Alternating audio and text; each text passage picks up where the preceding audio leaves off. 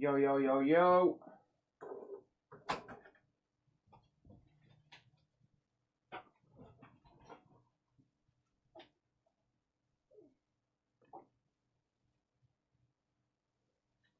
And we live. Right, give me a second, guys. Do.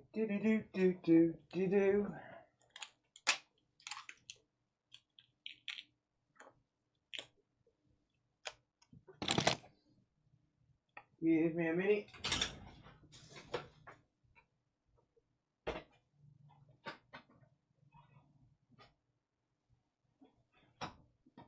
Do.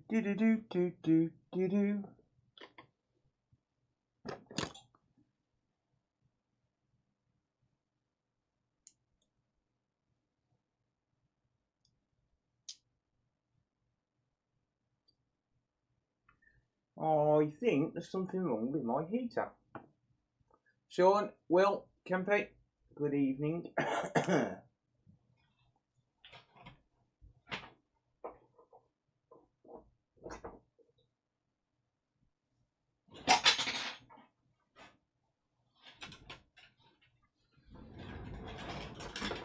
Evening. Anthony, Top Cat, Spanner, Martin, CFQ, Spitfire.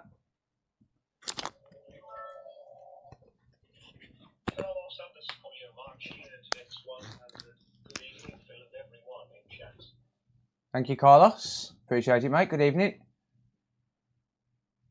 No worries, Will. No problem, mate. Paul. There goes my chance of going to bed before midnight. Ha! Yeah. Jelena, I'm good, thank you. Long time no see. Electro Rep, good evening. Pops, John Hudson, Spanner. Again.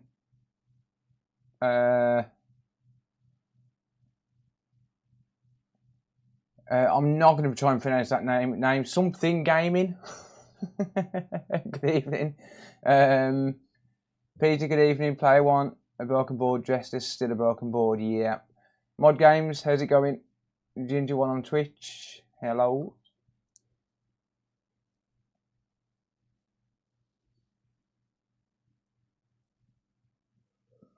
Yeah, that heater that I repaired keeps popping fuses, and I don't know why. But that's like the third one it popped. So either there's something wrong or those fuses are shit. So I don't know. But it keeps popping fuses. Hello, Sarah. PS5, yeah, it's a PS5 board. Someone, Spanner, who's on, he's chatting on YouTube. He's, what do you call it? He sent me a couple of boards to have a look at. Is the Wi-Fi chip the same on all models? All Switch models? No, the HAC models are different to the HAD and Switch Lite and Switch OLED. Nicola, how's it going? Means hair gaming. Okay, fair enough. Fair enough.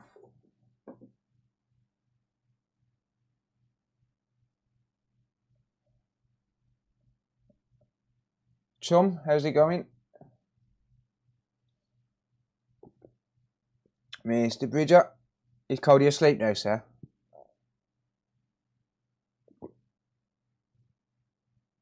Jamie, how's it going? Maybe the thermal cut-off's not working, or one of the resistors is bad.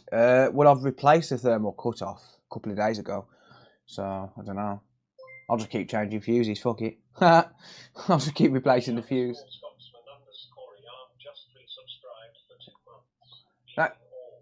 Thank you, Scotsman.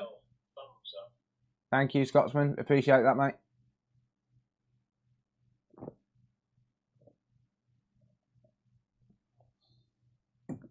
Okay, sir. No worries. Beeps, how's it going, mate? Been a while. Yeah, so if you don't know, I'm streaming on Twitch and YouTube tonight, so yeah, go say hi on whichever one, doesn't matter. But if you've got a Twitch account, head over to Twitch and link it to Amazon Prime. If you've got Amazon Prime, and then you can subscribe to me absolutely free. It gives me your money. Well, give me Jeff Bezos' money, rather, should I say. Fuck Jeff Bezos. Take all his money and run. Crash and Burn, how's it going, mate? Lee B, good evening. Sorry if I miss anyone, by the way. I've got 2 chat windows open, so yeah. Couple of plasters on my hands because Sarah thought she was clever putting a hand underneath my drone and nearly made it crash. So I tried to catch it to stop it from crashing and caught my fucking fingers. Nearly chopped my fingers off. Throw the board out the window 3 times, it may work. Yeah, I've heard that. It's like a little cheat code. Recommended kit to start when making repairs. I don't know, mate. I wouldn't really cheap out on it, to be honest. If you can afford, you know, like 300 quid, you can get yourself a decent soldering iron. Well, not even 300 quid, like 220, 230 quid. You can get a what do you call it? Not a TS100, a T12 soldering station and Atten hot air gun. What happened to the pie making mat? Someone gifted me this, so I thought it'd be rude not to use it. I have to watch on YouTube to save my phone battery. Fair enough.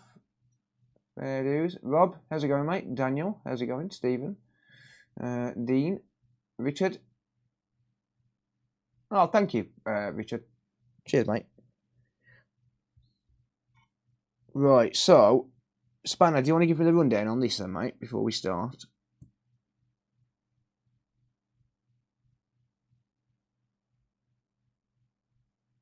WhatsApp. I haven't got a WhatsApp. You'll need to message me on the online store, consolefix.shop. Please, if you can.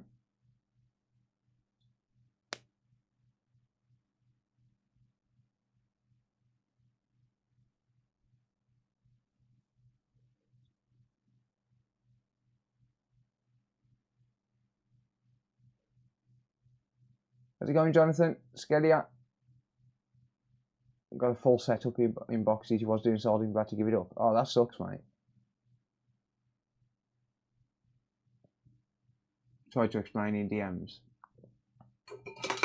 Yeah, I haven't got a WhatsApp. I tried to set up a WhatsApp so people could get in touch, and everybody just kept spamming it.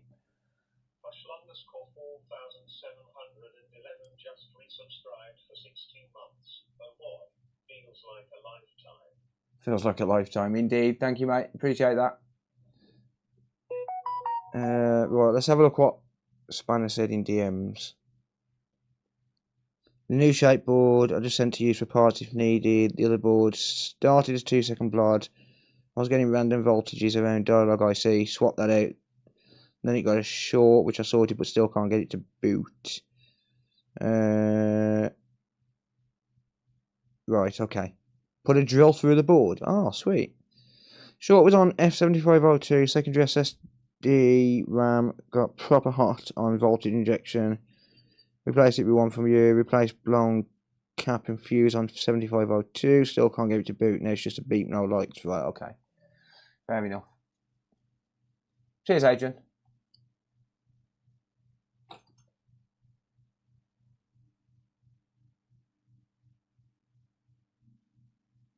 He's double stacked CR 2032 called 2064. I don't know. Steve, how's it going? Joe, thank you. Appreciate it. Just resubscribed for 40. Gordon, headbutt the board. I will do if I can't fix it. He sent his spanners, so it'll be alright. PS5 slim teardown in the books. Maybe. Mr. Joey Does Tech might have sent me one to tear down for a little bit of a detailed board tour. How do I reply on mobile? I'm not sure what you mean. Where did you get the blue mat? Someone gifted it to me, mate, but you can buy them off Gamers Nexus, the Gamers Nexus website. Hey, thank you, Carlos. Bridger, thank you for the sub. Now we can write my work. Yeah. Just resubscribed for 20 months. 20 months. That's 2 babies and then some. It is indeed. Let's make a baby together.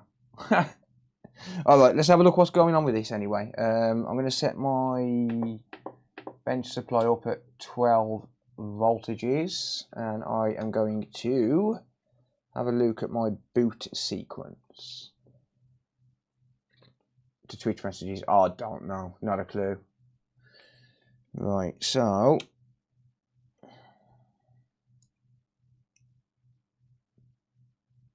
right, we do actually get a boot sequence on that.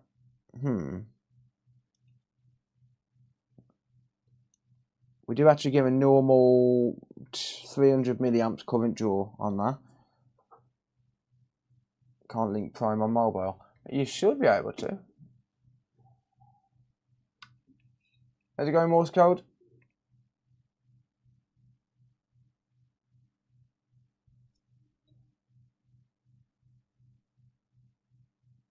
UART. I'm gonna just have a look at something quickly first. Shut up, phone.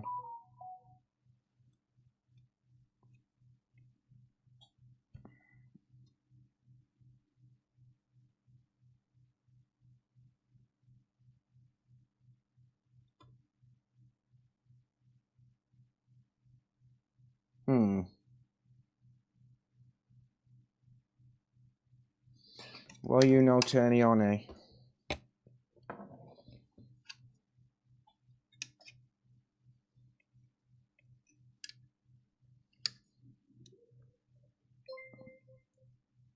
Hey! Road Trip Junkie just resubscribed for 14 months. Cheers, mate. Thank you, buddy. I appreciate that, mate. Thank you. I hate FIFA too. Ooh, we get a naughty current draw there. 2.4 amps.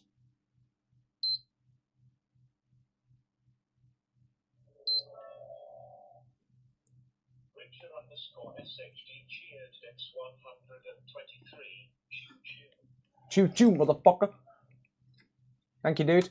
Right, we get 2.4 amps of current draw there, so I want to see what's actually going on inside the housing on this, because that is a considerable amount of current. Hey, thank you, Mike. Cheers, buddy.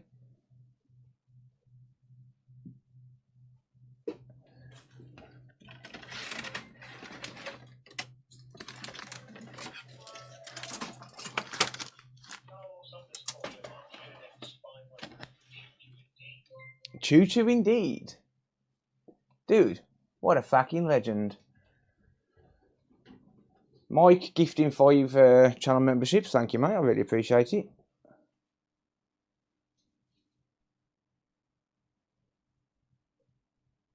So what time is the drone repair? Fuck you, bitch. Ain't nothing wrong with my drone. Ain't nothing but a G thing, baby. Yeah. There's something wrong with my fingers, because Sarah seems to think it's okay to try and crash my drone. Ain't nothing but a G thing, baby. Phil's phone meeting. I'm not going to show up. Oh, God.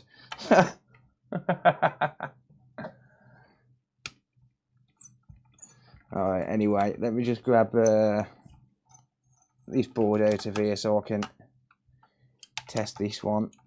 This one's actually a dead board, I think. I'm not 100% sure.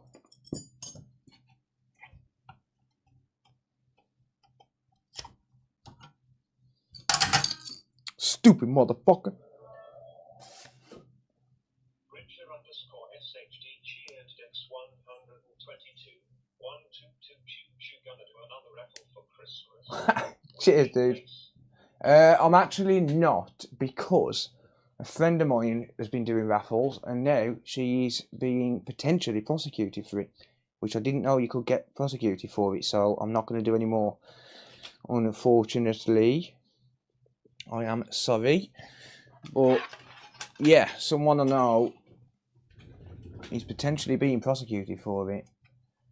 Sponsored by DJI. Nothing wrong with my drone. My drone works fine, thank you. Leave my drone out of this, alright?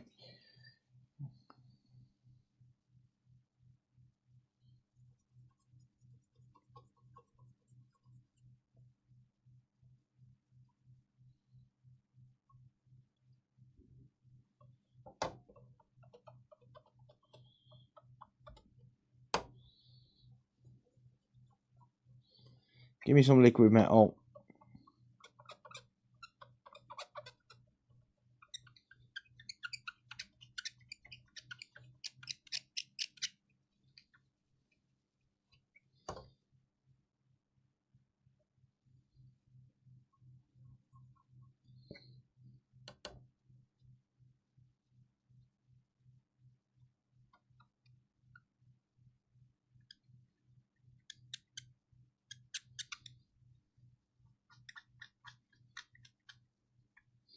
Just enough to keep it cool for a little while for testing.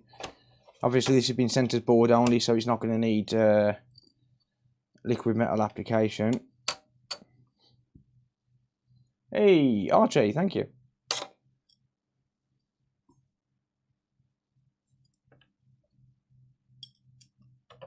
However, I do have a GoPro Hero 8, which I bought off eBay, which I might try and fix at some point.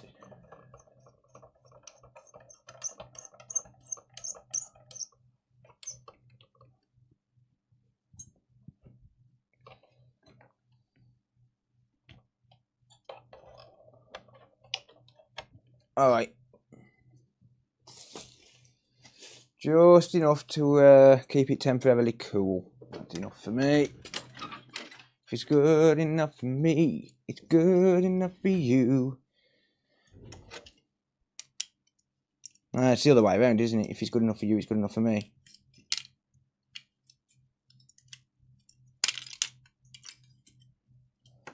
Give me that LED, bitch. Give me that LED, bitch.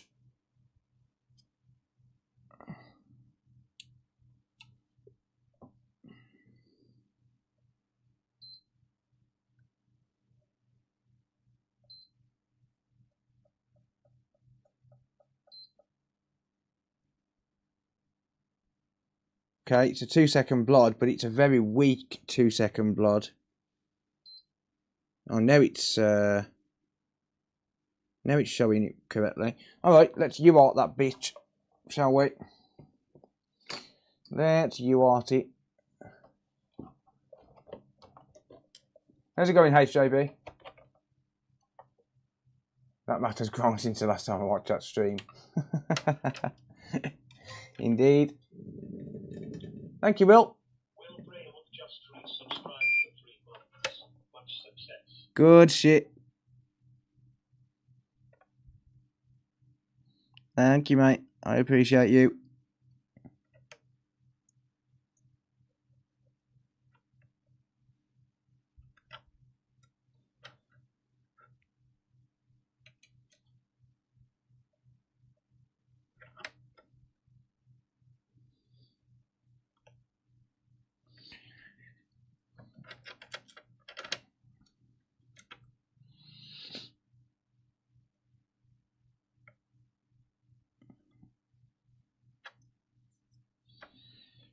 Right.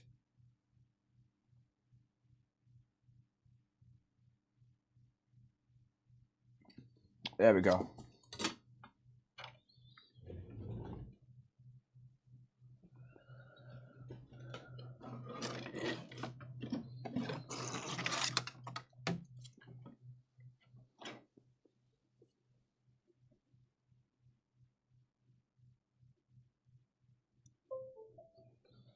Right. Let me just go to my desktop.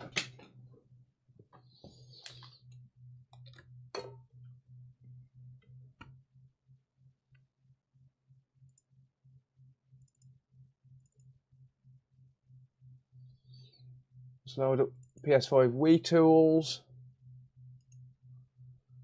Run that as admin. So we're going to go for a terminal. Option 5. Control and E to turn on EMC mode. Let's just see if we get any output from UART. We do, so the safe bridge is working. Okay. Clear the error log. And now I'm just going to press the power button once. There we go.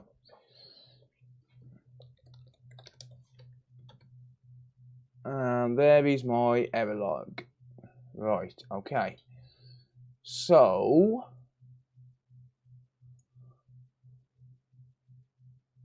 now I just got to find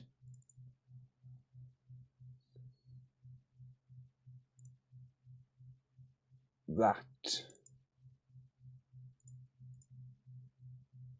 Right, what do we have here? 80800022. Nothing.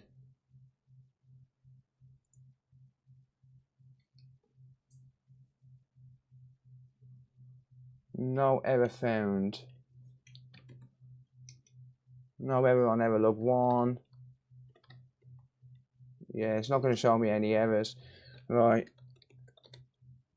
Let's see if it...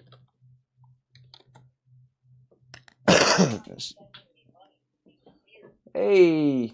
Thank you, Archie. Right.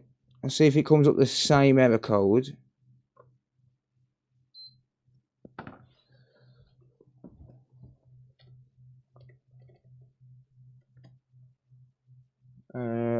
It didn't show up an error code that time.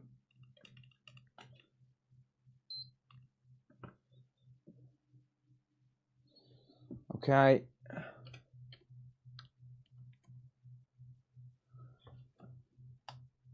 Yeah, 0022, and we got no error code for that. That kind of sucks.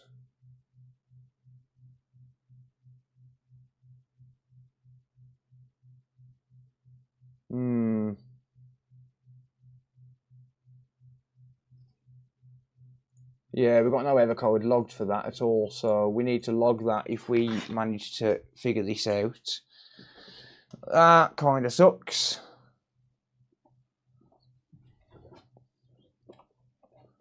Good evening to everyone else.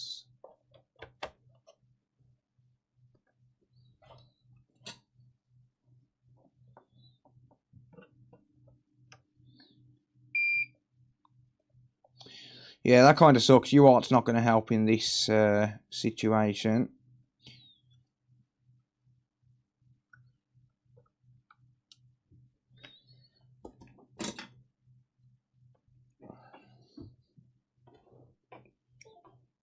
Never mind. Thank you, Jimmy. That was your first super chat. Nice. Thank you, bud. Appreciate you, mate.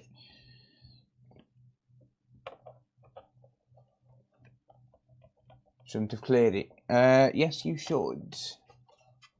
Yes, you should, because that gives me a complete up-to-date list of error logs. If you don't clear it and it's had errors before this one, it only stores 10 error codes. So it's only going to store the last 10, which, if it's full, it's not going to store anymore. So, yeah, you should always clear the error logs. Yeah, come on, 228 watching, only 45 likes? That sucks. You all suck. Everyone sucks except for the people that hit like. Jimmy Repair Company LLC donated $1. Thank you, Jimmy. I appreciate it again, mate. Thank you. Right, let's have a look in voltage mode then. Let's see if there's any missing power rails that I can... well, that's going to help me to figure this one out.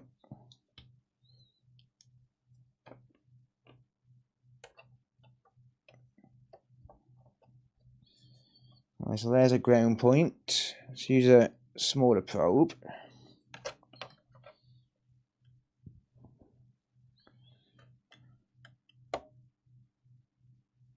Right, why is my speed set to low? There we go. So 5 volts is there.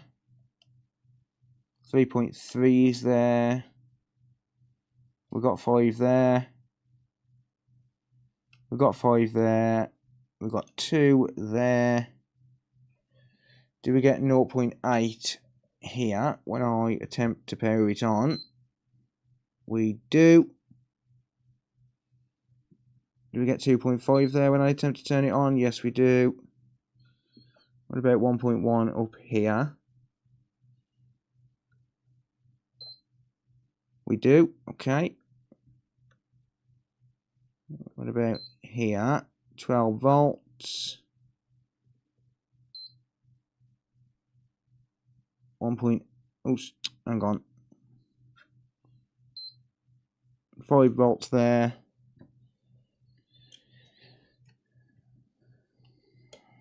Damn you.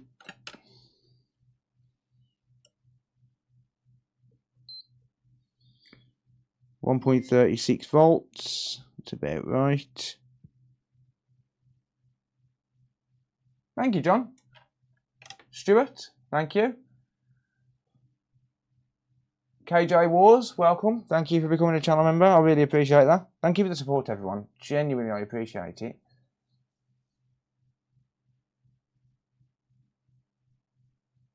No like on Twitch. No, that is true. Did I fix the speakers? No. No, I did not.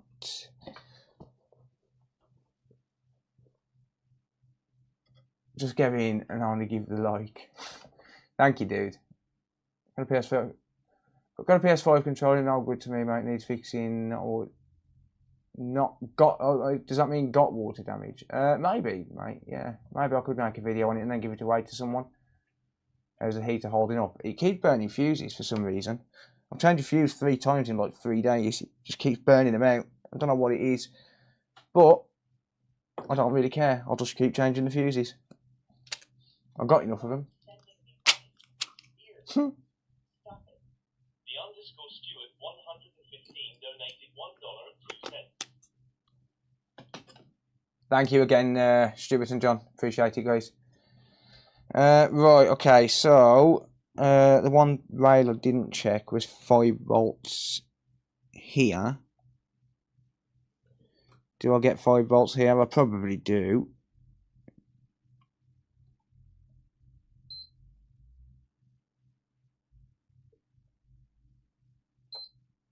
Yeah, 5.3 volts. Let me finish my laptop.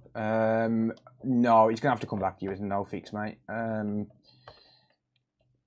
I cannot figure it out for the life of me. Maybe the fuses are Chinese fake. Break one open to see if they have sand in them. No, they're not fake. There's definitely a wire in them. I had a look at one because it burnt the end cap off it. So I had a look inside one and they seem normal enough to me. It keeps burning, like it's burnt the actual socket as well, so it's definitely getting hot. I mean, the good thing is the fuse is doing its job, right? So it's not like it's going to catch fire or anything. And even if it did, I'm right here. I'll know that it's happened. I'm not leaving it turned on overnight or anything like that. So it's fine for now. I'll figure it out when I get time. I have got another heater behind me as well, which is, well, it's actually got to go back to my sister because it's my sister's. I've got to change the thermal cut-off switch on that one. But it's fine for now. It's alright for now. Instead of wasting fuses. Mate, the fuses are so fucking cheap, honestly. They should have sand around the wire. I don't know. I think they do. I mean, there was something falling out of it. I don't know if that was just carbonised ceramic or something like that from the heat. But I'll have a look next time it burns one out. I'm sure it will. So don't worry. Fuses are so cheap though. I just really couldn't give a fuck.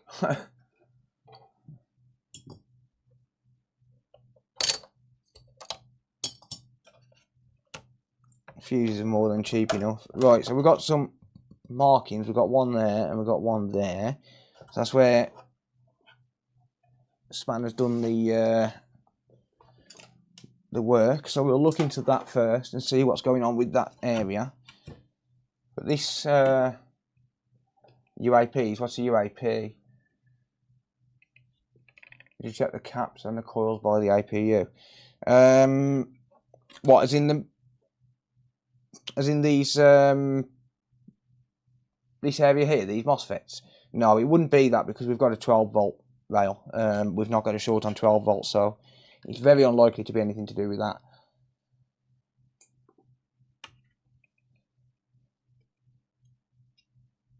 Right, let's all laugh at Spanner's repair work, shall we? Have you splurged your man juice all over this spanner by any chance? Because if you have, thank you. I appreciate it. UFOs? What? As in aliens? Ain't no aliens visiting Earth, mate. Ain't no aliens visiting Earth.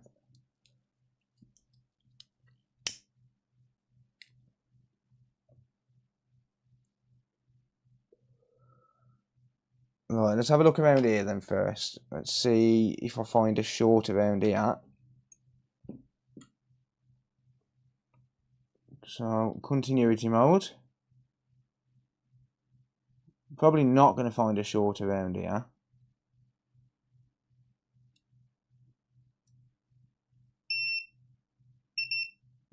Just doing a bit of a sanity check there.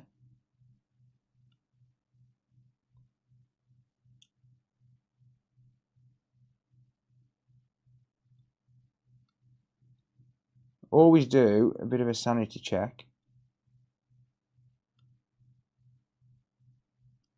And make sure that you're actually getting a beep.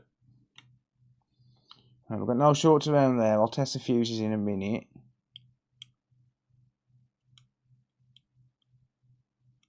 No shorts.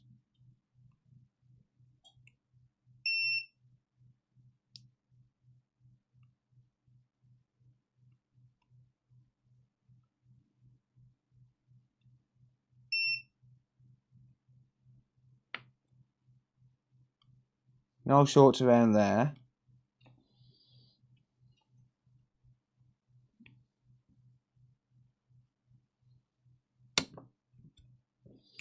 Just lost my crocodile clip. Up early tomorrow, but enjoy your night. Thank you, John. Appreciate it, man. Thank you for the support again, buddy. Thank you, thank you.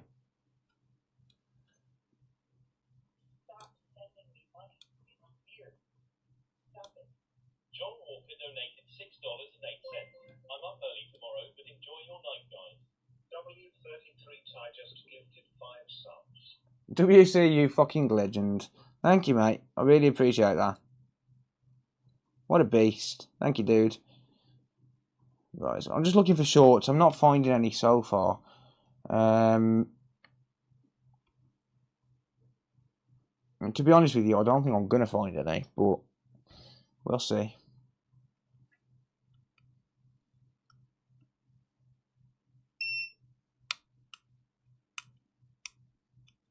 I'll check the fuses in a minute.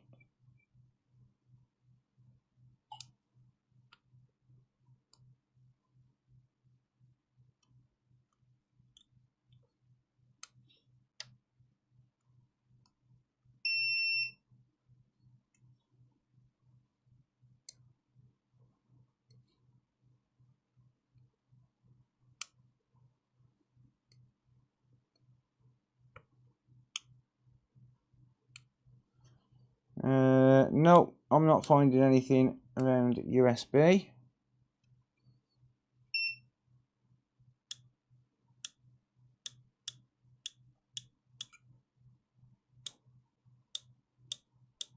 Nothing on Ethernet.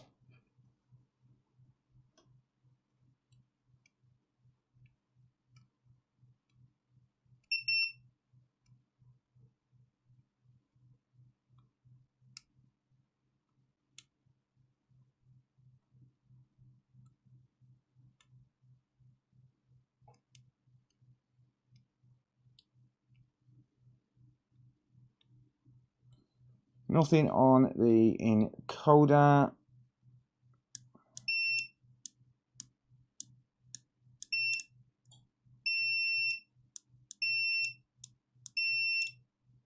No, nothing on HDMI.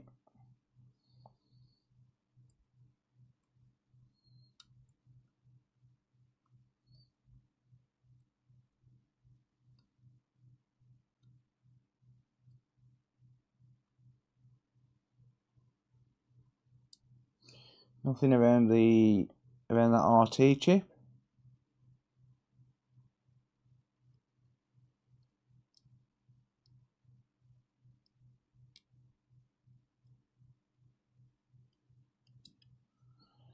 Nothing around that PMIC. I'm going to ignore all of this because that's all 12 volts. And it's low impedance anyway, so it's kind of pointless. But that's not going to cause a 2-second blood. Neither is F7501 to be honest, but this could. But no, that's absolutely fine. Front USB. Bit of a solder blob there then.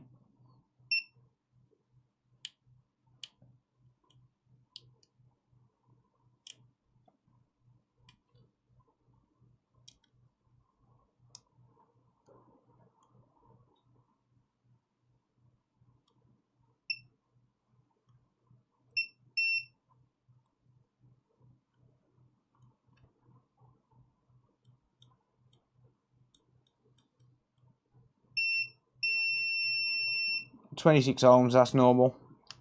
That's fine.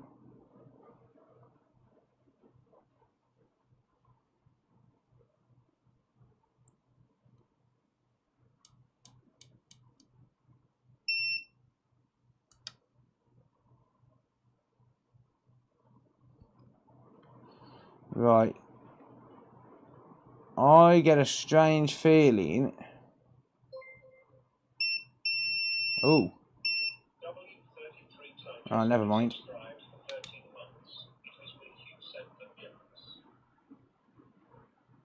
It was you who sent what gift, mate?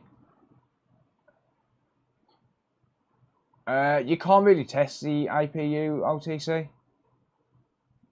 You can't really test the APU, not without a oscilloscope.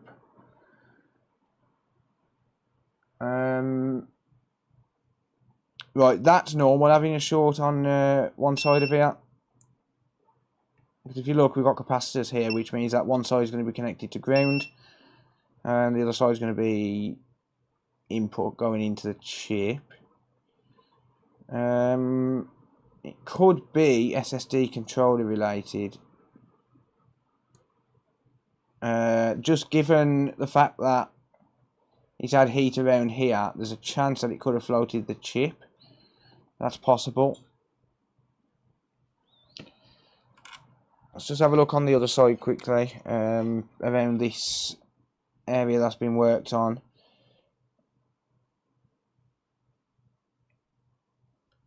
Let's see if there's any shorts on this side. How's it going, Melvin? You right, mate? Suppose you're not playing DayZ, mate. You normally are.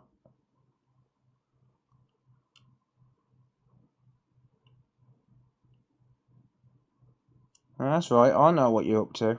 I know what everyone's up to. Right, okay. Nothing showing really anywhere. Alright, I'm going to check some fuses quickly.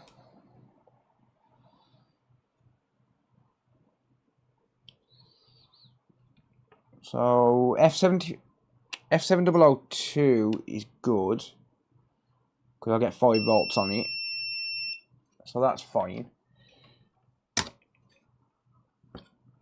That's the only fuse on this side of the board. If you had a short around here, it could have blown F7001.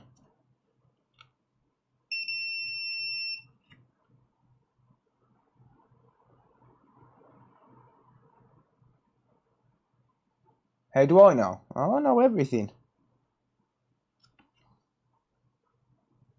Right, I've got you on Steam, mate. I've always got Steam logged in on the PC. Tells me when you're playing. No, F7001's good. Yeah, it could be. If there's no fuses blowing, it could be SSD controller related because there's been heat in that area. So I don't have very much confidence in that particular circuit, that particular chip, sorry. Just given the fact that it's had heat. Let's just see if I can see this on an angle.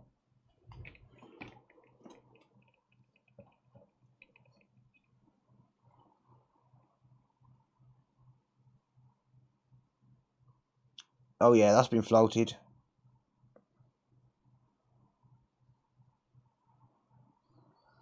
Yeah, that's been floated.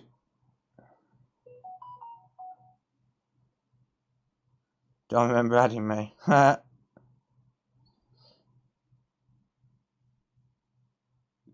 Can you see it? I can.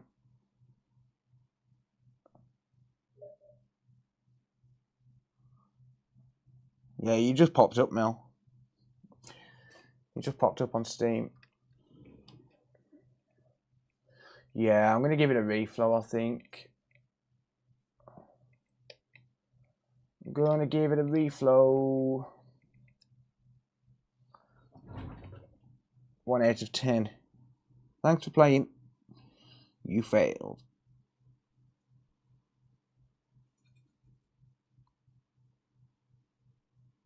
No, the soldering work itself isn't that bad, mate.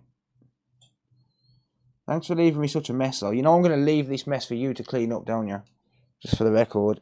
You know when you walk in your kid's bedroom, you like clean your fucking bedroom, you little tramp, and they're like, "It's not my mess. It's not my mess. I didn't do it." Well, that's what I'm going to say. I know I said stop watching me. By the way, everyone, Melvin's a really old friend. I've known him since we were kids. So if he types anything, just a word of warning to the mods, he'd probably try and abuse me. I'll spit on it, Spanner. Don't worry. I'll spit on it. Yeah, I'm going to attempt a reflow on this. I noticed there was one ball that seemed a little bit shinier than the rest. Almost like that one ball had flux and the rest hadn't. Oh, he's on his sister's, mate.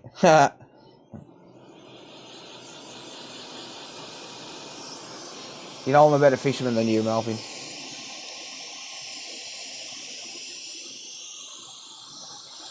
Yeah, you didn't do bad with the soldering work, mate. It's all good. For an ex-pig, you're alright.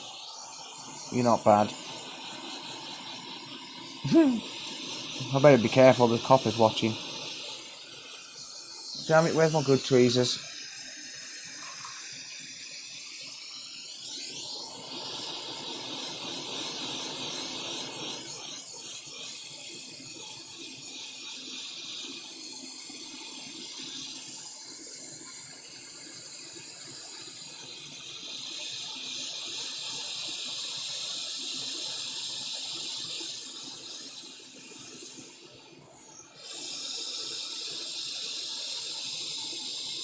Oink. Yeah, I'm live on YouTube as well, mate. YouTube and Twitch.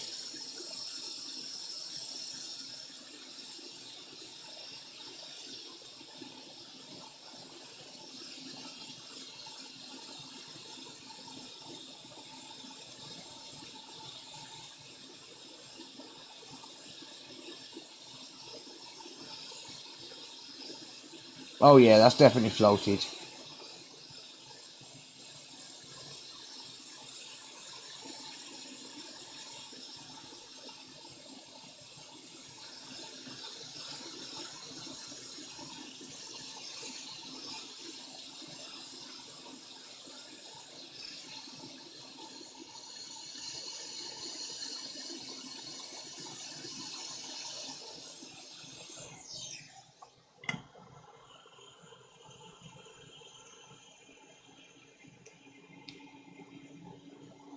Got sand in them to fill the gaps when it blows so it don't keep arcing inside. Right, got ya.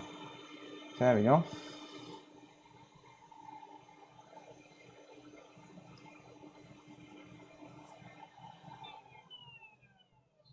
No, APU is not cracked. I already checked.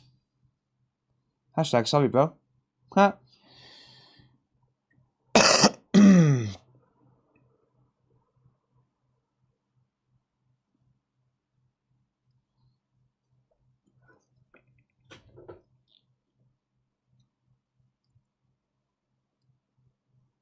One thing you all could do, if you want a better chat experience, pop out the Twitch chat and watch it on YouTube.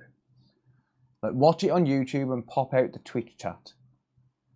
That would be the better experience.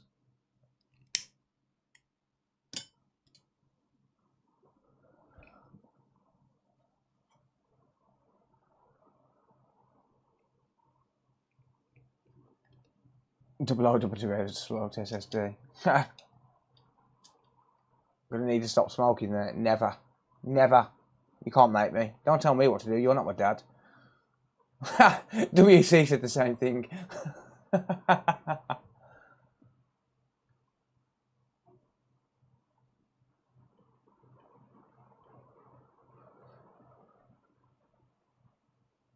Ask your mama. I would, mate, but she's a little bit indisposed at the minute. Sorry, no, she's decomposing. That's right. Yeah, that's the one. Yeah, that's the one.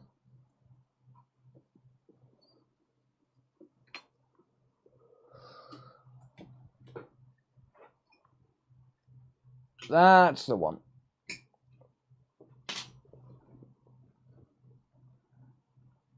Get a Ouija board. Ouija boards are fake. Anyone who says they're real is a nut job. Needs to go into a mental asylum. Ghosts are fake. Anyone who says they're real needs to go into a mental asylum.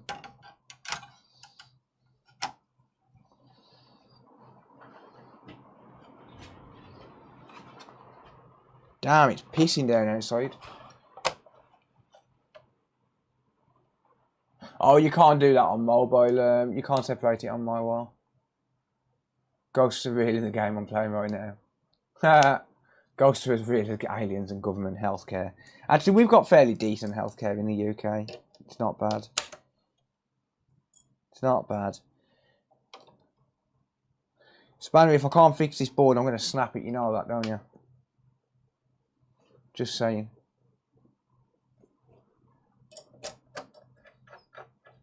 Do I have your blessing to snap it?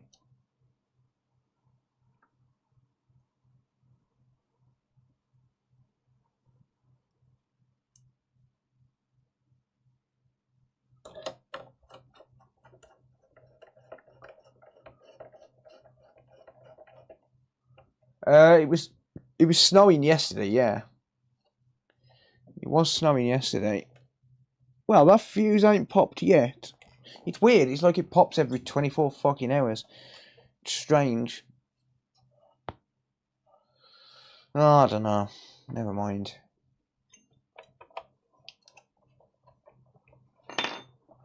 PS5 is with you. It's an SSD controller, possibly RAM chips, as you said on the phone. There's a lot of SSD controller issues like these. Is it a common problem? Yeah. Yeah. Oh yeah, it's the government that let us down, yeah. Definitely the government that let us down.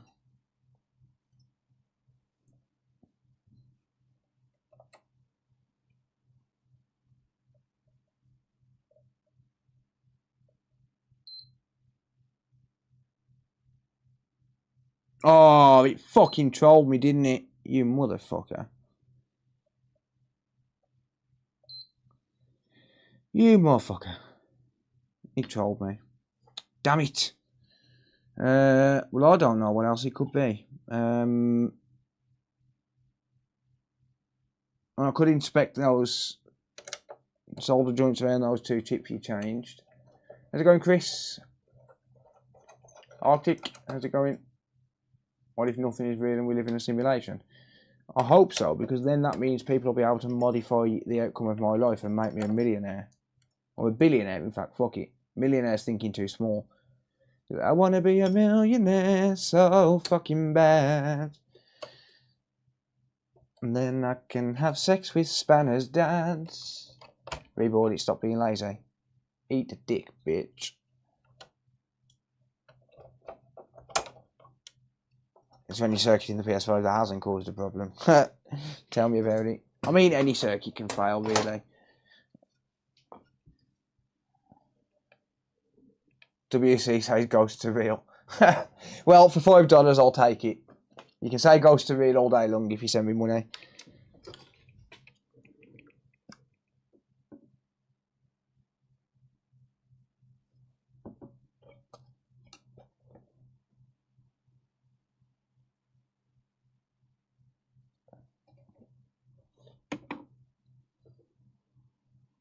Trillionaire. Hell yeah. Jack Cochran donated $5.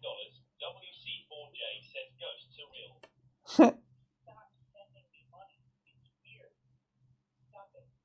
John Walker donated $6.08.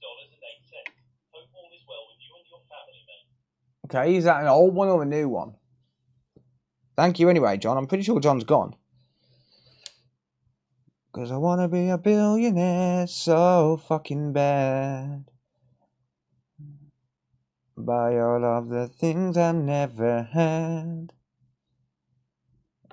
Cause I wanna be on the cover of Forbes magazine, smiling next to Oprah and the Queen. Yeah, there's nothing wrong with the soul of the job. It's absolutely fine. Let me reread this message. Hang on.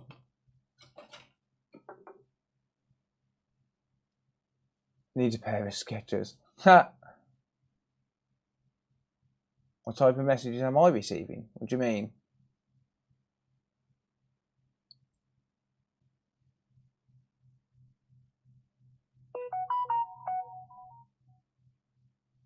Started a 2-second blood, was getting random voltages around dialogue IC. Swapped that out, then it got a short, which I sorted, but still can't get it to boot.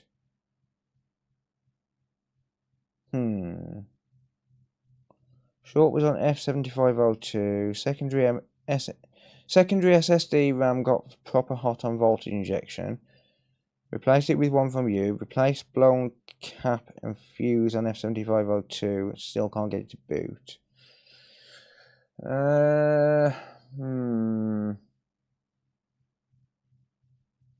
4-bit is in. Yeah, nice.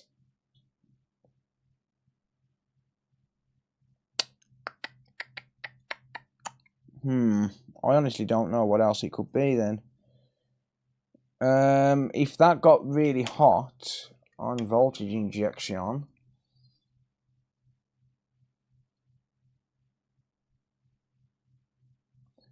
I wonder if I should change that again, just in case.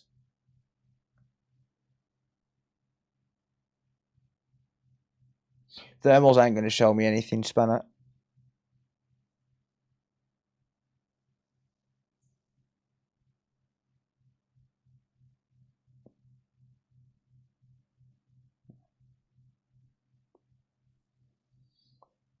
Nah, thermals are not going to show me anything, mate, to be honest. I don't know. Don't know what else it could be. One place I didn't check for shorts was here, but I mean, it's unlikely to be that, but well, it could be.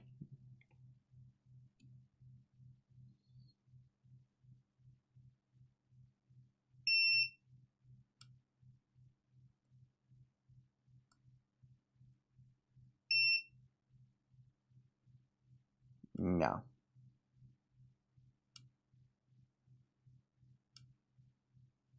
No. That's a new one from you. It cleared the short. Right, okay. I don't know what else it could be. The problem is the error code that it's showing isn't documented. That's the problem. The error code that's showing isn't documented.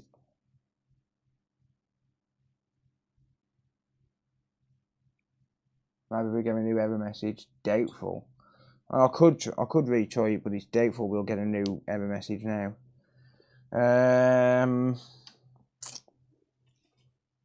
Unless that was the issue and that fixed one thing, and then like we get a new error, but it's very, very unlikely that we'd get a new error code.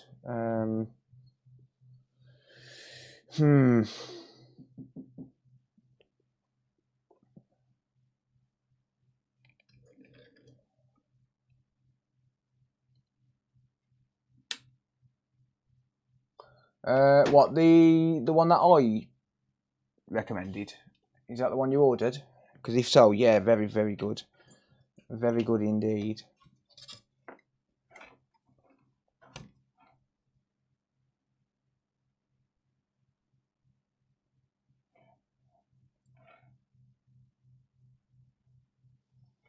Not missed a lot, Jess.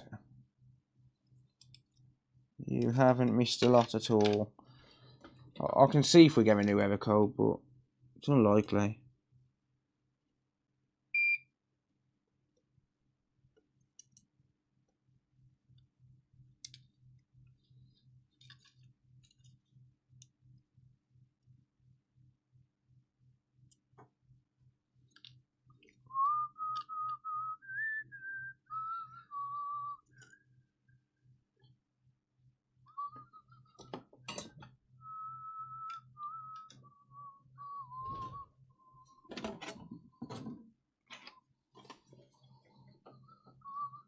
Actually, I should probably check on the latest error codes and see if there's anything been updated. So I'll do that in a minute. I'm part of a group which is basically trying to document all of the codes and stuff.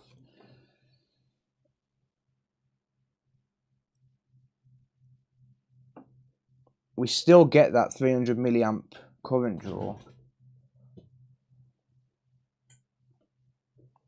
So we still get a boot sequence, which, to be honest, I actually kind of expected anyway.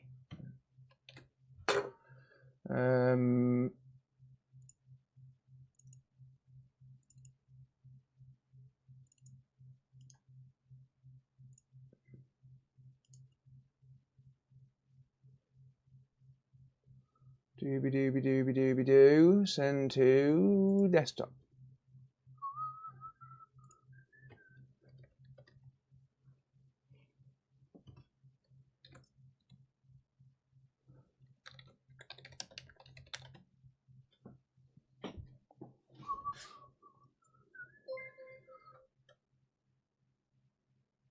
C4J gifted Skippy 8,477 a subscription. C4J gifted a tier 1 sub to Skippy 8,477. They have given 40 gift subs in the channel. Thank you, WC, you fucking legend.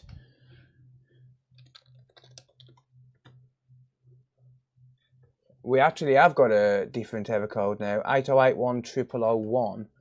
Interesting.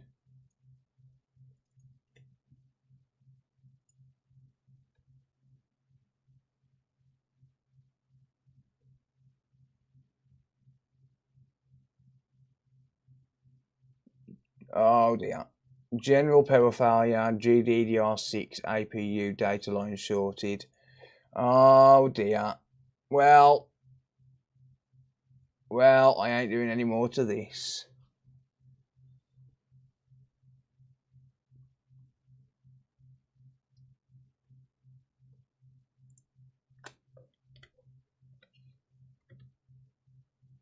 We've got multiple errors. C0020303.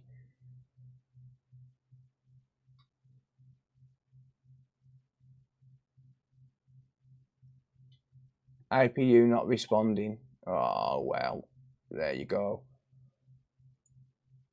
Apparently we're not giving any power to the APU now. Well. How's it going, Barrett?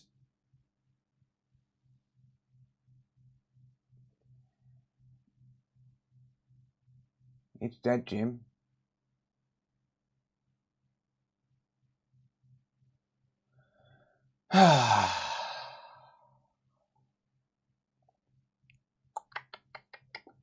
Well, it says APU not responding. It doesn't say necessarily that it's actually short, right?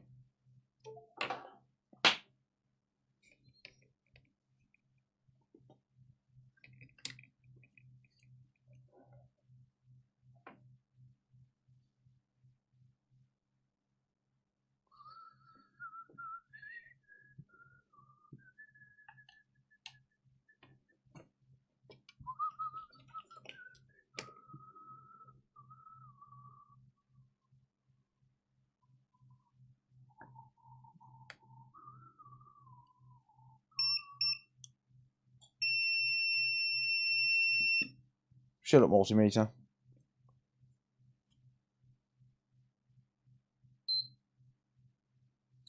We're getting 0.8 volts though. We are getting 0.8 volts.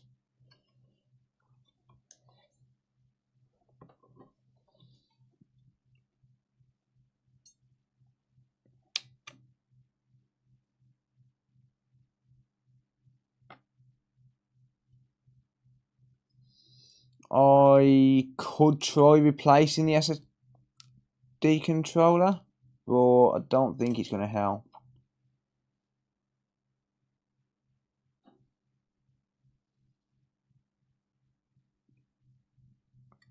I doubt very much that's going to help.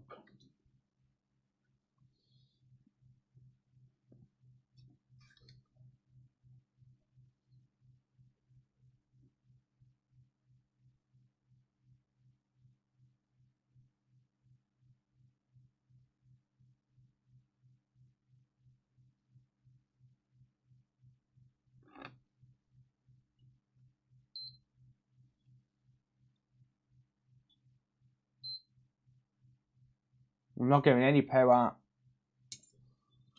on that test point there.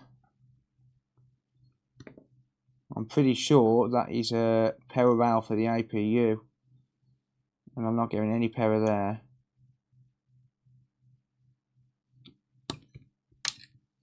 Let me just confirm that on another board, but I'm almost certain that's a power rail for the APU, kind of like the capacitors on the PS4.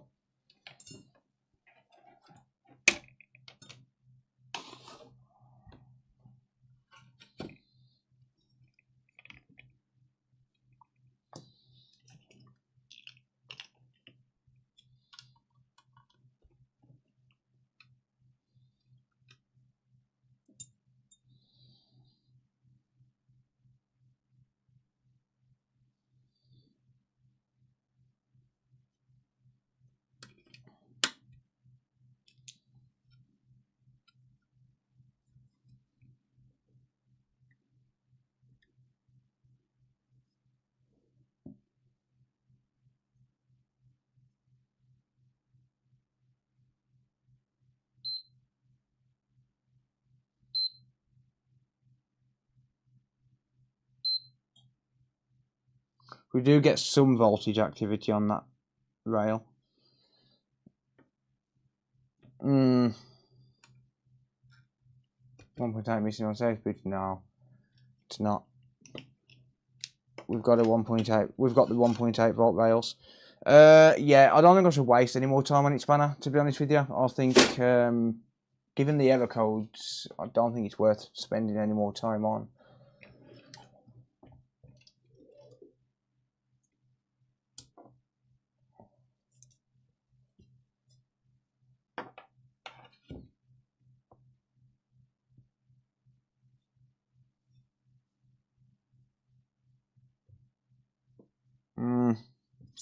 Yeah, I think I should give up on it, mate. I hope you can fix my PS4. What's wrong with it, mate? Yeah, sorry, buddy. My bad. I'll say my bad. It's not. It is what it is, I guess.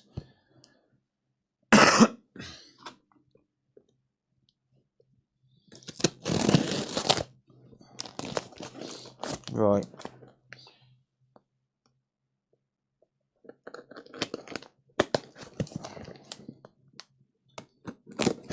Let me just have a look at this, because I've been meaning to do this. It's a warranty job.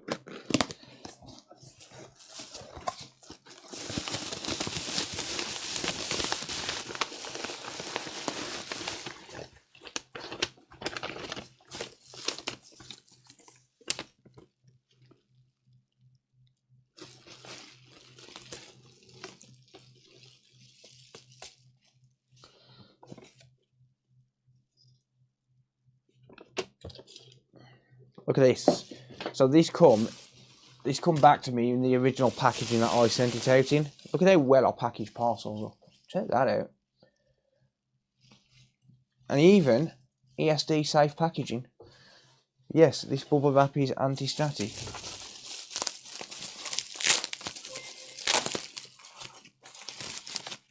Okay, we've got a few channel renewals coming through.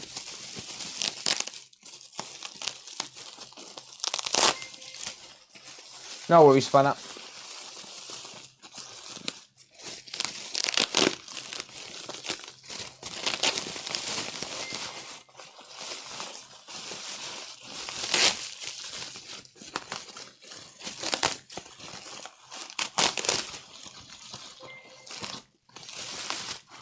Sent it already. I probably haven't got to it yet then, mate. When did you send it? Things are a bit behind now, at the minute.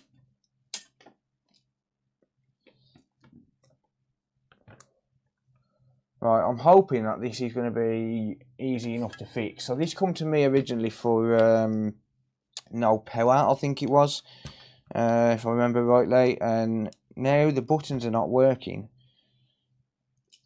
So it's rather strange, to say the least.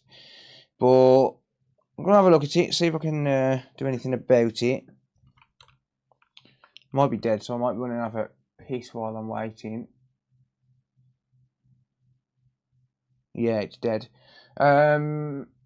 Tuesday. Right, okay, yeah, I probably haven't got to it yet then. I'll say probably, I wouldn't have got to it yet then, mate. It shouldn't be too long.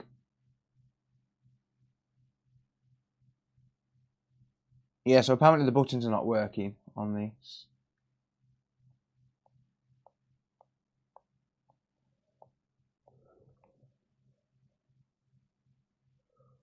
Oh. Yeah, I'm going to go run for a piss while I'm waiting for this to charge up a little bit. We'll be back in 2 minutes.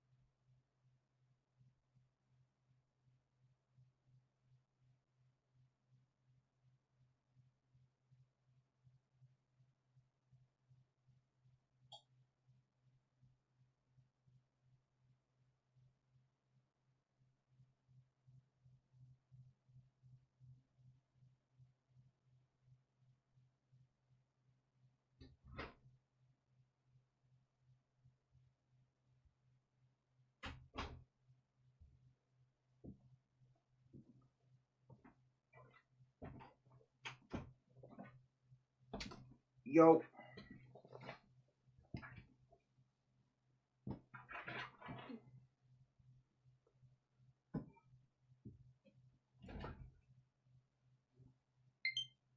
There we go. It's on.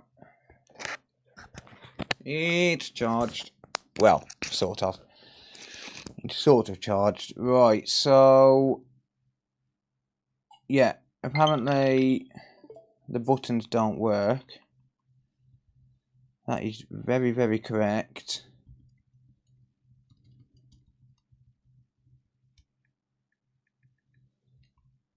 Right, so the weird thing is, this was working when I sent it back to the customer. I would have tested every single button on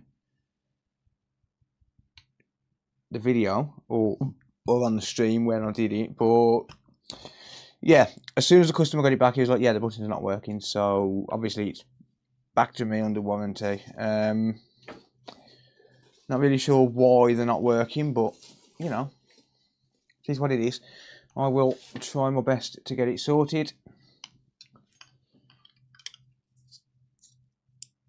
Back from your vacations. Welcome. How's it going, mate? I hope you had a good time. I hope you had a good time.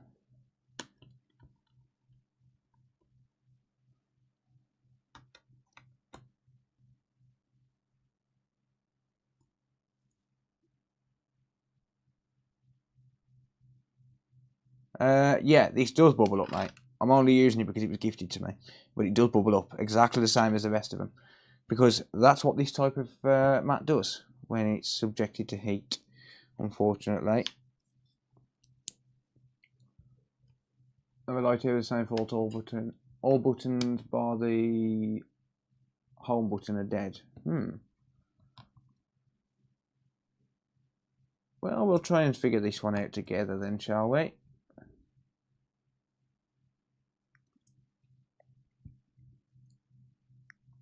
Yeah, Cryogenics is a millionaire, so of course he's had plenty of vacations. Of course it's plural. How can we change a mat? It was gifted to me. Out of respect, I'm using it.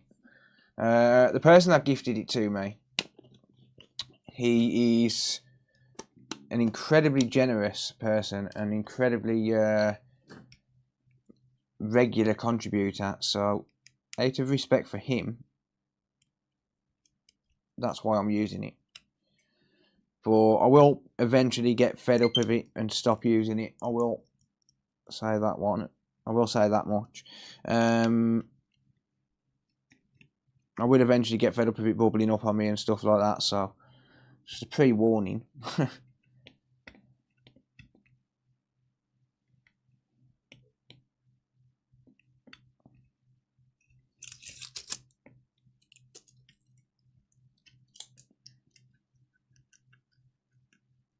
That still ain't come, James. Next time I'm going to tell him. Next time I have to phone the police, I'm going to tell him I've actually stabbed someone. That's what I'm going to do. Fuck them. Tell him I've stabbed someone and they need to come quick before I stab him again, and then they might actually turn up.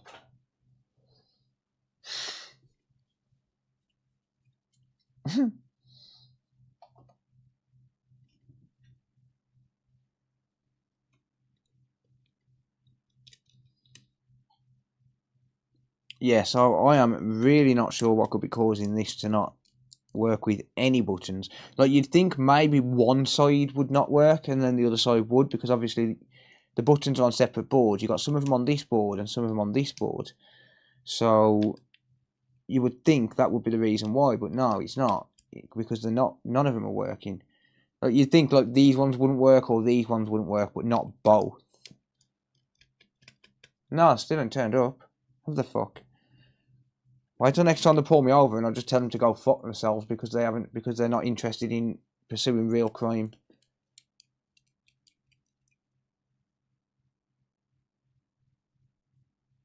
I sent them back, I'm pretty sure. Or did you tell me to hold on to them? DM me, mate, and I'll check on it. Pretty sure I sent them back to you, buddy. Because I know you paid for them. I can check on it now, actually. Hang on.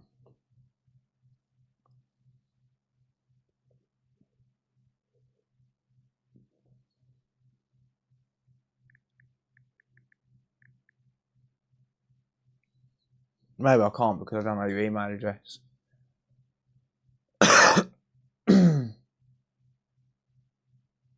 Yeah, that is true, Brain Masher.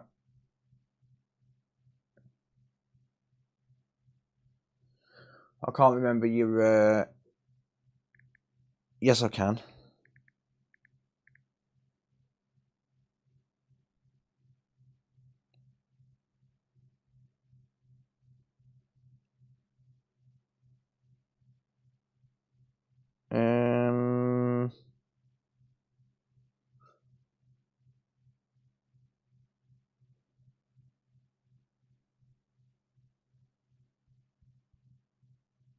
Hang on a second.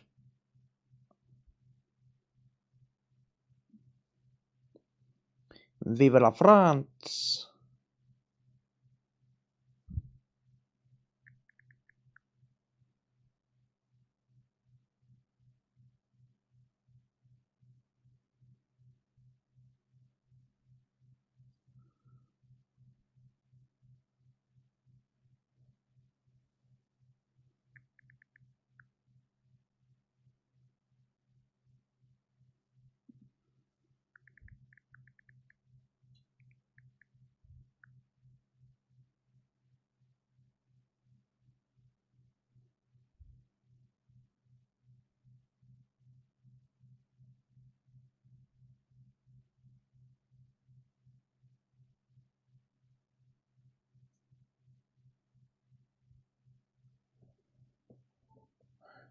Sham, what was the order ID for the payment? Because I can't remember.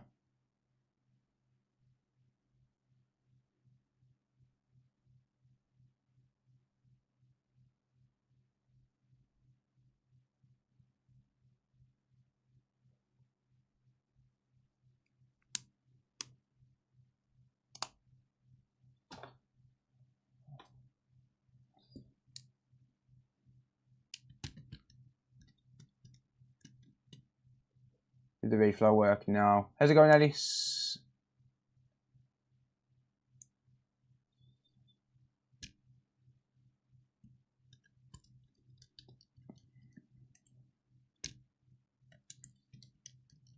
Tell you what I should do. I should unplug that.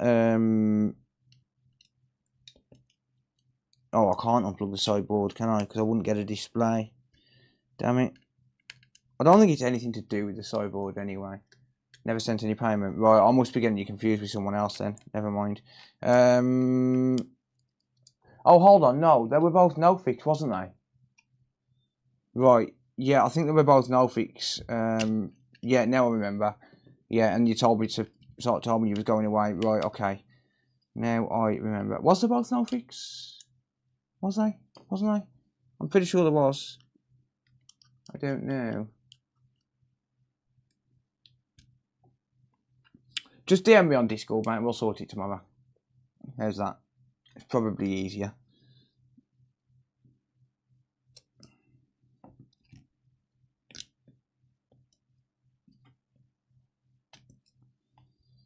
Right, it is 21 degrees Celsius in here now, so I'll turn the heating off. Well, I'll turn this one off underneath me.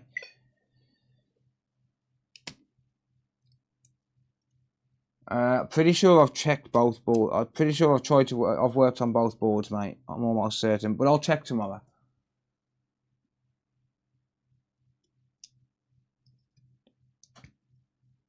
STM32 IC on the back of the board. Could be.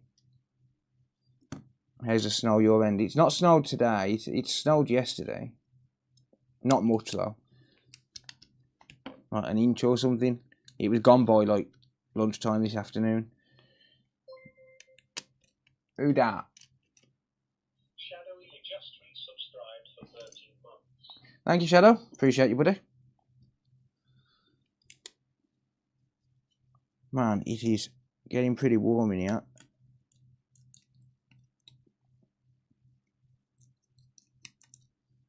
Yeah, so I've turned off the heating for the one that's underneath me, just to stop it from getting too hot. I'm pretty damn toasty in here now, which is pretty sweet. To the point where I'll probably need to take my coat off in a minute.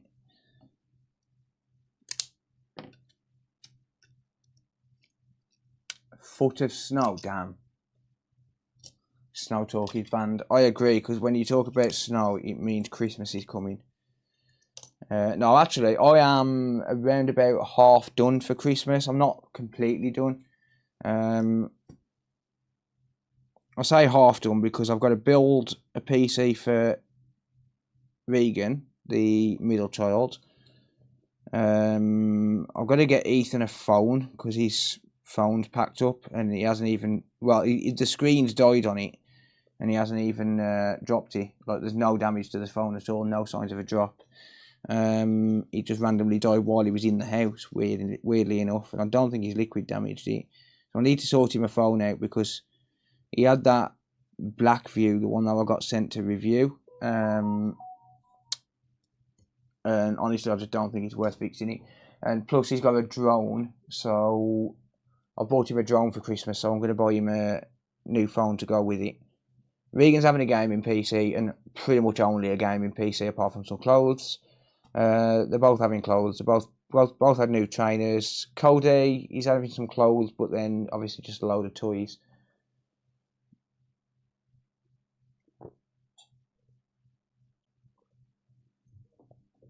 No, it's not.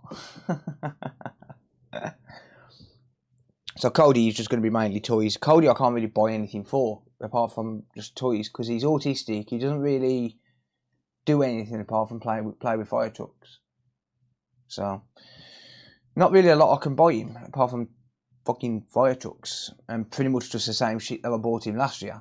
Because that's what makes him happy. Like, he's only just starting to understand Christmas, and he's nearly 7.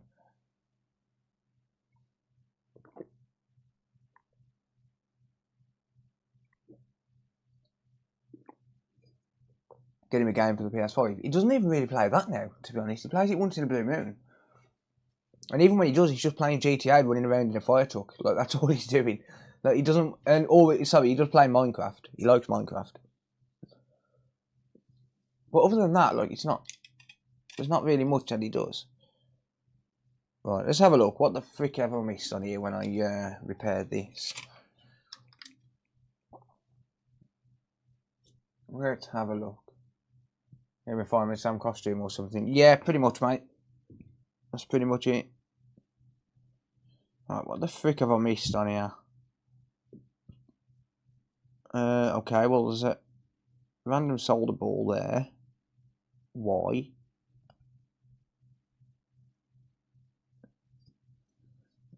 Is that a solder board or a solder blob?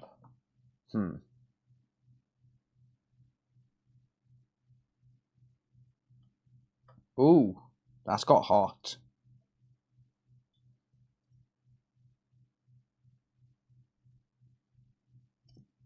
That's got hot. I don't know what that's to, but that's got hot and squeezed the solder board out. Can you see how it's on an angle? Can you see that?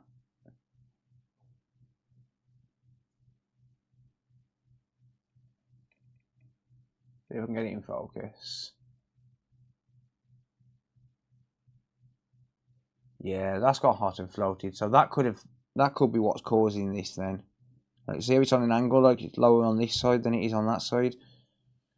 So I will bear that in mind. I don't know what that component is, to be honest. I don't have a clue.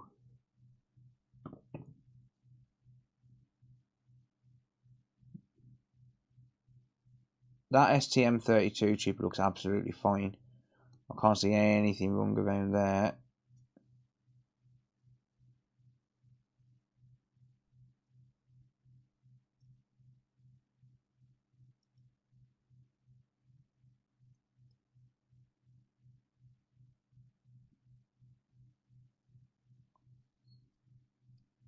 But yeah, I don't have a clue what that actually is.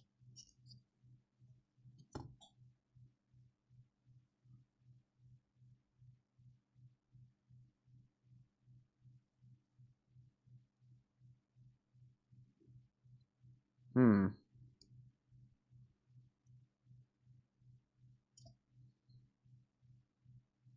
that's around there. That's the fan though. The fan's working. Right, okay, I think I'll start with replacing this. I don't know what this is. I don't have a clue. There's no markings on it, but it doesn't look great on an angle. It's been a while. The customer didn't get a chance to send it back, but he did report it quite quickly to me. So I just said, yeah, just send it whenever you get a chance, sort of thing. Like, I'm not going to say, right, you've got to send it back within like the next week or whatever. If someone reports it to me within the 3-month period and then they miss the warranty, like, I'm not going to deny the warranty just because they haven't had a chance to send it back.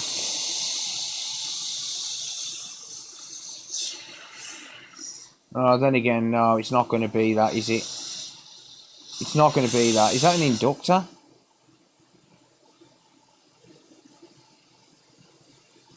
I don't know what it is.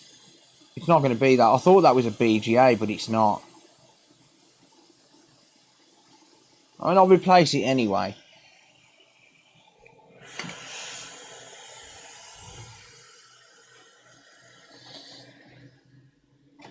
Have we got those on normal switches? Yay or nay?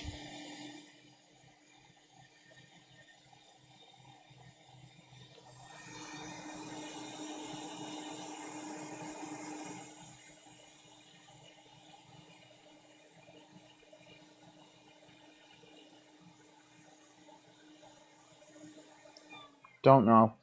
Let's just find it on a switch light. Fuck it.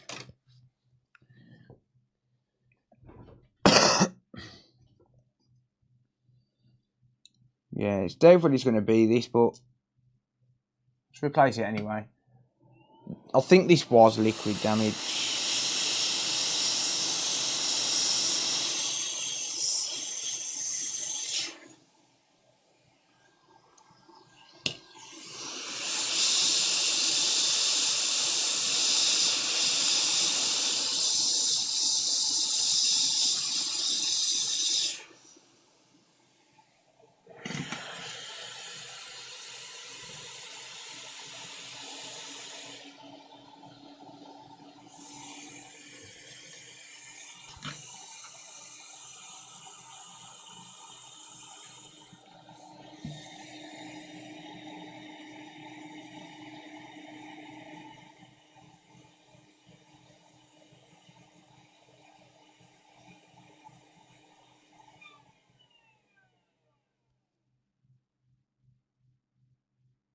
Wait a sec, there's some components what seem to be missing there.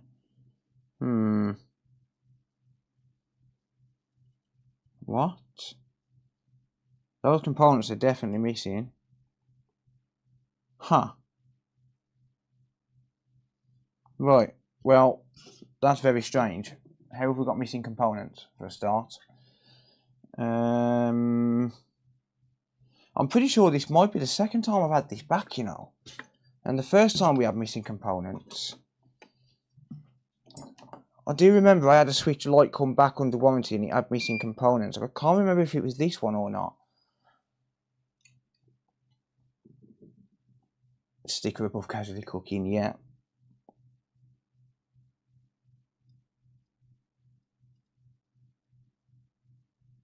I can't remember if it was this one that I had back. It's fine. I mean, it doesn't really matter either way, but shipping damage. No, it would... I mean, the board would have been inside the housing, right? So, I can't really blame anyone for it. Whether they got damaged by someone else or me, I don't know, but... I mean, how often has anyone known me to knock components off? Damn it, where was that from now? Down there.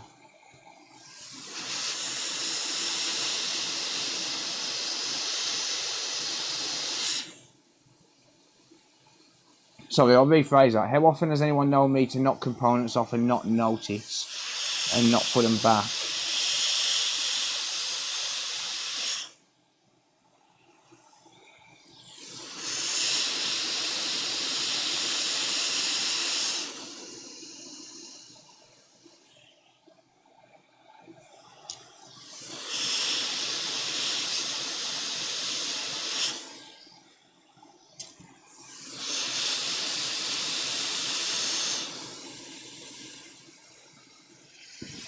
Yeah, I thought I'd rephrase that a little bit because, I mean, obviously I'm not perfect. We all knock components from time to time, but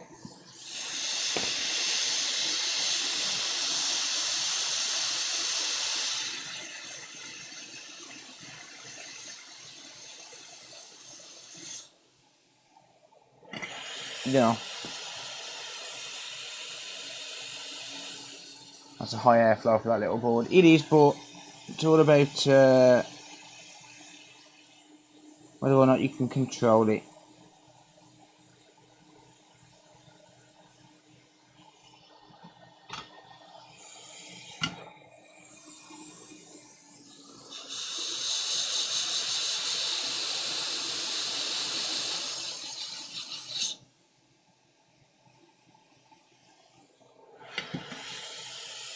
Or you drop LCD TV screens. No need for that, was there? So uncalled for.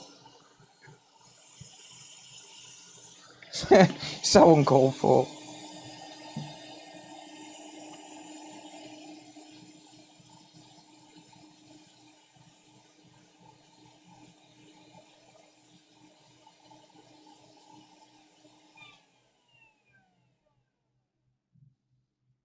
I'm not your friend anymore. Oh dear. Never going to leave that down, am I?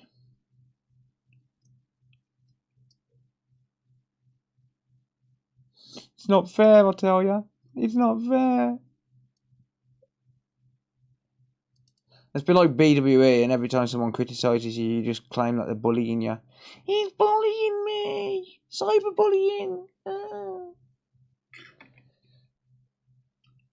BWA was being a little bit of a bitch the other day on Discord, as usual. Because, yeah, why wouldn't he? Being a little bit of a bitch because I've apparently stolen fake codes from him. Yeah, okay, mate. Hashtag fuck BWA.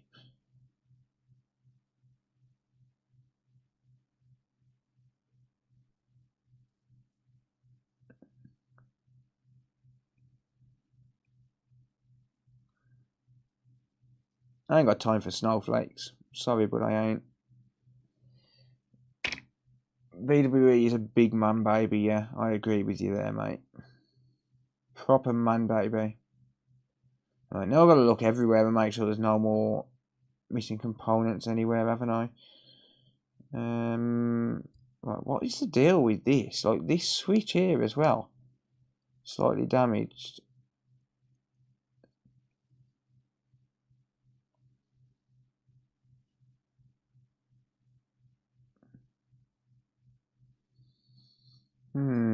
Well, I don't know. Yeah, not seeing any more.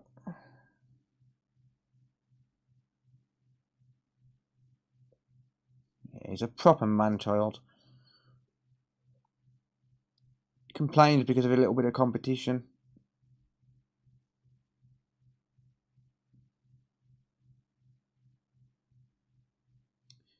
Right, okay. Not seeing anything else missing. Let's just see if the buttons want to work now. Stealing codes, that's a new one. No, he's complaining because I've got access to his all of his ever codes that he's logged off the PS5, right? The thing is, those ever codes belong to Sony anyway, first of all. The ever codes belong to Sony, right? They come from PlayStation consoles. They are developed, well, they are produced by Sony. So the only way that he could have got access to those was by either reverse engineering or exploiting the console in some way. So he cannot take the moral high ground with me just because I've been sent those codes by someone who obtained them, right? So just to piss him off, I've registered UARTcodes.com and I'm going to publish every single one of them in a searchable database, and I'm going to allow access to it completely free. And then when people use PS5Way tools, they get the error code, and then they can use a searchable database to find out what it means. Because why the fuck not? No, actually, I'm not doing it because of that. I'm doing it because information should be free. Do I do the board you fix? I use warranty stickers. This is definitely a board that I've repaired.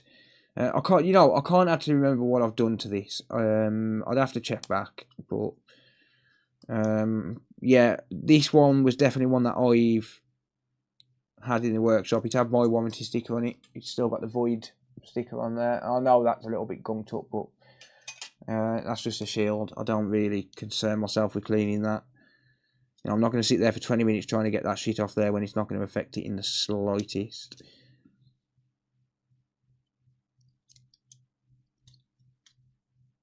But yeah, he tries to take the motherfucking high ground, and he stole the codes in the first place, so fuck him. He's a fucking moron. People think I don't like PCBWay because he's charging money for his software. Like, that's not true at all. I'd never even heard of PCBWay before he started talking smack about me on Twitter after I published the BIOS video on PS5s, right? I'd never heard of the guy because I've never been into UART or anything like that. I've only just recently started getting into it. I've always had a UART reader because I knew it would come in handy for me one day, but I've never really been into UART, so I've never heard of him. Like, I used PS4Way tools a few times, but I never used any of his software. And then he started talking smack about me on Twitter for no reason. So he started a war, and now because I've retaliated, he can't handle it. He just can't hack it. He's a proper man-child, like full-on man-child. And this will be the death of him. Like, the way he's acting will be the death of him. I don't dislike him because he's got, you know, because he's making money. It's not going to affect my life in the slightest. I couldn't give a toss what money he's making. I don't care if he's a multi-billionaire. Couldn't give a shit. I care about the way he treats the community. Like, they're just a literal cash cow, and that's it. And whenever someone tries to criticise him or criticise his work, or whenever there's any competition, he goes into this, oh, you're cyberbullying me mode. Like, all the time. The dude's a fucking weirdo anyway. He beats it to fucking anime. That's weird. Sorry, but it's weird. The dude's a fucking freak. But yeah, he just goes into this man baby mode where he just can't take any fucking criticism whatsoever. He can't handle it. He can't, you know, he won't let anyone run down his software. He's like, my software's better than yours. Anyone who says otherwise, he's just bullying me. I'm like, fuck off, you dickhead. There's nothing wrong with a bit of competition. I dislike him because of his attitude. That's the bottom line. I couldn't give a fuck what he's making. If he's making 10 grand a week, good for him. Great. More power to you, mate. Like, who gives a shit what you're making? Seriously. I don't care what money you're making. Do your thing. If people want to buy your software, they will. If they want to download a free version, they will. People will pay for what they see value in. If they don't see any value in your software, then they're not going to buy it, are they? Think about it.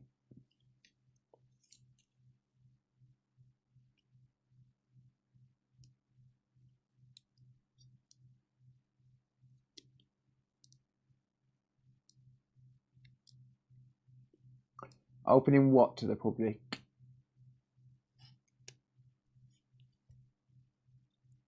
Why is this? Oh, damn it, there's a fucking screw stuck underneath it. Fucking hate these speakers. Am I opening what to the public, mate? How's it going, Jess? Oh, don't worry if you get my name right. Wrong. Call me what you want, mate. Just don't call me late for dinner.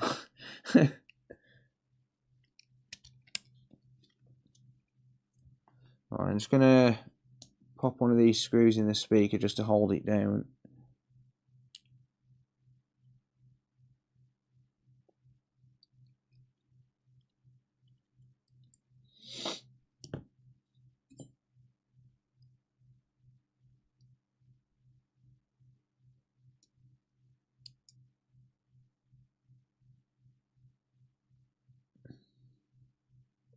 Like, if people are making money though, great. Like, that's good for them. Oh, UART. Yeah, so it'll be. I've registered the domain uartcode.com and I've paid for the web hosting for a year. What I'm going to be doing is creating a database and then creating a website where people can just literally go into there, go onto the website, and on the home page will be a big search button. Input your error code that you're getting when you're using UART on the PS5, and it'll come up with a result if there's one in the database. There's also going to be, it might take a while to develop, but the database isn't going to take that long, realistically. Actually being able to search it, the functionality of searching for the error code isn't going to take that long. What's going to take the longest is creating a user system so as people can just log in and submit a new code with a description on what's wrong with it. Because basically I want to do it so as people can, number one, have trusted submitters, so trusted contributors, where they are basically, I can assign certain people a trusted status and say, right, normally this person knows what he's talking about. But then there's going to be normal members as well, where you can say, right, basically give it a thumbs up and say, right, did this code work for you? Didn't this code work for you? Or this solution, rather. Is this information correct? And have it based on a thumbs up system, like a voting system. So, yeah, that's the plan anyway. Obviously, it's going to be supported with ads, but nothing intrusive, no pop-ups. Just, like text-based ads on the screen. And if people want to donate to help pay for the servers and stuff like that, then great. If they don't, then it'll still be there. I don't really give a shit. Anyone who contributes to it, they'll obviously be anyone who contributes to it, I'll give them access to an ad-free page, basically. But if they don't want to, then they just, look at a few text-based ads on the screen. Doesn't matter.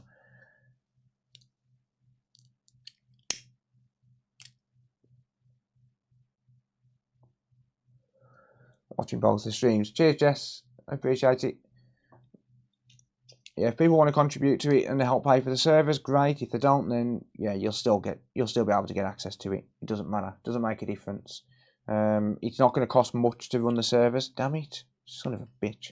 It's not going to cost much to run the servers. I've paid for a year up front, but obviously after that, it's going to need paying for again, and the same with the domains as well. Yeah, I hate pop-up ads myself. So like, I'll put like ads on the screen, and maybe once you've viewed your error code, it'll have a pop-up ad on it, but not a pop-up ad like not like a pop-out window or anything like that. Just like, yeah, there's this thing that Google do where it can display an ad after so long of being on the page, sort of thing. So it won't be anything intrusive. There'll be no pop-up ads. You won't have to click through. You won't have to click the link 5 times just to be able to get to your solution and stuff. Yeah, they're still not working. I don't understand this.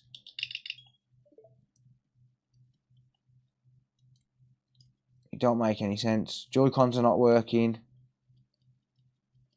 Nothing. Yeah.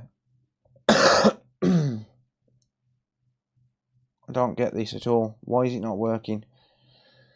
It don't make any sense.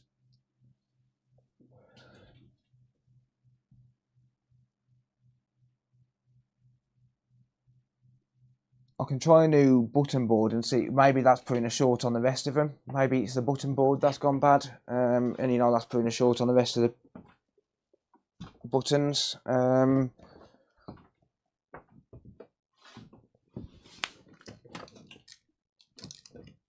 If I can find another one, that is. That's a good point. That's if I can find another one. I don't think I've got one actually, you know. Not to hand anyway. I'll tell you what, I'll just have a look at this button board because, yeah, I have a strange question. Go for it, Rach. Is the fan working? Yes, it is indeed.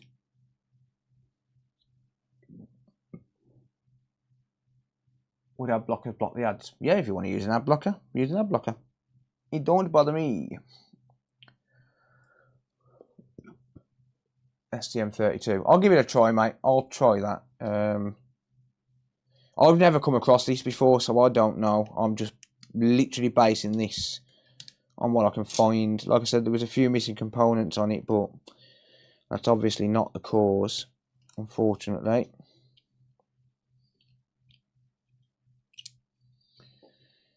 That is not the cause.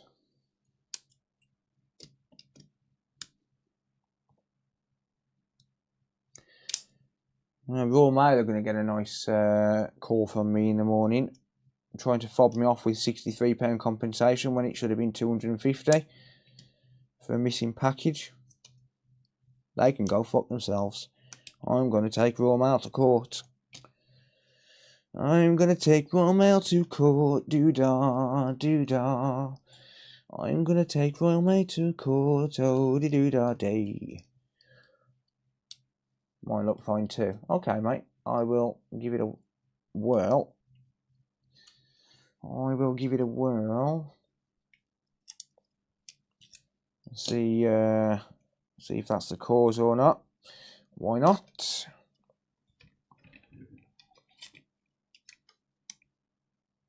Get them told who's the best delivery company to use. That's the thing. There is no other option. That's the problem. That's the annoying fucking thing. Like, there's no other option.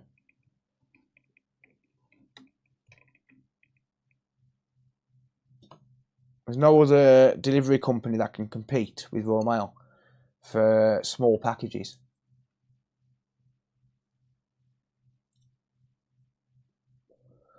It does make you wonder what the importance is, doesn't it, considering it still turns on.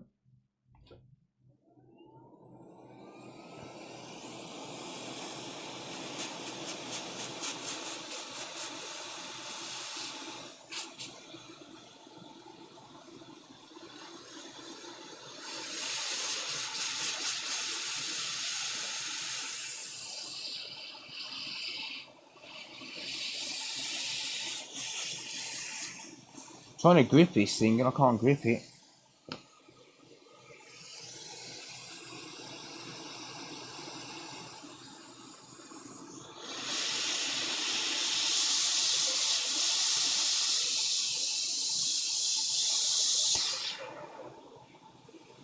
Uda, Lufa, thank you. Thank you for the support, my friend. I really appreciate it.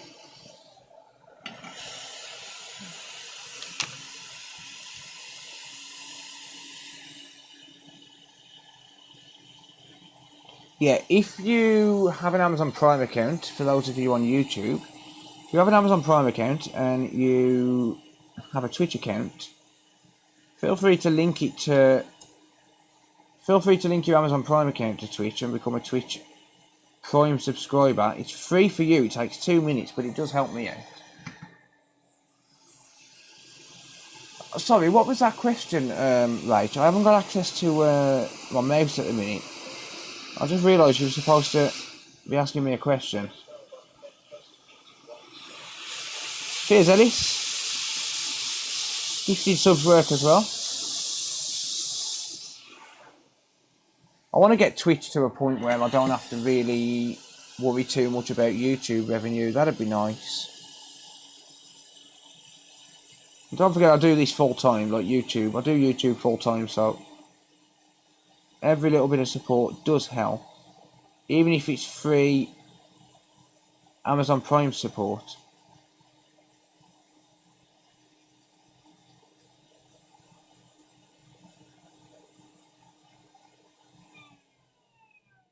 you think there's about 10,000 regular viewers who watch pretty much every video on YouTube. If 10% of those linked an Amazon Prime account to Twitch and subscribe to Twitch every month for free, that's a monthly wage to me.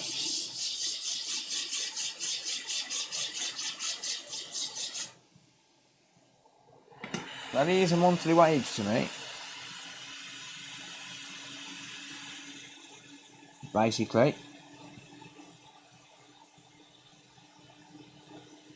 I know that's not soldered. I'm going to reflow it now and it'll jump into place.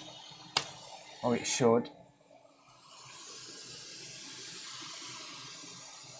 I still didn't see Rachel's message.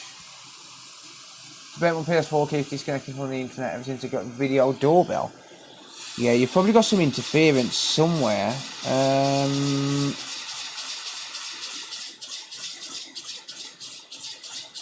How is your...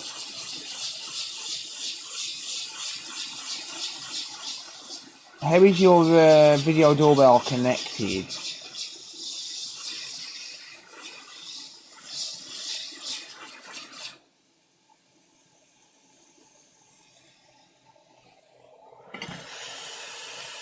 Does it connect through Ethernet or Wi-Fi?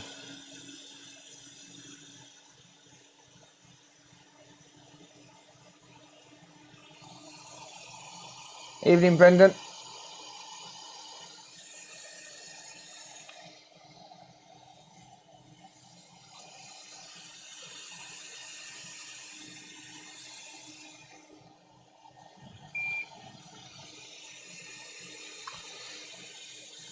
I would say you're better off assigning a static IP to the doorbell rather than a PlayStation. Because here's the problem: if you assign a static IP to the PlayStation and then you ever want to take it out, you've got to change your settings. Like, for example, most people's IP range on DHCP is going to be in the 192.168.0 range. For example, if someone was to bring a PS4 to mine and they've got it assigned a static IP, they'd be screwed because my IP range is 192.168.68 with DHCP because I use my own network gear. I don't use Virgin Media's.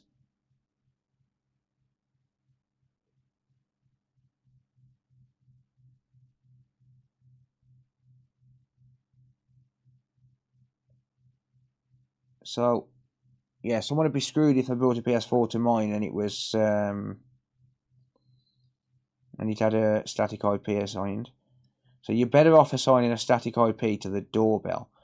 It does sound like it could very well be an IP address conflict issue if it's keeps disconnecting one specific device.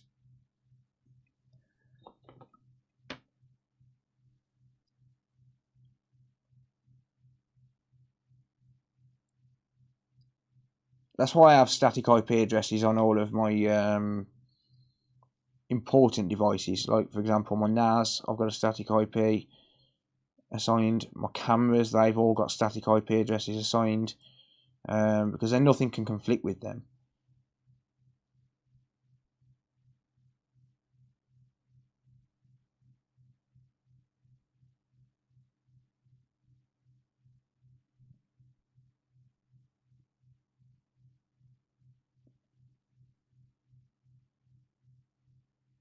In fact, I would recommend for anything smart. Damn it, you can't even see.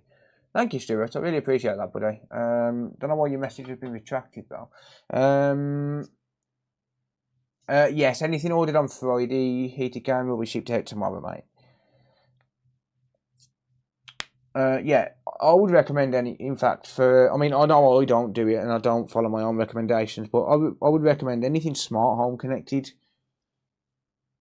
Have it on a completely separate network. So basically, get yourself a secondary router and anything smart home related, have it on there, and then assign an IP address range to that router, just to the router. So for example, you could assign if you've got like, I don't know, how much is the average smart home connecting now? 10 devices. Like if you've got a router and you assign 20 IP addresses through DHCP, so if you assign a range of 192.168.0.150 to 169, then you know that your smart home is only ever going to use an IP address in that range, and that way then you know that it's never going to conflict. But that's obviously, that's not exactly easy to do. It's not for the everyday user to be able to do that. That's the only problem. Right, this is a little bit off in terms of in terms of the pin locations. It needs to be down slightly, but it's not that big of a deal. It is connected on all pins, so it's absolutely fine.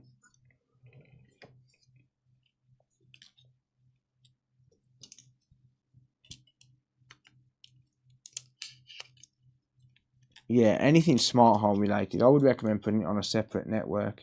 In fact, if you don't need to use it while you're out and about, put it on a separate network that doesn't connect to the internet at all.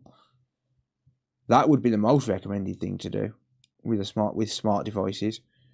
If you're only using them when you're in the house, like smart bulbs and mind you, a video doorbell you would have to allow internet access, but other things in the house I wouldn't allow internet access to, not for the smart home. Like bulbs, why do they need to be connected to the internet? Like smart lights, they don't need to be connected to the internet.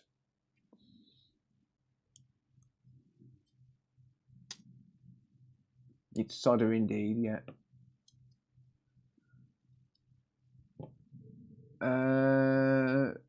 PlayStation 5 controllers with drift. I don't fix them, but speak to Lee from Uber Micro Repairs. He will happily take them for you, mate, and repair them. I'm not sure how much he charges. You would have to get in touch with him.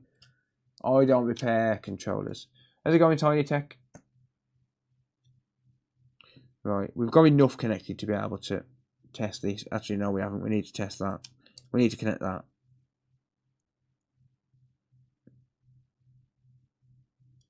The note that come with this did say, if I can't fix it, would I buy it? So there is the possibility of, like, if I don't manage to fix this, then I'm gonna obviously put in an offer to buy it for parts. So I won't put it back together if I can't fix it. No, it's not that.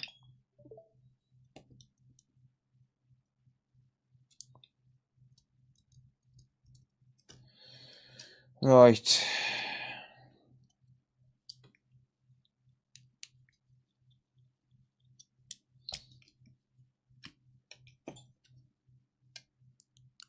What on earth else could be causing this thing?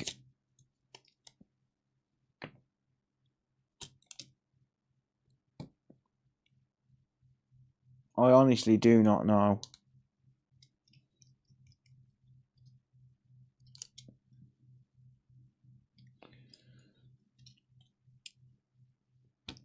The only problem is I would have to refund the original payment as well, because it's technically not fixed. I can't remember what I did to this. I would have to check on it. In fact, let me check on it real quick. What did I do to this?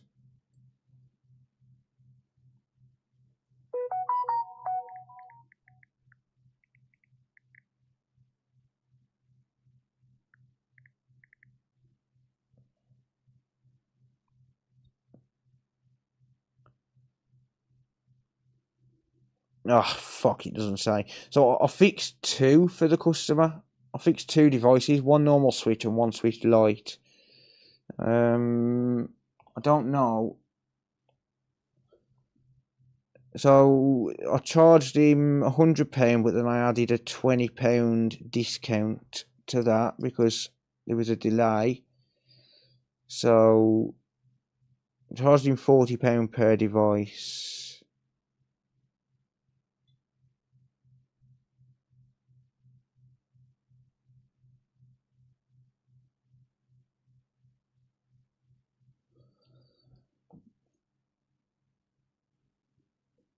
I mean, it's the secondary board looks fine, and I'm not seeing any more damage on this at all.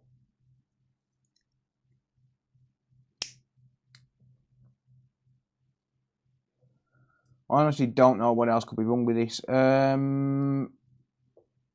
don't know what could be causing it, I'll be honest. I don't have a clue. Unfortunately. I think I should maybe have another look tomorrow with fresh eyes.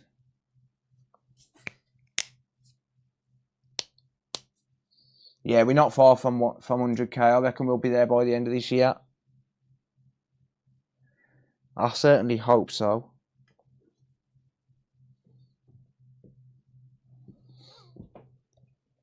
My goal last year was 100k subs, right?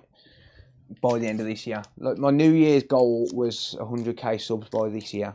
By the end of this year. So fingers crossed we get there by New Year's Eve.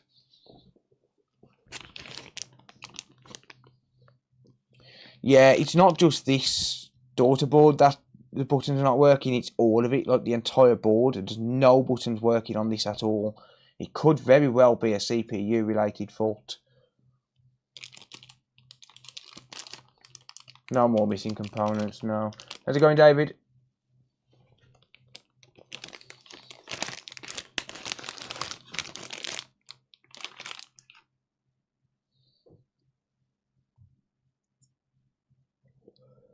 But yeah, I'm really not sure what else could be causing it. I've never come across it before, this is the problem. So I'm going to sideline it for now. I'll have another look tomorrow. I don't really want to be spending too long on each device.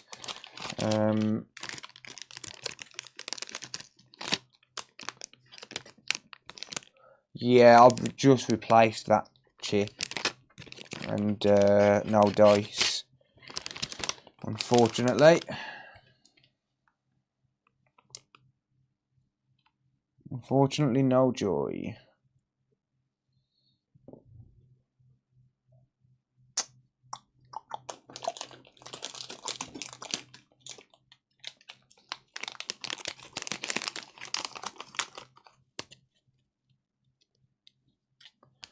Let's all unsubscribe now. No, wait until 100. No, wait until we're like 20 off 100k, and then you can all do your whole unsubscribe, let's troll Phil thing.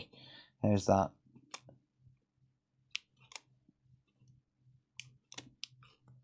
So that's what happens with every single channel who live streams the climb to 100k.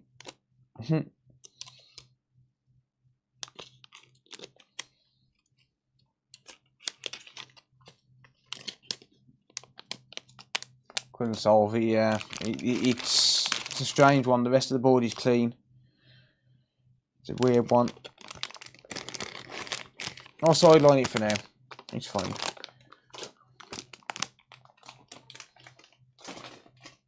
I'll sideline it for now.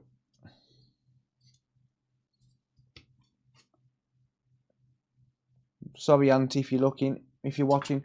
I'll probably end up buying it off the customer, to be honest. It does say, there is a note in with the package. It says, if you're not able to sort it, can you, would you be willing to buy it? I'd be willing to buy it, but not for much. Because Switch Lites really ain't worth that much anymore. And I'd already have to be refunding 40 quid. Because obviously, it would technically be classed as an no-fix. So I'd probably have to refund £40 and then pay some towards it as well. So I personally wouldn't offer that much. I mean, worst case scenario is I send it back as no fix, right? And refund him the £40 as a worst case scenario. It sucks to do that, but sometimes there's nothing you can do. So my policy is if it's not fully working and I can't get it fully working, then I'd refund it. I'd refund the original payment, and he paid £40 for the repair. The original repair was £50, but then I discounted it because I delayed the repair. Like, the repair took me longer than it should have done. So I gave him a 20% discount, because that's what I do. But yeah, I'm honestly not sure what else could be causing that. I'm really not. Never mind. I won't let it bother me too much for now. Let's just try and get something else fixed, shall we? You can't replace a motherboard. It's not worth it, mate. It's not worth it. The thing is, motherboards are hard to come by, and I'm already trying to get a couple of motherboards for these. For switches and switch lights, to be honest. Right, what's wrong with this one? Let's have a look.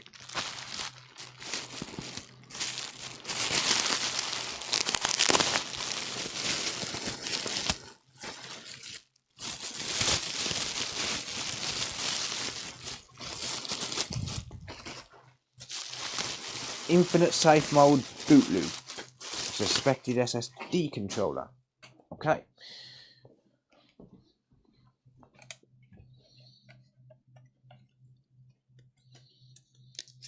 Infinite safe mode boot loop.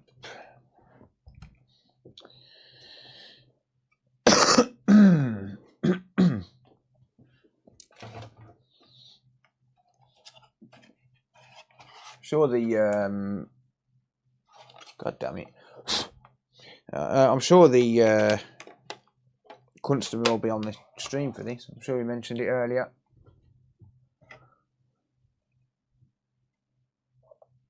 Subscriber counts are always stagnant, just seems to always have a upward trend. What do you mean, mate? I am not sure what you mean. We reflow the SLC. Oh, I'm not going to do that. That's a cop-out. Right. Okay, where did I put that LED? There it is. Right, so this has been sent as board only. Apparently it's got an infinite safe mode boot loop. So, let's have a look, see.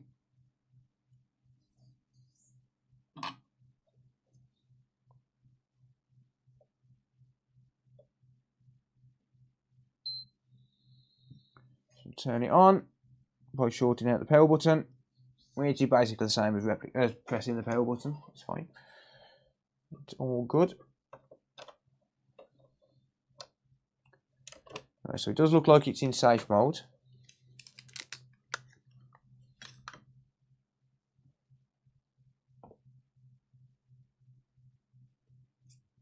PS5.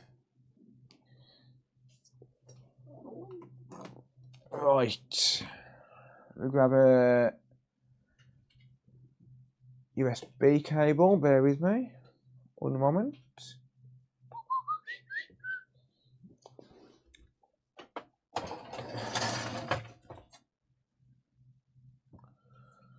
I'm going to need to grab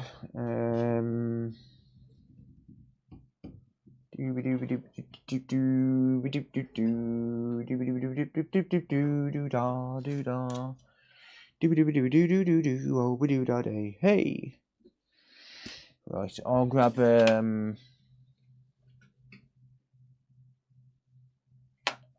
I'll find a cable. Maybe there's one. I'm just going. Oh, what the? Okay, the display's just gone off. Has that just crashed? Or has it just rebooted? What was happening with that then? Was it actually in safe mode or what?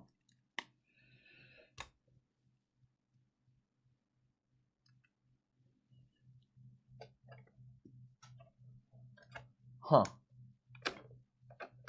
Why did the display go off? For a repair attempt. I don't know. Some people do just send the boards. Normally people from different countries. Right, okay. Reset PS5. Don't know why the display went off then, but it did. It's fine, whatever.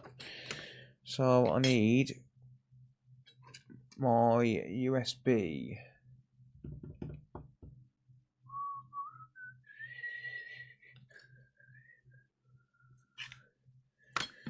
Right, where is my USB?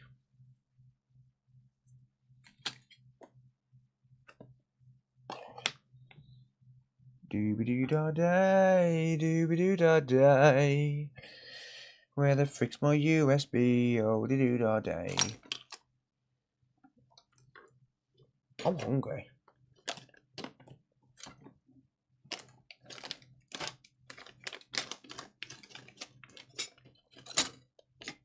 Right, there's my blue one. That should be that should contain the PS5 files. Should. The blue one should contain the PS5 files. The latest PS5 files, that is. PS5 worth it to buy? Yeah.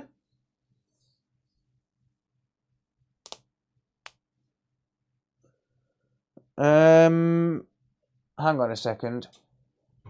Is the daughter board with this? If the daughter board ain't with this, it ain't gonna work. No. 101312. It's not gonna work with that.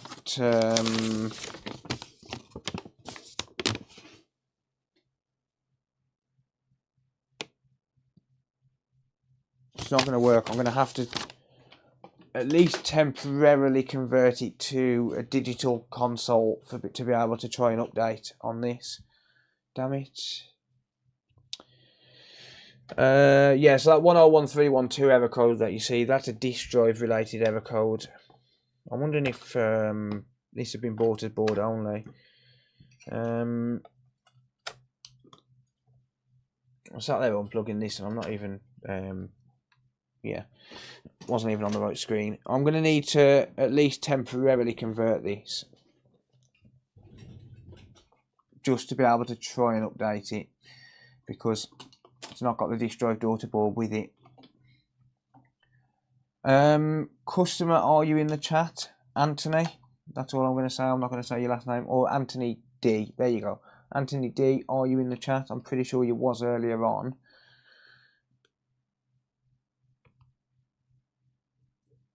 I'm almost sure you were earlier on.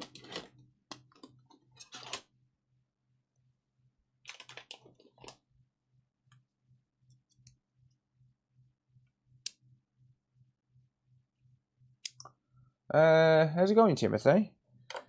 Yeah, enlighten me, mate, if you know what it is.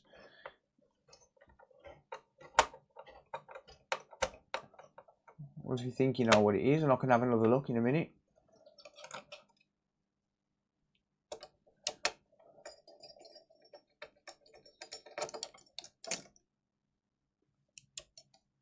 Yeah, he was earlier. He was in the chat earlier on. I had it next to me. It was next in the queue.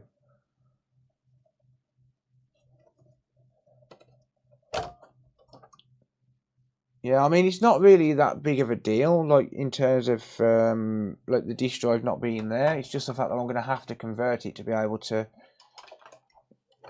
get it to update, or to even be able to attempt an update on it. I just realised after I started the update that it was a disc edition. So I'm just wondering if this is the reason why it's not updating, like if he's actually got the daughter board for it. Right, that's the only problem, is I don't know whether that's the reason. Where did you get the big anti-static mat? It was gifted to me, but it's on the Gamers Nexus store. Damn it, trust me to pick up the shit tweeters. Fuck off, tweeters. Shit, I took them behind me and I realised I've got my fucking TV screen behind me. Damn it. I didn't break the TV, don't worry. Not this time.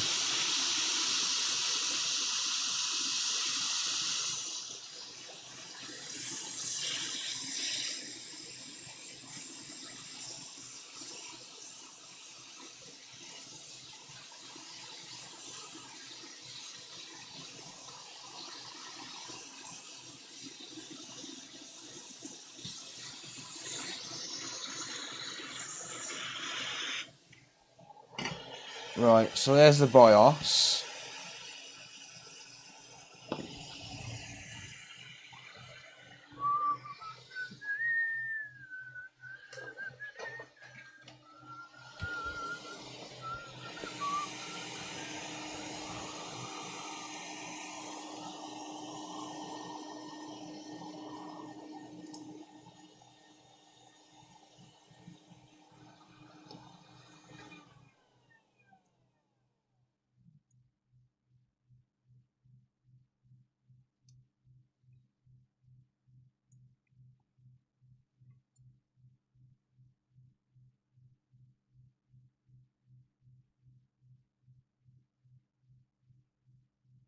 Dang it.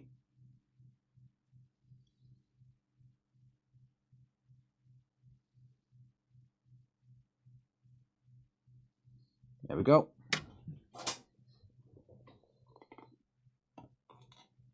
Right, let's connect this up to the PC.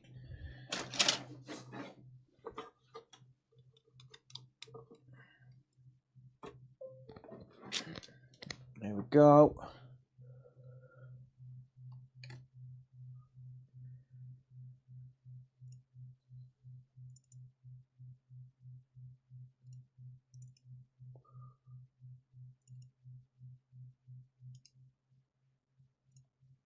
Let's load that up.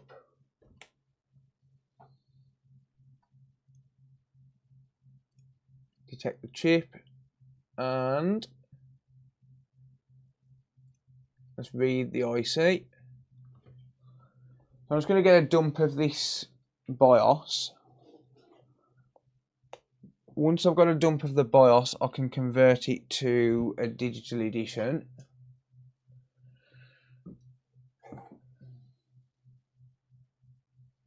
So I can save that. We'll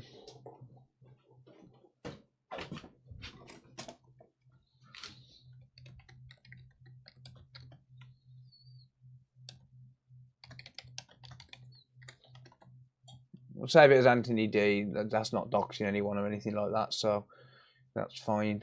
If I load up my own null modifier,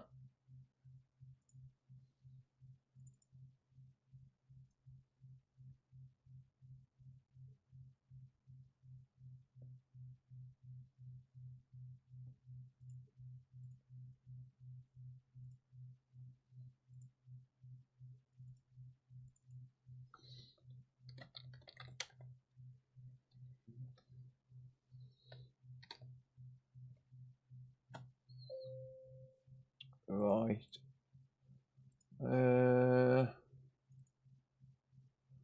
Yeah, it didn't fucking save it the first time. Well, it'll save it that time. 1016A digital edition, 25281 at the end. 25281. Good. Okay. Erase and write. Boom.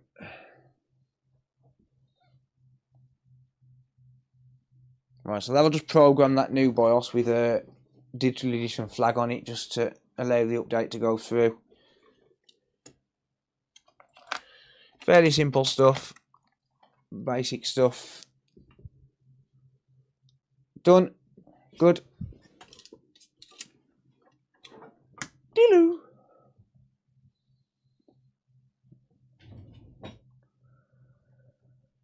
Right. There we go.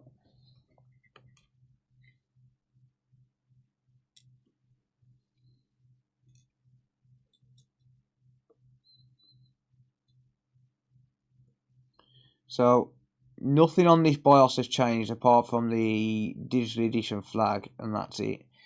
Everything else remains the same.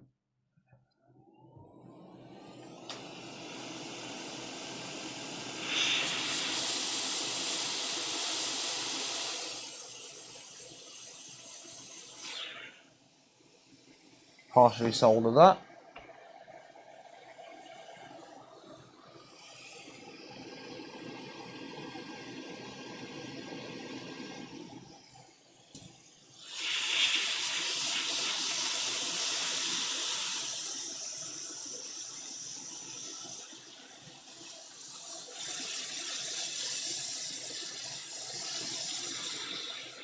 So the reason that I'm doing this is because I don't have the disk drive daughter board. Whether or not the customer does, I don't know. The digital edition to disk edition can be converted back if the customer does have the disk edition, the disk drive daughter board to this motherboard. So that's why I've kept the dump on the computer, because I can just rewrite the original dump back and it'll be exactly like it was supposed to be. if the customer does have the daughter board and this is the reason that it wasn't updating, then obviously the customer's going to have to send me the daughter board or have it as a digital console, one of the two. If they don't have the daughter board, then I can leave it converted to a digital edition.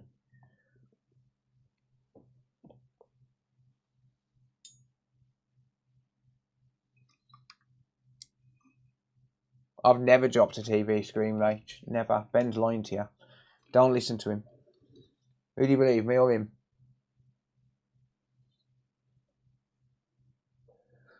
Don't ever believe a word Ben says. Never.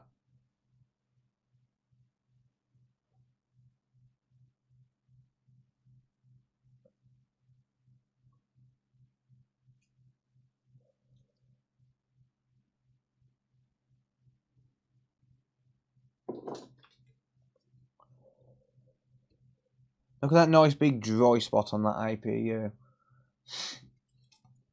Yeah. Liquid metal's not a thing. Ben.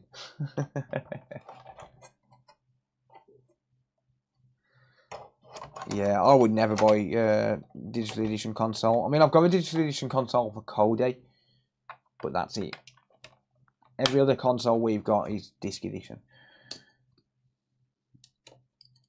Right, so let's just pop this heat sink back on.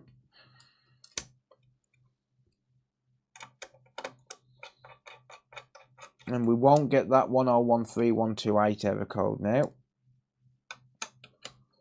Unless something went horribly wrong. See you at 100k. Thank you. I really appreciate that.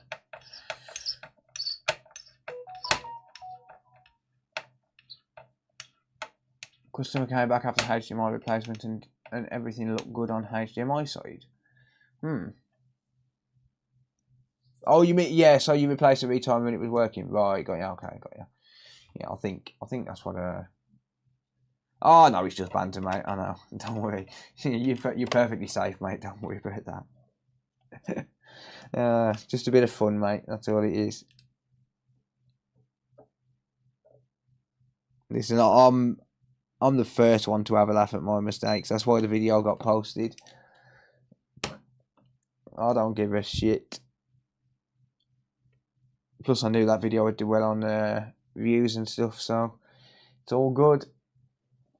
It's all good.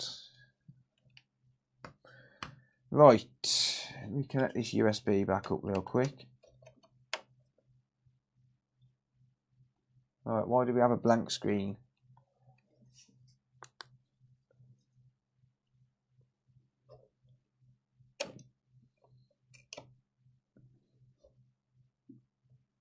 Why do we have a blank screen? There we go. Something wrong with that HDMI port. What am I doing? Give me the controller, not that fucking remote.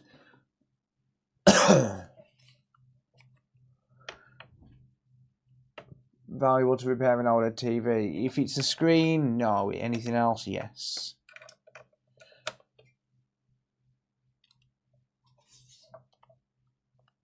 Right, we shouldn't get that 101312 error code now, but let's have a look what does actually happen.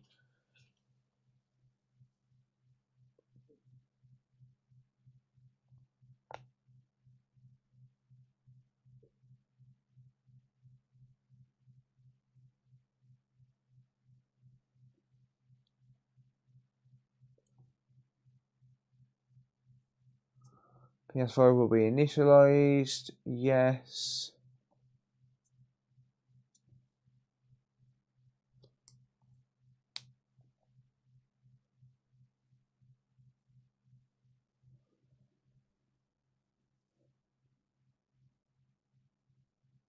Fix the Samsung Galaxy G8 that you got for $50. Nice.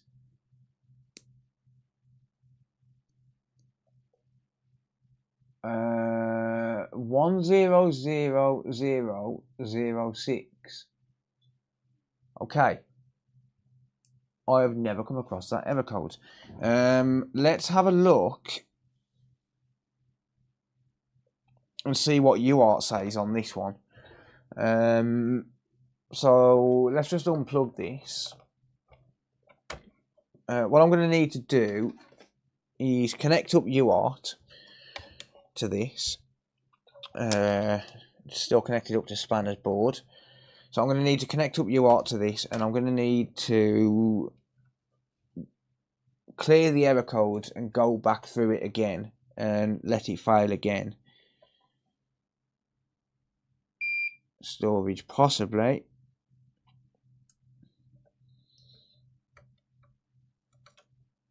So I'll see if anything shows up with UART on this.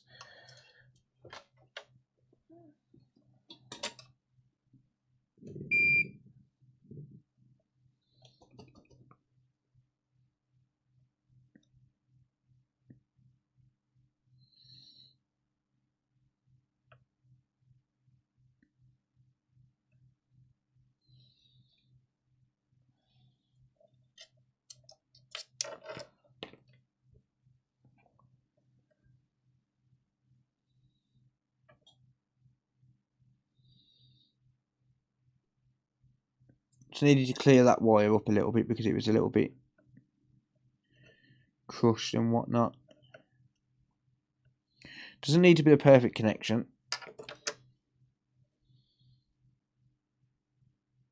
It's only a temporary jumper just to connect up UART. So there's a couple of reasons I'm doing this. The first reason is to see if anything does show up and see if it's been documented as an actual issue. The second reason is if it hasn't been documented and it does show an error code, I can document it, because that's what we're doing at the minute. If we're getting issues which haven't been documented and they produce an error code in UART, then we can document it and allow people to actually pinpoint the issue. Right, so I just need to apply power to this and go like that. And we're going to restart the monitor. We're going to control and E it. Let's just see if I get any errors. Right, we do get errors. So I'm going to clear those. And then I'm going to turn the console on.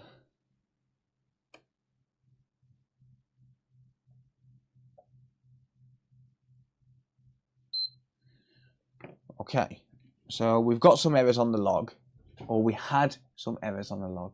What's up, Chase? I'm not allowed in the US, mate. I will never get in the US. The external storage drive cannot be recognised. Okay. I didn't Google it, to be honest. I could have Googled it, but yeah. Right, so we're back on there now. So what I'll do. See, I don't want these generic error codes that Sony give you. You know, the generic error codes that are open to the public. I want the error codes that Sony would use to fault find it, and that's where UART comes in. That is where UART would come in. Forget the error codes we see on there. Fuck those ones. Well, who gives a shit about those ones?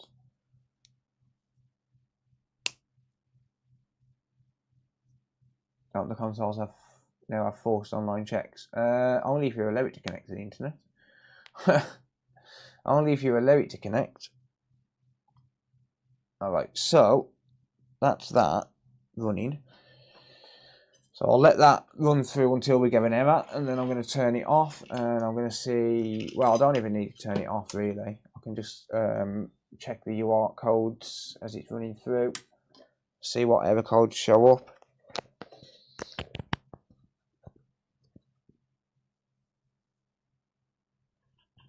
You do need an internet connection for the new disk drives, yeah. Okay, yeah. Yeah, we have that error code again, and then the screen's gone off. There's something wrong with the HDMI port, but forget that for now. Don't care about the HDMI right now. What I do care about is, first of all, turning this off and then turning it back on again. Well, not turning it on, but just applying power to it. Okay, there's the safe bridge confirmation. And there's... Okay, we've just got one error code. We've got 8000009. Do we have that logged? That's unexpected power outage. Right, that's just because I've pulled the plug. So why is it not logging an error code?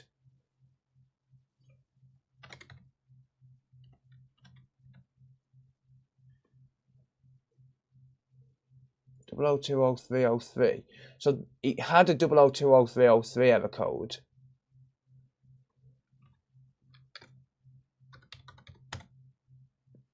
IPU not responding.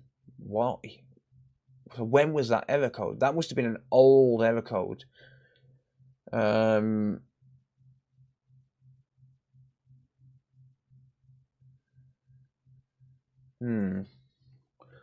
Yeah, so we're not getting any error codes logged in UART at all. That's really, really weird.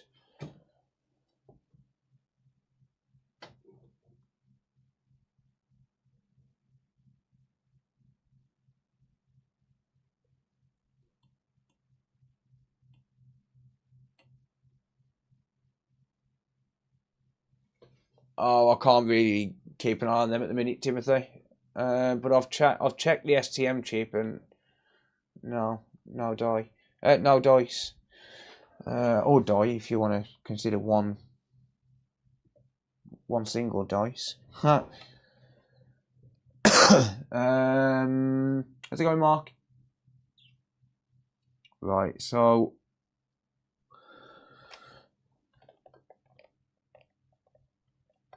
help at consolefix.co.uk, Timothy. That could be the email address to use. You always like when the APU doesn't respond. Yeah. Right, okay. Well, there's no UART errors loading up, so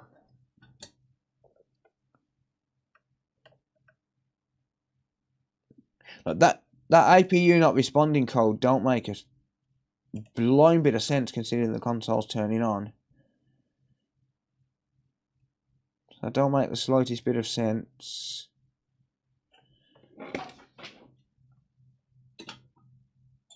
Use another disk. It's not that, mate. This is what it's come in for. This is the issue that it's actually come in for. I mean, realistically, there's only two things I can do, right? I can replace some of the SSD chips, or I can replace the SSD controller. One of the two. Xbox One, is it worth getting the HDMI port fixed? I would say so. I mean, I charge £50 for HDMI ports, so I mean, it's really up to you. I haven't changed anything yet. I've only just started working on this. The only thing I've done to this is converted it to digital because the disc edition hasn't been provided. The disc drive board hasn't been provided. So I've converted it to digital just to be able to go through and update.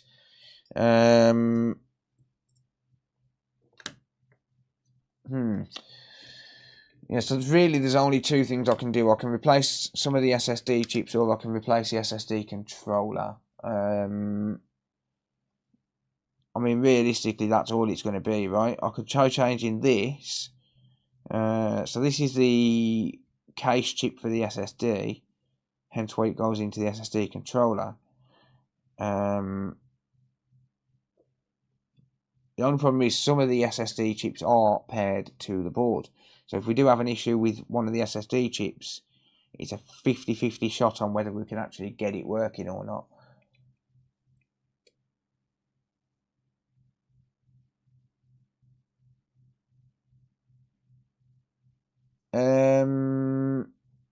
Do you mean around here, Lucian? It should be around about 25 ohms ish.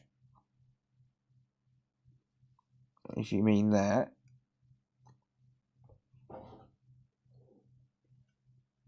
Yeah, so I think, I mean, it really depends on how far we want to take this. Most of the time it's down to the SSD controller. So, yeah, so that's all I've got an answer. That's all I've got for it. Just, I can replace the SSD controller.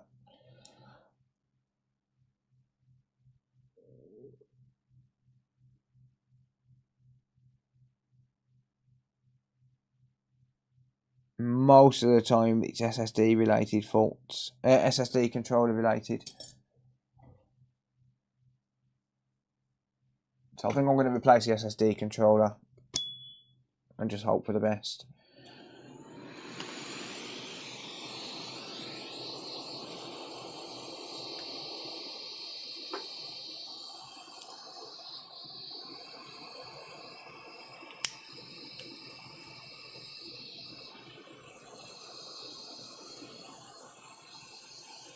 I'm not sure on those,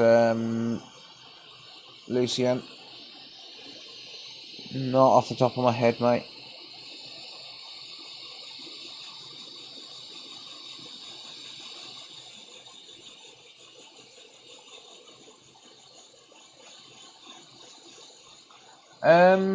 We can clone the drives, Ben. We can clone the drives using a clone tool. 90% of the time it works.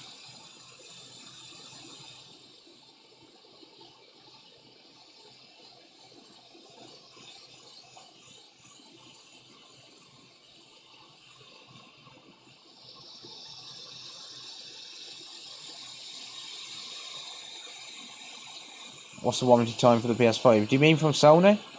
I believe 12 months.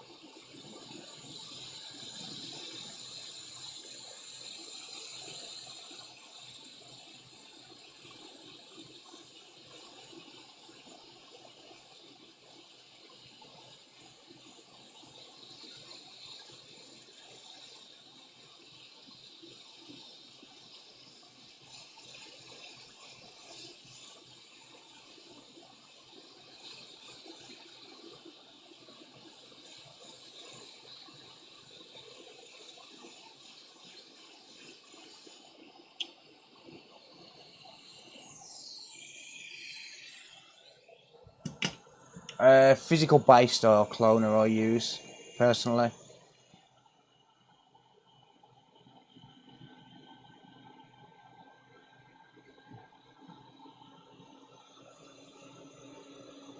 I haven't got one reballed, no, I'll have to reball one.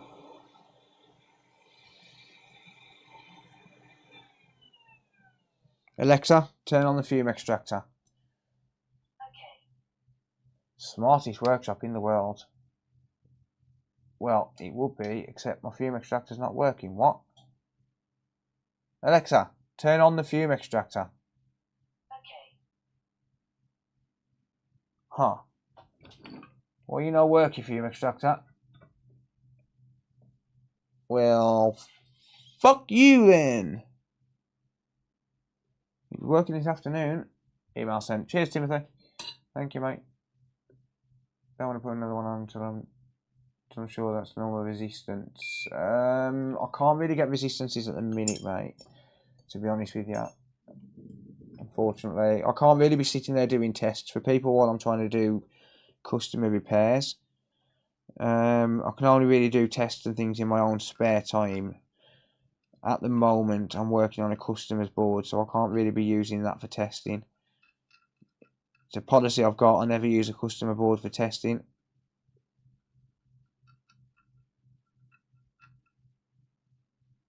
Because if something goes wrong, I'm on the hook, and the person I'm doing the testing for is probably not going to be paying for the board if something goes wrong.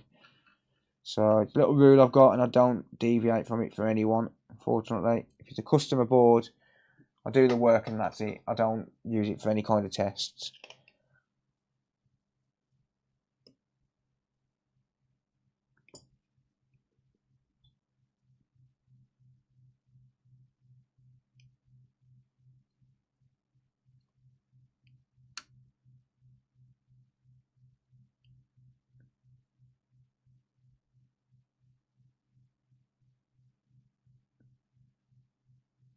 If you tell me what resistance you're getting, I can tell you if it sounds right.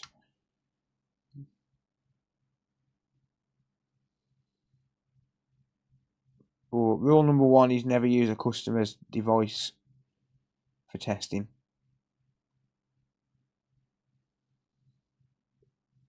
Unless it's an issue you've never come across and the customer's aware that something will go wrong. But even then, don't deviate from anything apart from the task at hand.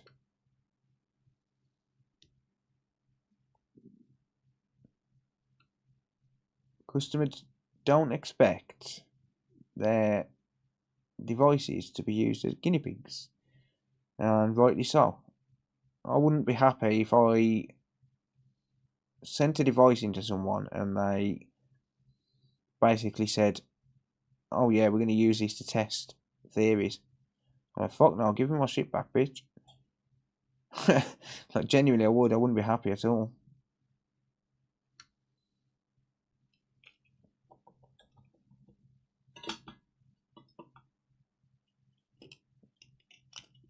And get you them tomorrow. Yeah, no worries. So you're getting 3.4 ohms. On the APU side, I would say that's normal. I'd say that's about right. Very low resistance. I would say that's about right on APU side, to be honest. Right, okay.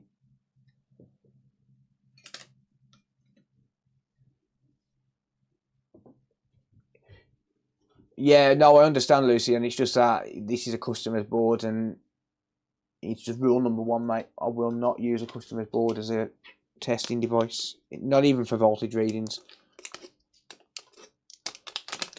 If you test on my device, I eat you. Exactly, yeah, exactly. No, you can't be doing that with customer stuff. It's not yours to do it.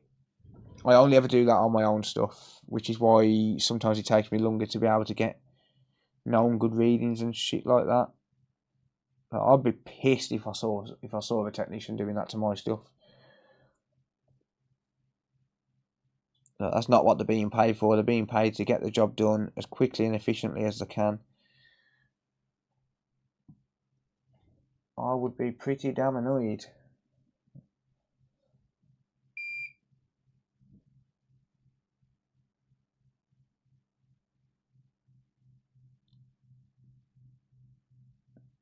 So even just for voltage readings, you can't do it. Not for customer stuff. Not with customer stuff. I would say around about 3 ohms on the APU side is normal, in my opinion. And generally when you get a blown MOSFET on the PS5, you're not going to get any further issues because it stops at the MOSFET. As a general rule, I would just change it and give it a whirl, basically.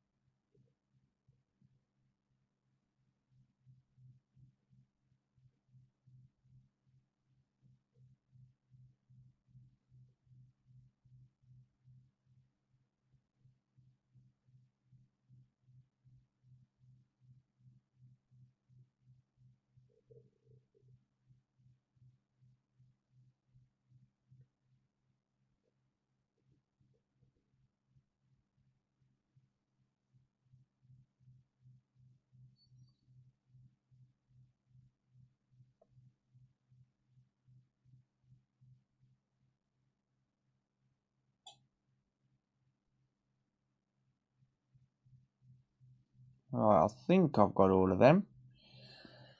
I just have to get rid of the oxidation on them.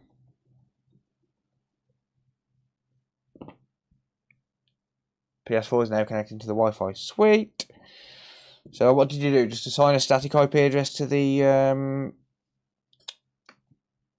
camera, and then it worked. If you did, good stuff. Glad that works for you. Scared to create more damage. Yeah, like Timothy said, if you're worried about it at all, just send it to someone who is able to do it. I wouldn't practice on a live case, let's put it that way. Like, never practice on a live case. Always practice on something that can't be fixed, or something you just don't care about. And never practice on something that means something to you, something that's going to cost you too much to replace if it goes wrong, or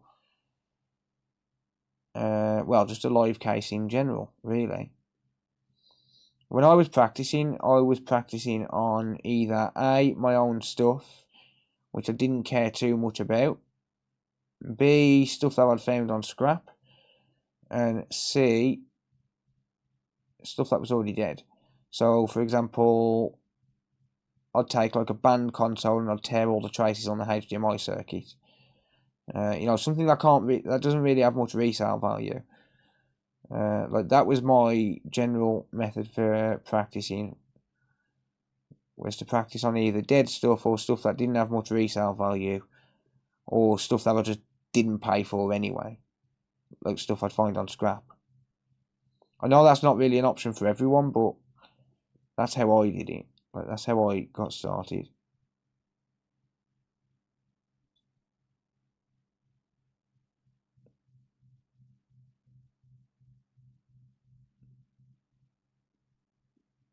I mean, don't get me wrong, you never know how good you are until you actually work on live cases, but at least at the start, don't practice on a live board. You know, something that may have the potential to be fixed later on. Like, if you've never changed a HDMI port, change a port on a dead board first. Just get a feel for it. Or at least, you know, 2 or 3 dead boards if you can. Like I said, it's not going to be an option for everyone, but if you can, use wick or solder sucker for HDMI through hole. I don't use any. I do what's called a hot drop, which is basically where I heat up the board, lift the old board off without removing any solder, and then just drop the new port straight on. That's how I do it. There's a video on my channel. If you search for the Coda HDMI ports, you'll see a video titled "You're Soldering HDMI Ports All Wrong." I would recommend watching that video.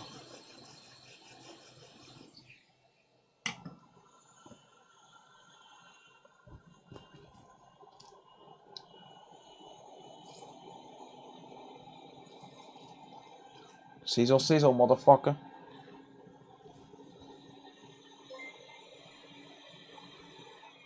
Super Gamer Pals. Thank you, Super Gamer Pals. Welcome to your viewers.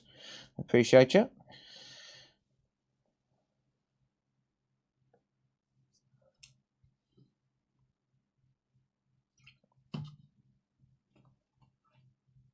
Shalom.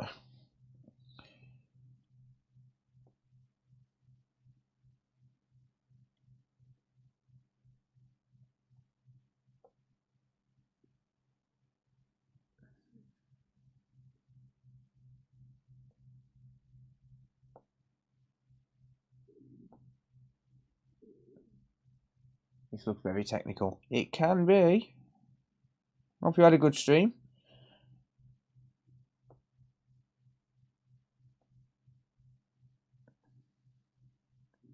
It can be technical, yeah. So for anyone just coming in, I repair electronics at component level. So basically, the teeny tiny little components on a board, like capacitors, resistors, chips, that sort of stuff. This is off a PS5 that won't update. It's the controller for an SSD, or the controller for the SSD, should I say. So the console won't update. It's giving me an error code that's stating that the SSD can't be found. And because of that, we're replacing the SSD controller and hope that that fixes it. It's not guaranteed, but it could be the case. So this is a replacement SSD controller that I'll now need to reball. But I'm a messy technician and I can never find my reballing stencils. So now I'm going to try and hunt and find it. Because I'm never prepared and I'm a noob and all of that stuff. And I'm lazy. I am very, very lazy. So nothing ever gets put back where it should. In fact, there isn't even a specific place for the stuff. Because I'm lazy. In fact, this particular stencil is on my sofa. Why is it on my sofa? Who's had that? I'm to cleaning my PC. Well, I could, if you pay me. Insert generic, have you tried turning it off and on again? Well, yeah, unfortunately in this case that didn't work. Oh yeah, Blue Sky, my youngest got that as well. He's been in bed for 2 days, unfortunately.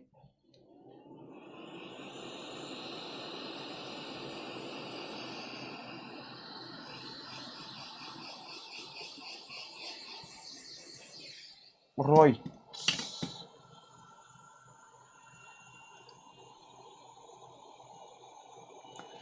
Just cleaning my stencil real quick. Because again, I'm a lazy technician and I never clean the damn things. I'm meant to clean it after every job, but do I? No. I am probably the laziest technician you will ever find. Never mind. So yeah, this is going to be a process called reballing, for anyone that doesn't know. I know we've got quite a few new viewers tonight, so this is going to be a process called reballing. Basically, the chip is connected to the board with what's called solder balls. It's a BGA, ball grid array. And basically that means that there's a bunch of solder balls underneath the chip, or on the bottom of the chip rather, and they make a contact with the board. So you'll see that all of those pads there will match up with the chip. So basically they connect with little tiny bumps of solder. So on the chip that we're using to replace it, because we can't buy them brand new, we have to reball the chip. So we take it off a donor board and reball it by replacing the solder balls. So that takes time, unfortunately. It is a pretty time consuming little process. It's a pain in the backside to do.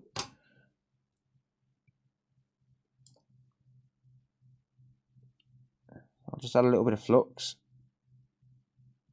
I don't recommend doing this, by the way. I don't recommend putting flux on your hand without wearing gloves or something. It's not good for your skin at all. Again, I'm a lazy technician. It all comes down to me being lazy, not being bothered to put gloves on. So I'll line that up, and that goes onto my magnetic holder and pulls everything in place.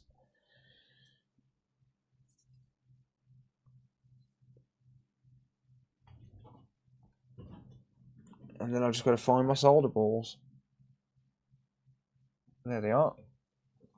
0.5 millimeter, 0.5 mil.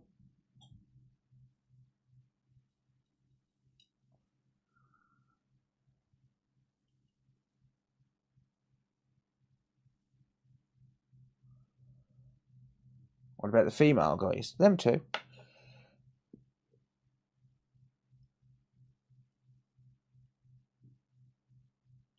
Right.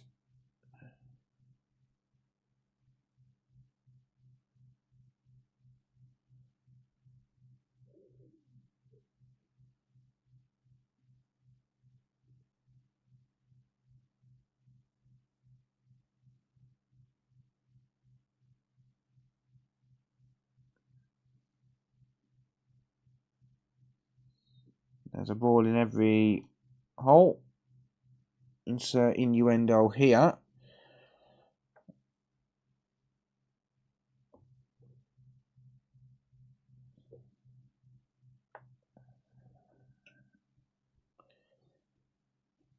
So now I'll just make sure I've got no stray balls off to the side that can fly onto the chip.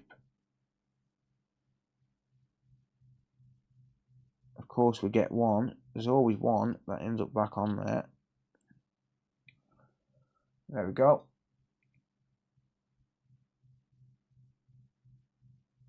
Please use gloves. Oh no, I really should. Right, I'm going to go for a really low airflow. Start off at 1% at 440 degrees Celsius.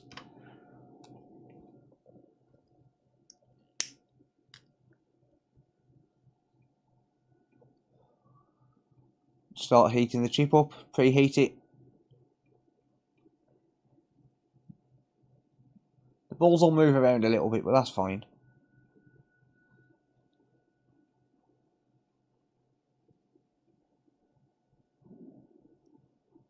As long as they all stay inside the stencil, and as long as the stencil doesn't end up warping.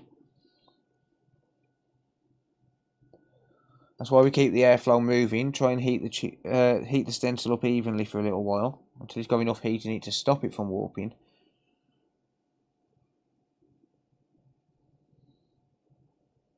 I will press down on the chip though. At least they're not hairy balls, indeed. Thought you were just on YouTube. No, Twitch and YouTube, mate.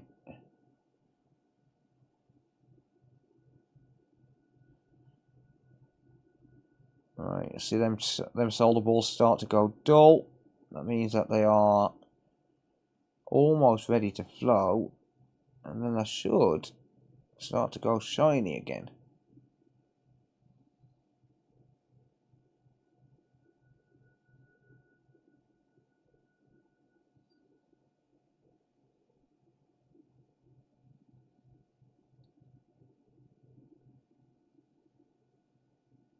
There we go. So there's, damn it, no, don't move, tweezers. God damn it. There's stage one. Just wait for those to solidify.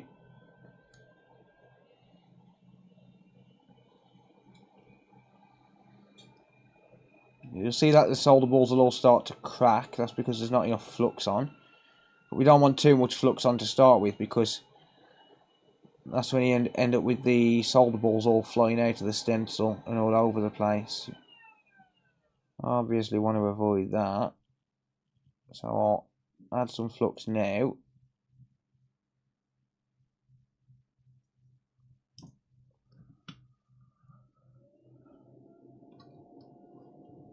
I can increase my airflow to 10%. Speed up the process a little bit now. See them all go shiny.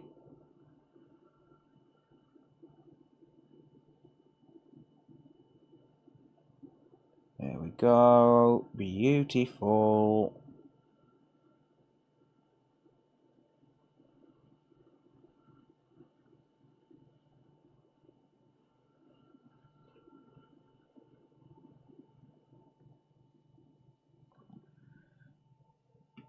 Cool. Probably not, Timothy, no. It's getting quite late, mate. It's 2 AM now and I'm still working on this one, so probably not tonight, buddy. I'll need to go through the email and test the pins. I'll probably do it off stream, to be honest, mate. But I'll send you an email with a follow-up and let you know. Right, let's move that magnet out of the way.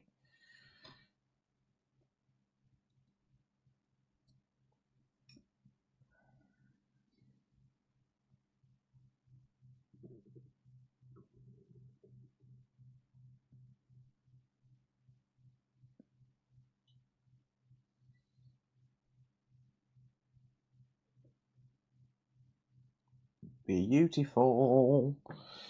Looking good.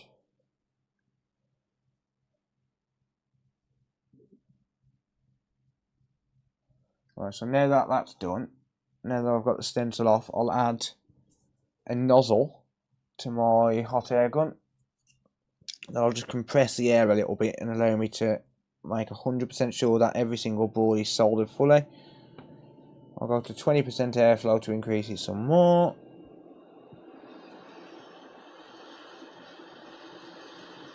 And some of these balls will probably jump a little bit as they move into the correct location.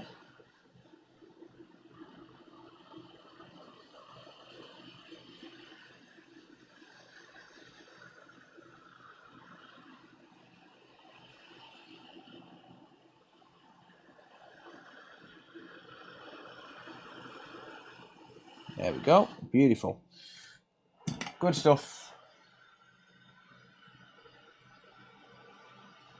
15 streams in a row, nice.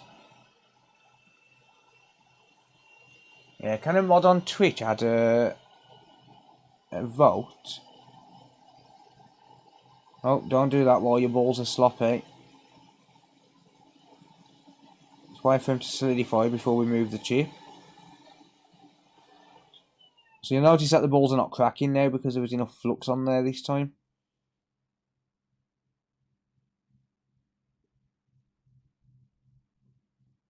So we've not got any cold solder joints or anything. That looks good.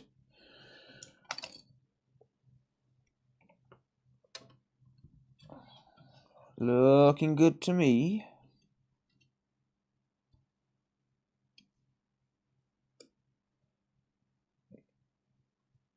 Are there any mods active on YouTube, or is it free for all right now?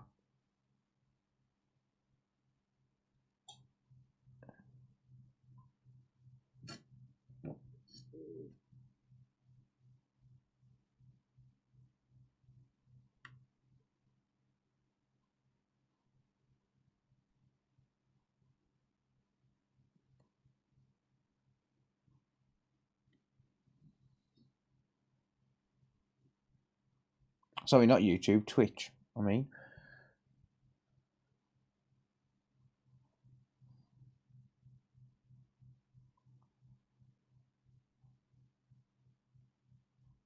If not, I'll add one myself.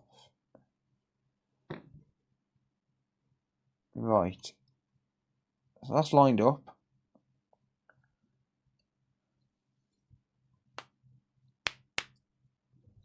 Let me just add one real quick. Hang on. I'll add a pole. Not a pole, fucking... Yeah, I know what I mean.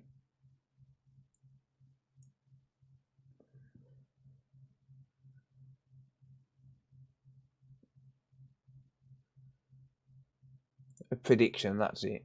Start a prediction.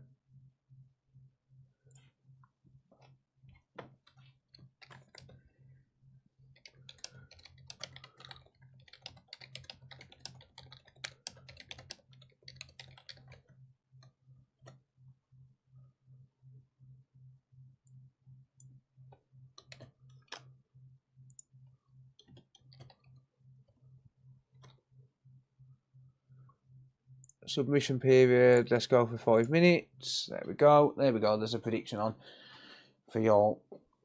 Not a mod on Twitch. I can add you as a mod, mate, later on. Just tell me what your username is on there.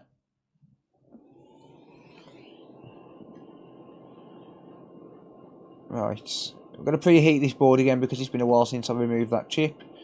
So we've lost all of the heat that we previously had in there. So I've got to get some heat in the board.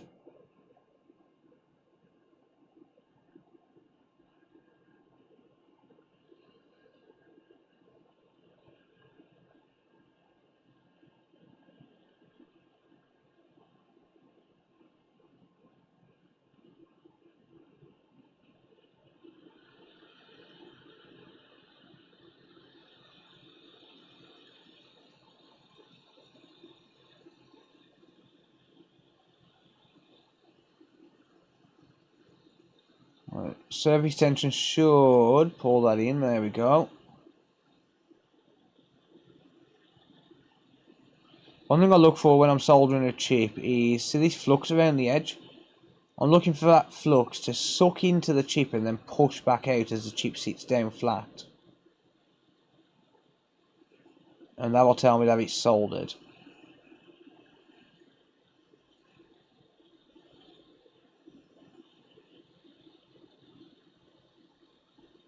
Okay, so it's starting to suck in.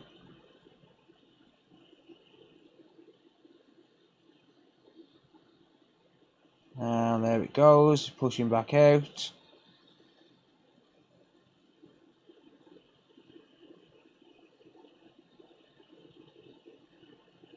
There we go.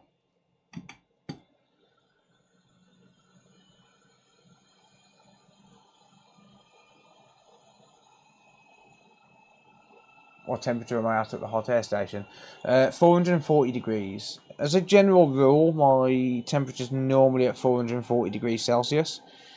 For most jobs, unless I'm working on a switch, and then it's normally at 350.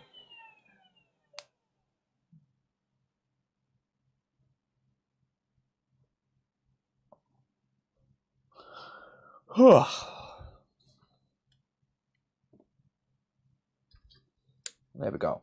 Right, so I need to leave that some time to cool down, but in the meantime I can just add a little bit of IPA and clean up a little bit.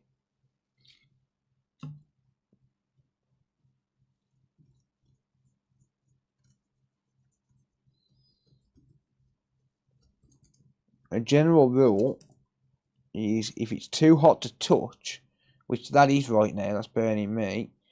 If it's too hot to touch, it's too hot to turn on. That's a general rule I live by. I mean, that's not really the case because on average, humans can only withstand up to 46 degrees Celsius before it starts to get really uncomfortable. Whereas the board can obviously run at a much higher temperature. It can run at, 80, 90 degrees Celsius comfortably. So it's not an absolute rule, but I'll just use it as a general rule just to tell me when the board's ready to actually be powered on or to have power running through it. The problem is heat causes resistance issues. It can increase resistance or it can decrease resistance. So I just don't tend to put power through it until it's nice and cool. Okay, so now that's at a comfortable level, comfortable temperature. Hey, there we go, Rob. Thank you, mate. Thank you, dude. Appreciate you, mate.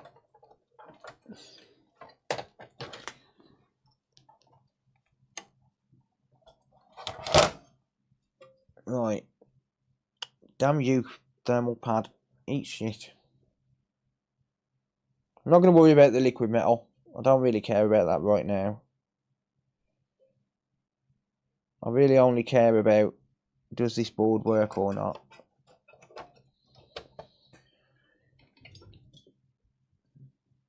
How long's left on the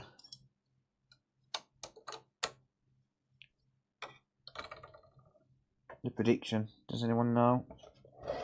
I don't have my keyboard nearby.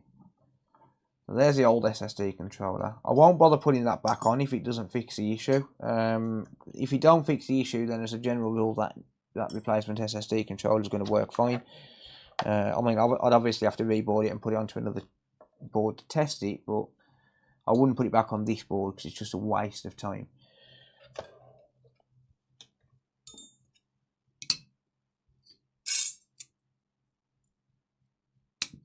That's my username on Twitch. Cheers, dude. Appreciate you, buddy.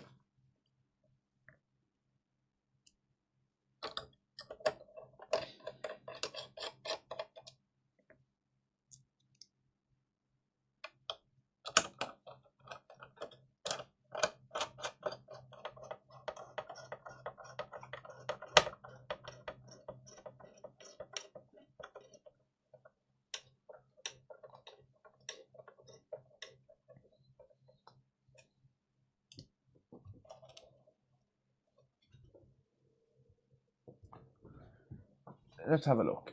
How long's left on the prediction? Submission closed. 58% say yes, 42% say no. That's quite divided.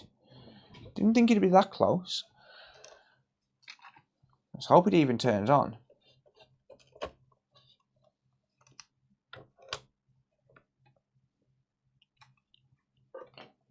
Let's hope it even turns on.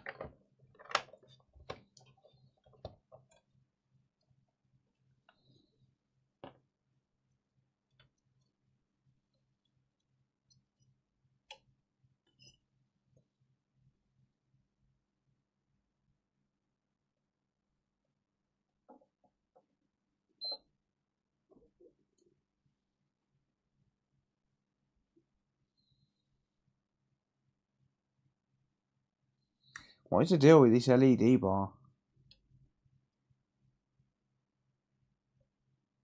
It did that earlier on another console. There we go. Right, okay, it turns on. Good. So, step number 1.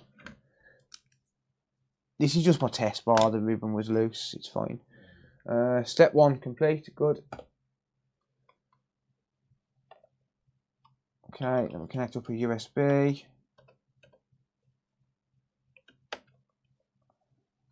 And the controller as well.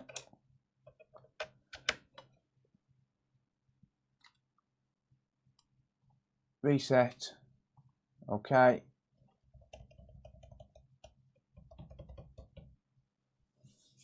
Yeah, components are made to heat up, but not at the temperature that we run at for the hot air.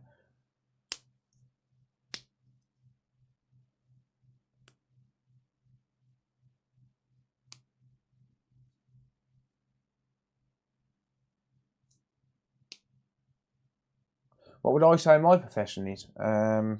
Just electronics technician. Or micro soldering technician. I would say more likely micro soldering technician, to be honest. That's what I would call it.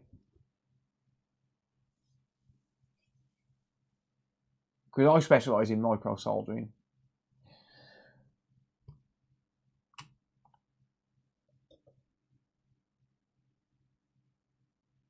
PS5s are built to last about a day after the warranty period. Fonzie, how's it going?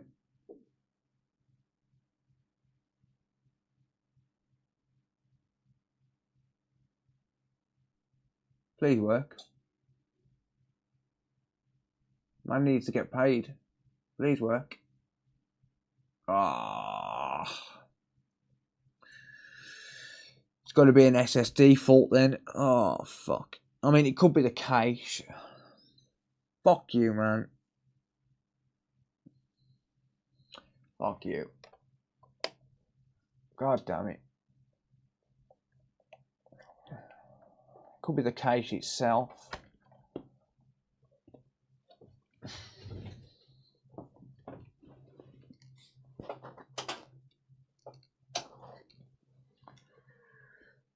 Oh, god damn it. Right, well, I'm not replacing the SSD. Right, 42% if you won gold. A tech fiddler. A tech toucher. A tech toucher. Digital forensic scientist. Well, that's a bit... stretching the truth a little bit.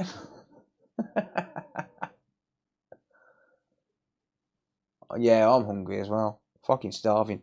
Man. The problem is, 3 of those SSD chips are paired to the fucking board. So 3 of them can't be changed. So I'll try changing one SSD chip and see if that sorts it. Because obviously that would change the configuration and it would force it. It would have to force it to format, right? It would have to force it to format. Makes me sound posh. Definitely stretching the truth a little bit. Yeah, SMT scientist, isn't it? Oh, sorry, SMT specialist. Yeah, there you go. Don't want to get Phil in trouble. You won't get me in trouble. I ain't responsible for your opinions. If anyone wants to, if anyone wants to me, I'll just be like, well, fuck you too, half dead motherfucker. God damn it! Why does it always do it to me? Well, like, why is it always me that gets the awkward ones? The ones that no one else has ever found a fix for. Half dead motherfuckers.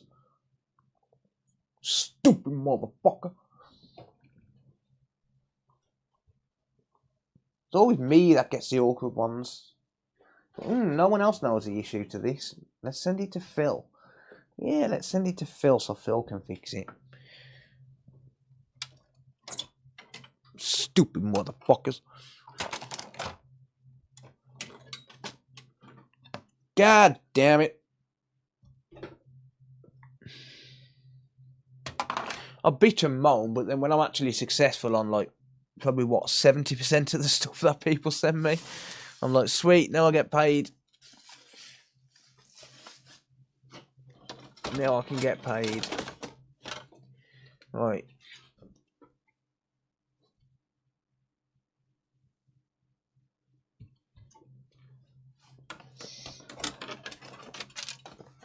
Right, let's use this board. What's the oh damn it, that's Western Digital. Can't use that one. What chips do I need here? Them ones. So I'm going to change one of these just to try and force it to repartition. So I've got to find a matching SSD, as in like a matching chip on a donor board.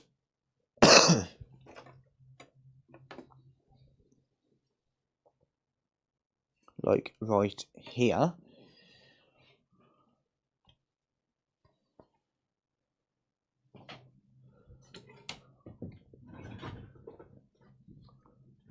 What's my opinions on modding consoles? I have no opinion, mate. People can do what they want. I won't mod them because I'm not going to risk my livelihood for the sake of a little bit of extra money to mod them. Like, it's not worth it to me. But if people want to, be my guest. But I'm not going to teach you how to. That's the only thing as well. I'm not going to teach you how to, because there is a little thing on YouTube. Like, let's say, for example, I was to teach people how to mod a PS4. Technically, YouTube can ban me for that. There is a clause in their terms and conditions for creators enabling dishonest behaviour, and that can cause you to get banned. So technically, modding any console for nefarious reasons can get you banned.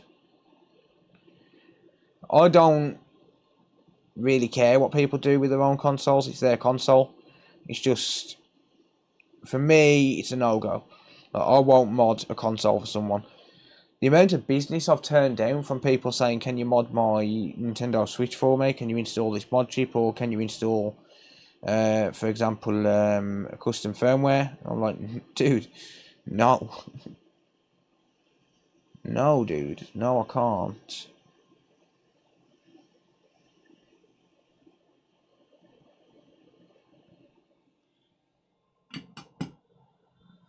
Alright. So I won't do it because I'm not going to risk my livelihood for it. Like, here's the thing, like, risk my livelihood for, what, £100, £150 to mod a console? Like, because it wouldn't be cheap. Like, if someone was to do it, like, people charge silly money for it. For the simple reason being that, obviously, like, it's a risk. Because you can get sued for it. Personally, it's not worth it.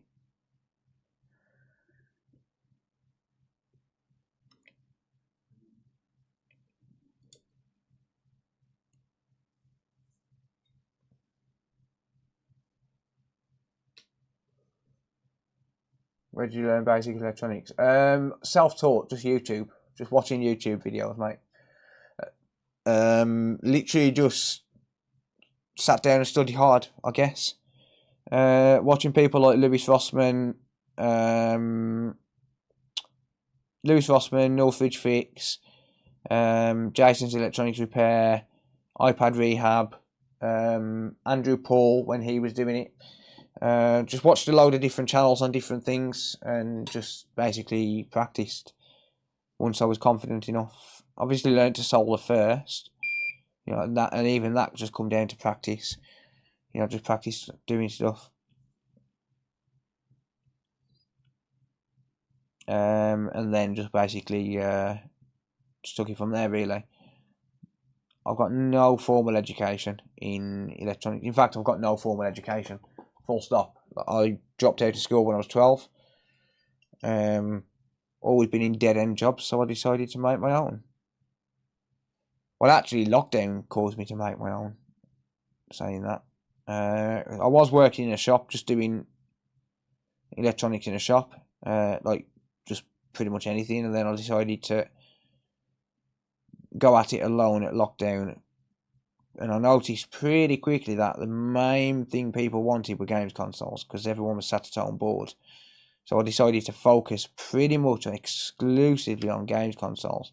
Like, I'd do the odd phone and laptop here and there when I could get them cheap enough, but mainly it was games consoles because that's what people wanted. So I found it easy to sell them, and I made a fairly decent chunk of change just by buying broken consoles and reselling them. Like, I was making good profit. I was doubling, if not tripling, my money on most consoles that I bought and managed to fix. Like, I couldn't fix everything I bought, obviously, but and then obviously customers started sending stuff in because I was documenting it on YouTube. Like, when I first started on YouTube, I didn't have a clue. Didn't have the foggiest idea. Well, I did, but I didn't know enough really to be running a business. But yeah, everything's self-taught. Like, I don't have any formal education.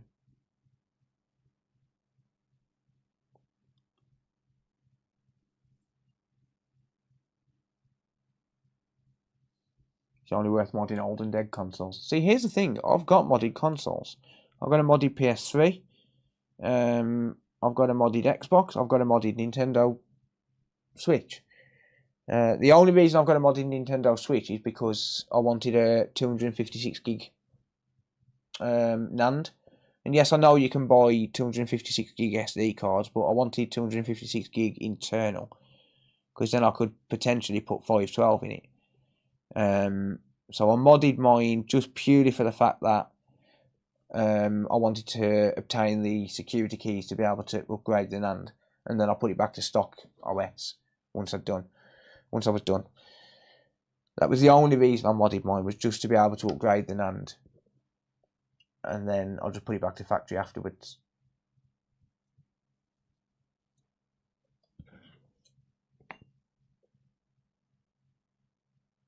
Right, let's grab some solder balls.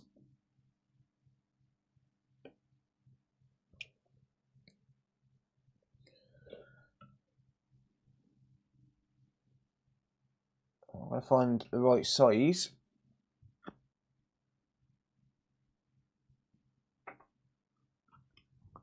Bear with me a minute.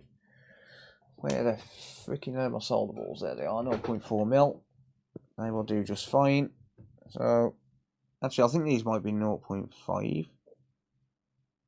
No, 0.4mm is fine.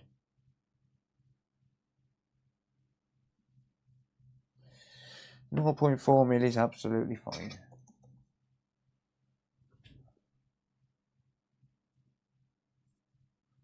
Been watching a lot of stuff for the past year. That's all you can do, really. Is just watch other people do it, practice, and eventually you'll get good. Yeah, these are 0.5 actually. I'm gonna put 0.5s on. Well, actually, they're supposed to be 0.45, but 0.5 is a better fit than 0.4. Yeah, eventually you'll get good. Like, don't get disheartened if you're not. Like, no one's good straight away. That's the thing. No one is good straight away. I don't care who you are. Like, no one's just going to know exactly what to do. It just boils down to how much you're willing to practice.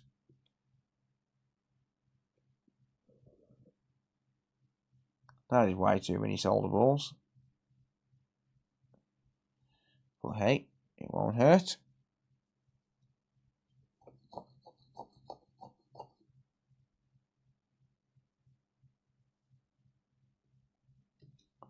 Yeah, like I've got modded consoles, but that's personal consoles. I don't hold anything against anyone, you know, modding consoles in it or anything. Like I couldn't care less. I just won't show anyone how to do it because it's not worth losing my career over. It's not worth losing my livelihood. The livelihood that pays my bills, the livelihood that puts food on in my kids' mouths. And so I won't teach people to do it. Plus, I don't know myself. I generally have to follow guides.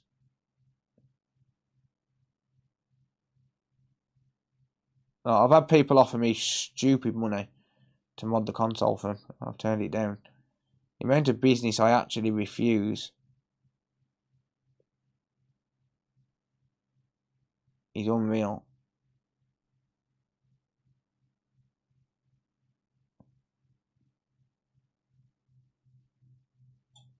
Those tweezers are no good for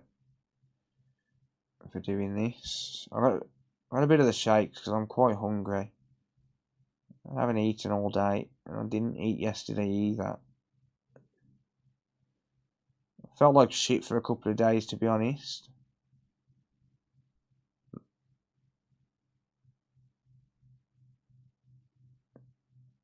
So after this job, I'm going to have something to eat and go to bed.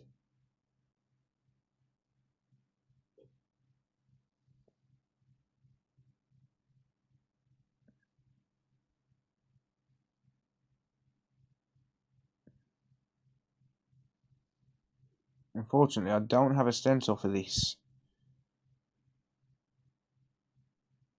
chip. Well, I do, but it's not the kind of stencil I need. I need to get a stencil that I can put either onto my standard BGA jig or one like the SSD controller stencil. I need to buy one, and I keep forgetting basically.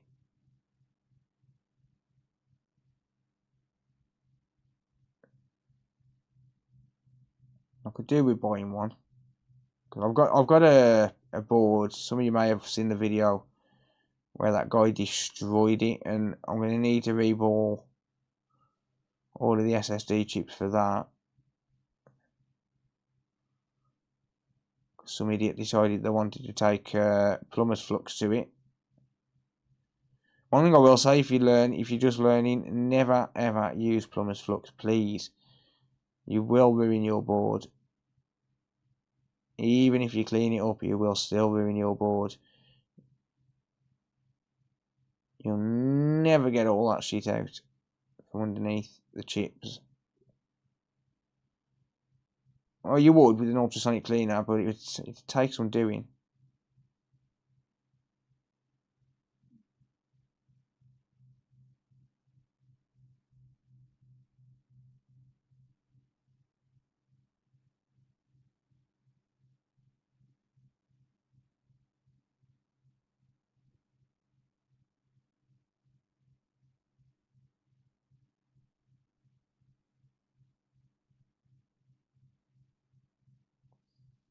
So see what I mean about the 0.5mm solder balls being a good fit? They are, in fact, a perfect fit.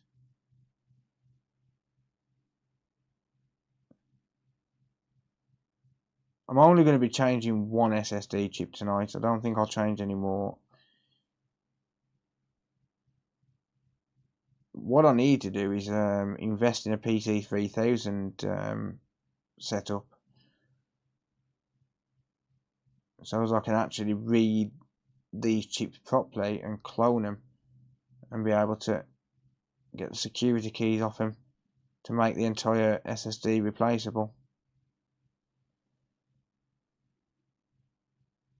I am wondering if the new boards, the new PS5, has those security keys on it, because it's only got 2 chips on it.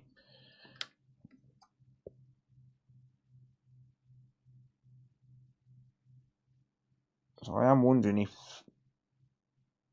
both chips, so we know it's got 4 on it, it's got 1 on it, 2 on each side of the board. I'm wondering if it's got those security keys on the new chips. I do know that they are 256 gig modules on the new one.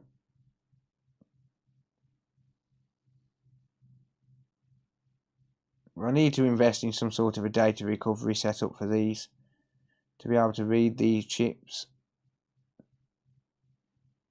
If anyone's got any recommendation on a cost effective one, let me know on Discord. I do want to start getting into data recovery and stuff anyway. So I might just inquire about how much PC 3000 is going to cost. What you doing look like, Torture? I enjoy it.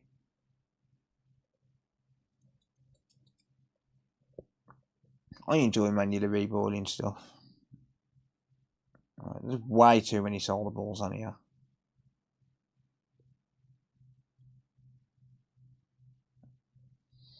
It can actually be like once you're good at this, like once you've actually got good at manual reballing, like this can be quite relaxing, to be honest with you.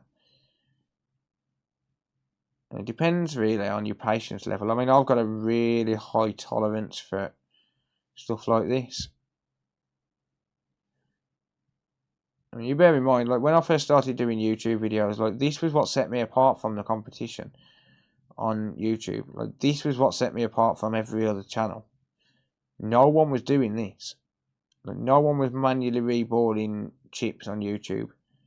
Like, which is why people came and watched me, because it was like, this dude's crazy. He's sitting there reballing fucking 2,000 ball APUs by hand.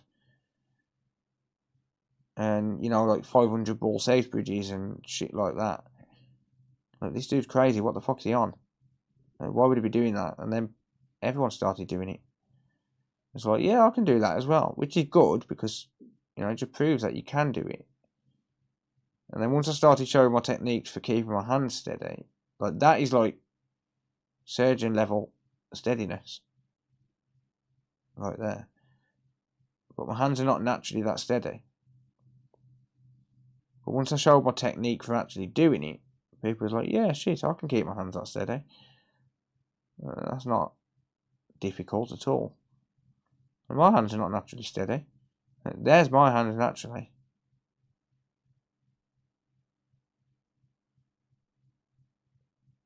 I mean, granted, that's still fairly fucking steady. You wouldn't see that with your eye.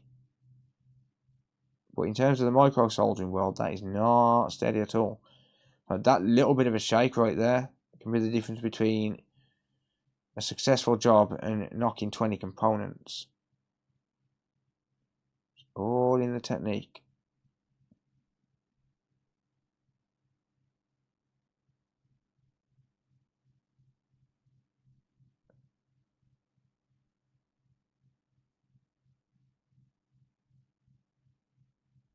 But then I do get like random involuntary movements as well, occasionally. But that's because of a neck injury.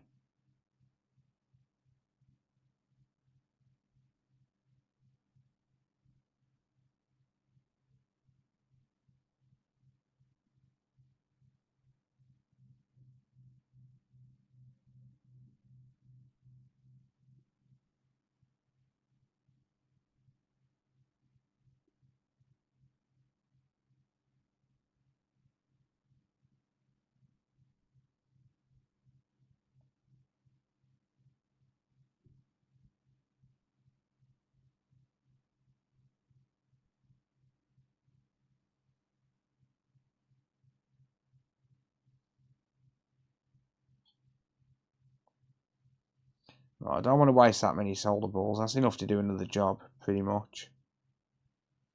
Well, that's pretty much another job's worth of solder balls right there. I don't want to waste that many.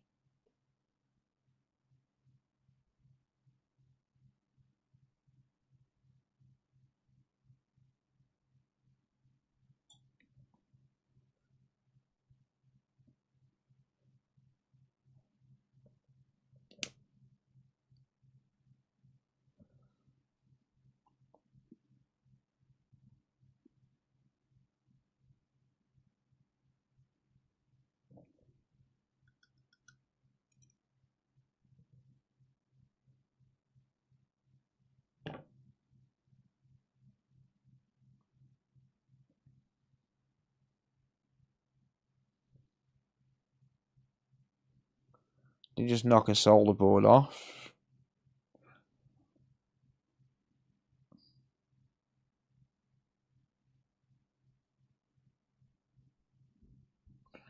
Don't want to be gathering up the solder balls that have got flux all over them.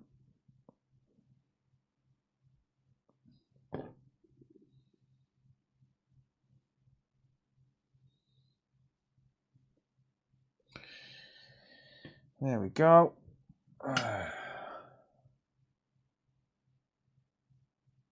Yes, I know there's a black spot on my microscope.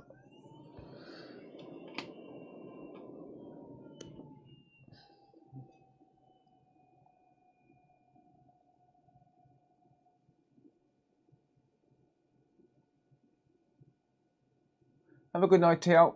Thank you for hanging out, mate.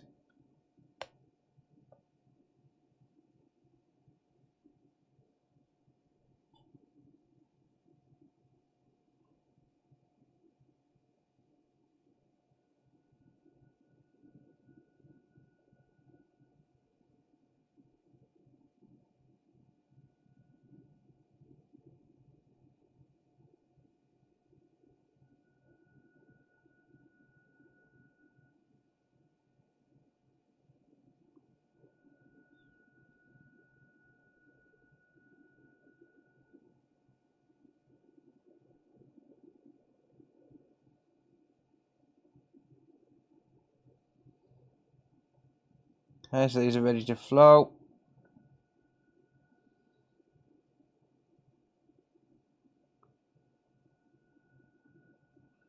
Beautiful.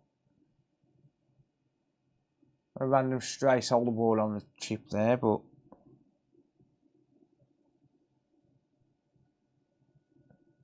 whatever. It's fine.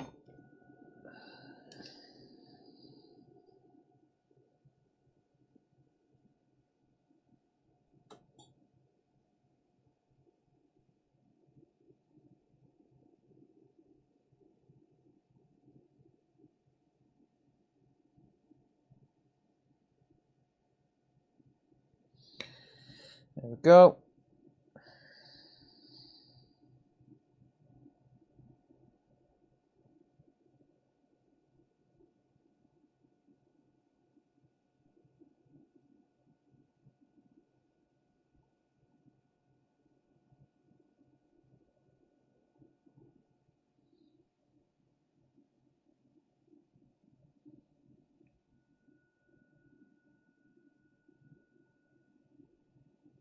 Lite. Never heard of him. I'm the only technician that you've seen reballing by hand. Really? No, there's loads of people doing it now these days.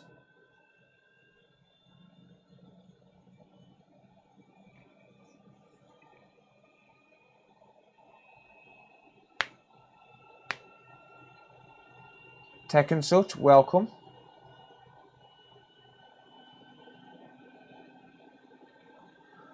First one I used that was reballing big BGA chips was a Russian guy that was doing GPU core reball.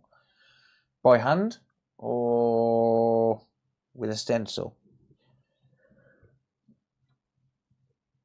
Right, so all I'm going to replace tonight now is going to be this one SSD chip. And the reason I'm only replacing one is to try and force an update. There's only 3 that can be replaced on this.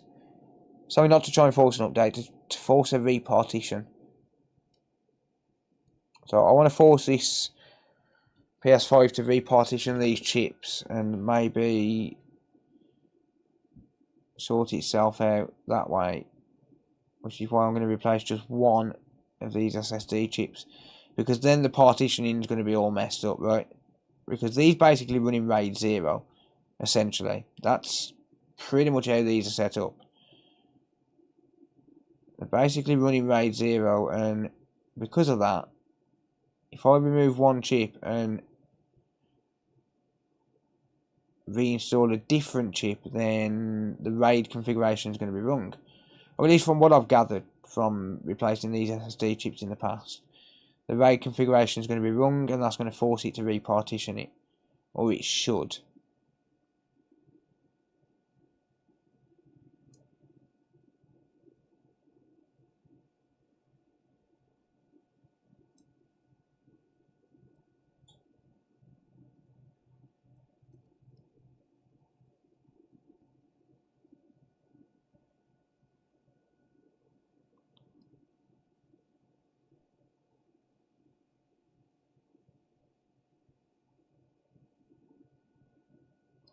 Just increase my airflow a bit.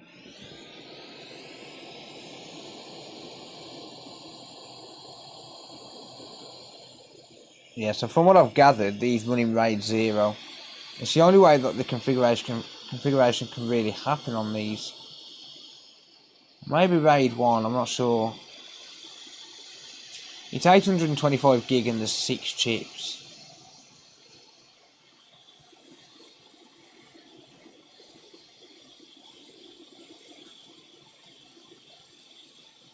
So I assume it's RAID 0, but I don't know. Toltec Merc does reballing by hand. Yeah, but he hasn't done reballing by hand for as long as I have. Now there's loads of people doing it. Like there's a ton of people doing it now, but didn't have more stencils. I never saw him. I don't think Toltec Merc has been on YouTube as long as me. He's a very good technician though. I will give him that. He's an incredible technician. Highly recommend checking him out.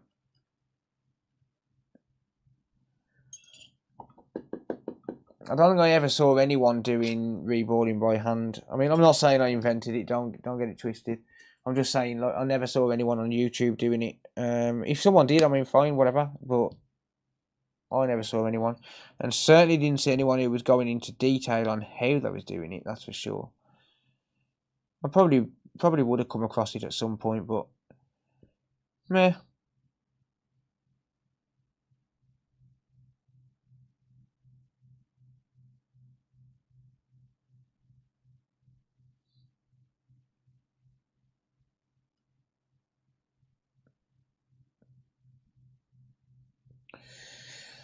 Okay, there we go. So there is a chip removed.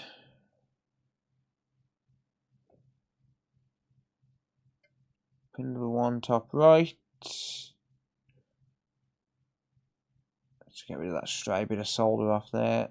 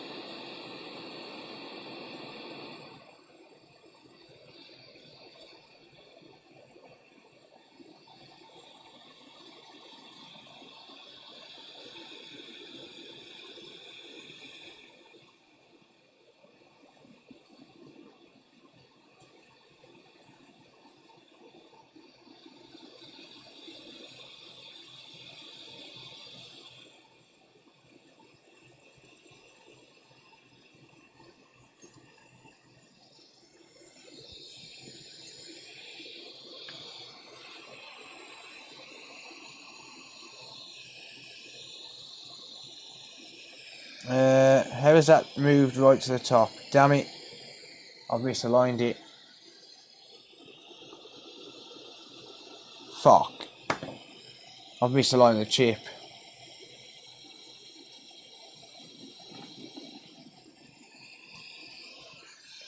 Fuck you.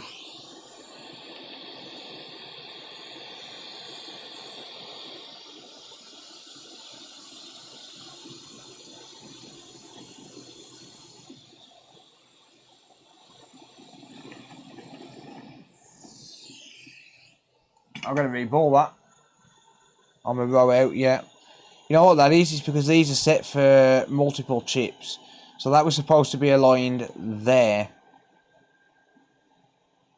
And then you can just about see half a row. I wasn't paying attention. I'm a fucking moron.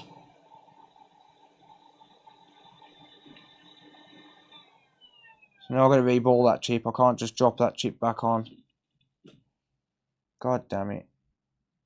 I can't believe I just did that. It is getting late, yeah. Oh dear, I wasn't paying enough attention.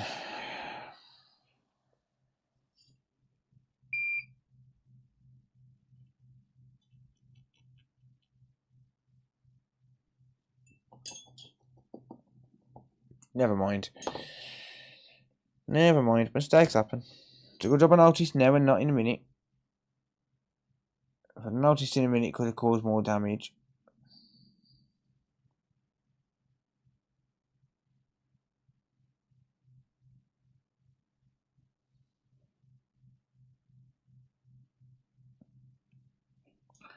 Thank fuck it's not that many balls, right? Thank fuck it's not that many balls. Ah, well, it is what it is.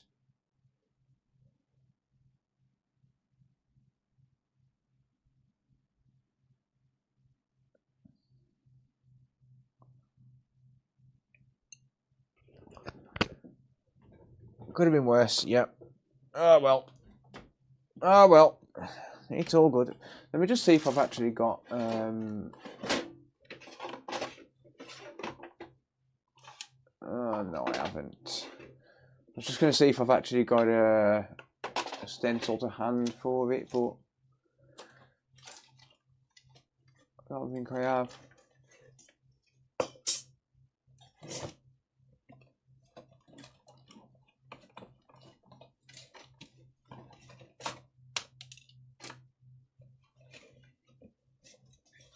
Or have I?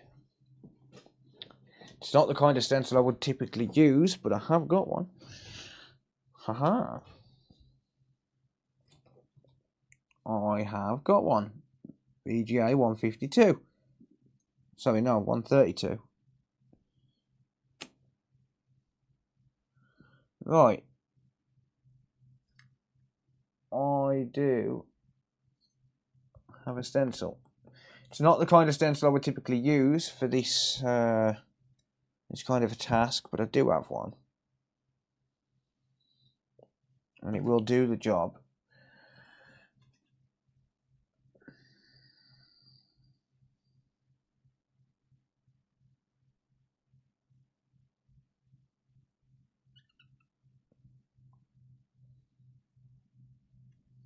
Let's move this down here where there's no IPA.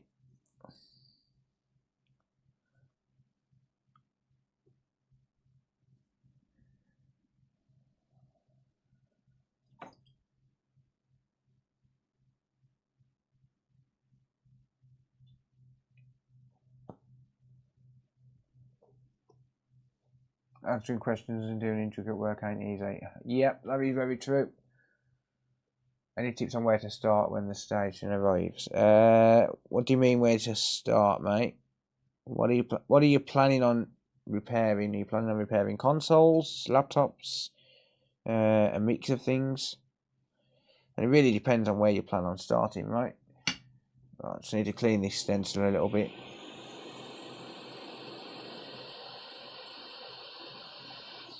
It really depends on where what you plan on repairing. Do you plan on doing general electronics? Do you plan on specialising in something? Have you got any experience at all? It is all relevant.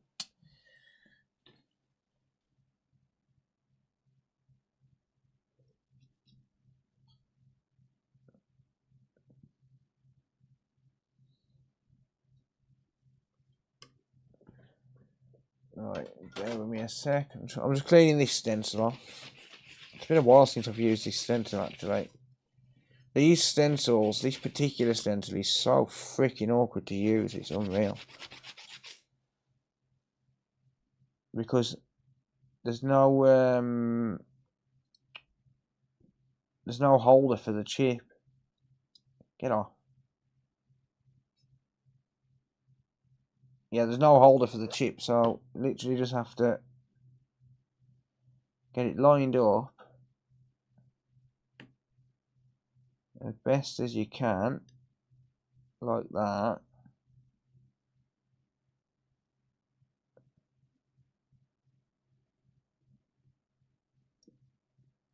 And hope for the best, basically.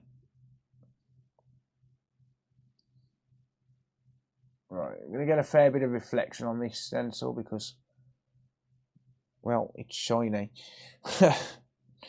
Because it's shiny.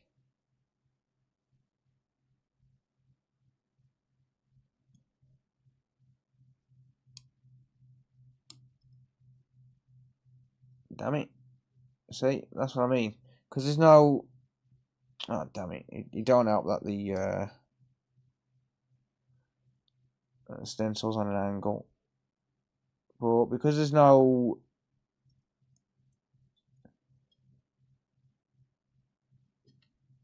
There's no jig for the chip at all. It makes it really freaking difficult to hold it down.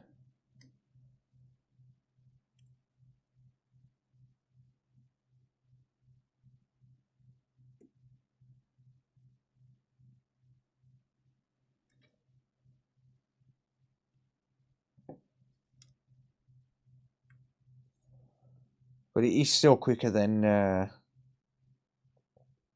doing it by hand.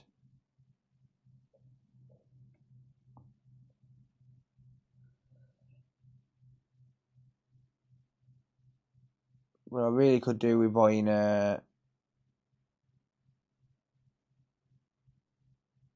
proper stencil for this, because this is a multi-stencil, you see. That's the problem.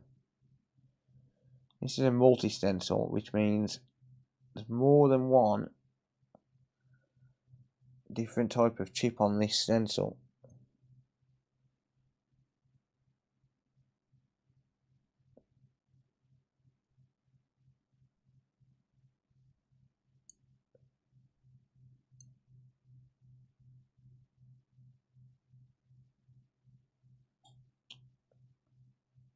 My tweezers have got pubes on them.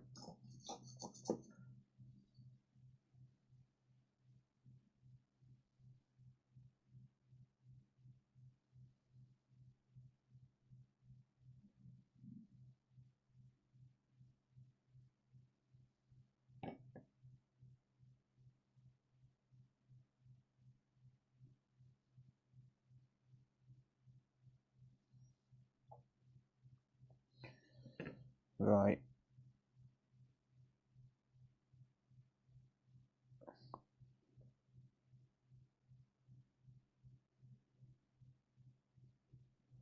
A couple of solder balls which have stuck to the stencil, but it's fine.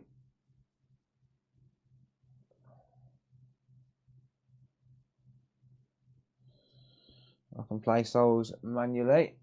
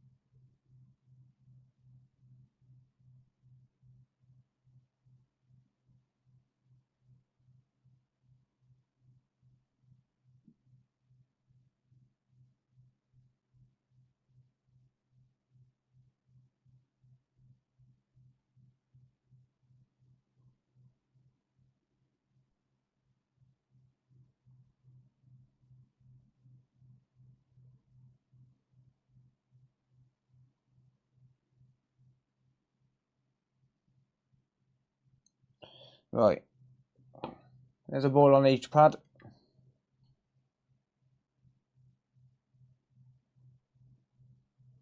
I'm just going to move this out of the way because I want to lift those. I want to pick those extra solder balls up. I've got an extra ball on that chip as well, but I want to pick those extra solder balls up because there's too many there to waste. Really, normally I'd just think forget it, but there's way too many there to waste.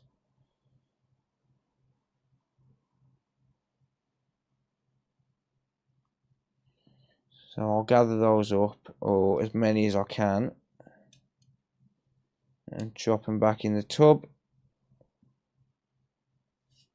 There we go. Straight on the left. I got it. I got it.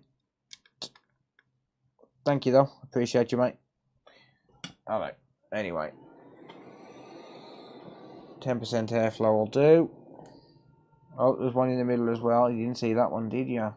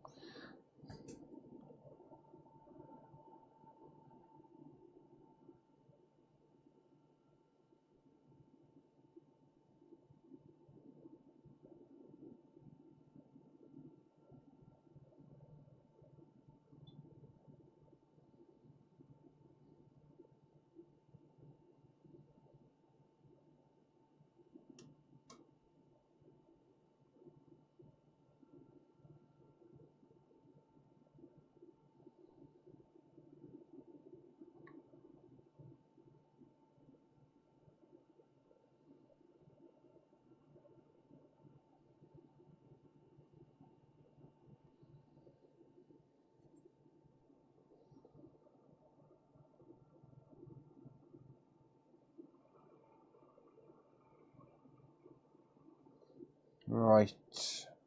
There's that.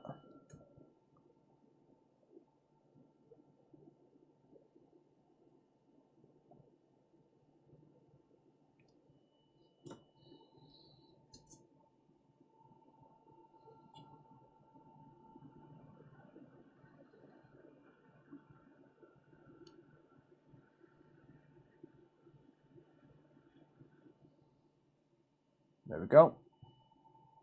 0.5 millimeters. So half a millimeter.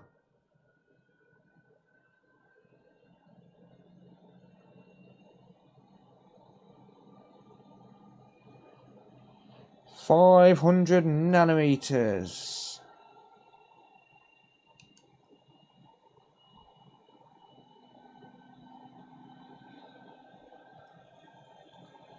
Right. Let's just clean up this mess.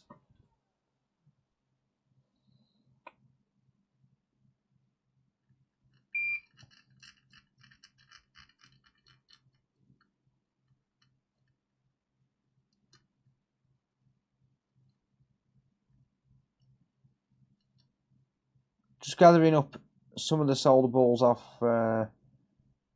with the iron, because well, that's going to save quite a bit of wick, to be honest.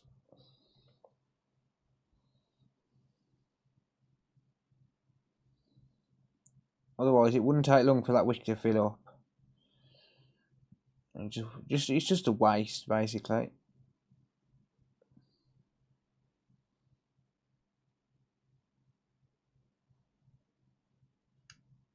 There we go. Clean that up.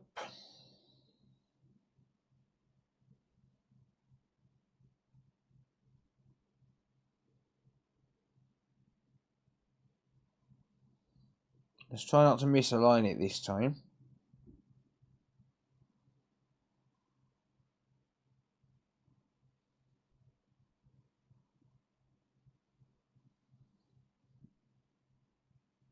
Right, so that's how it's meant to sit.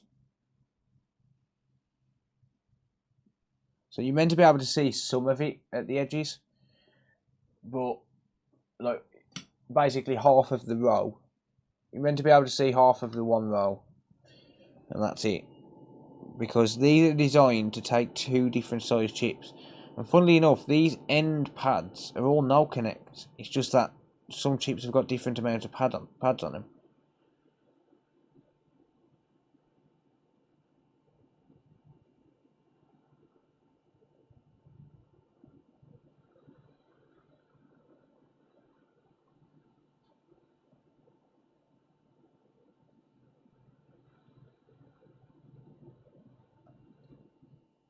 There we go.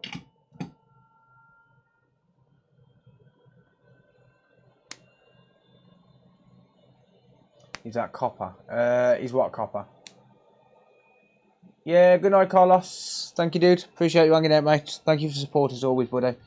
You're an absolute gent. Thank you, dude. Alright, fuck the flux. Don't care about the flux. No one gives a fuck about the flux. Ow, ow, ow, ow, ow, ow, ow, ow, ow, ow, ow, ow. It's hot.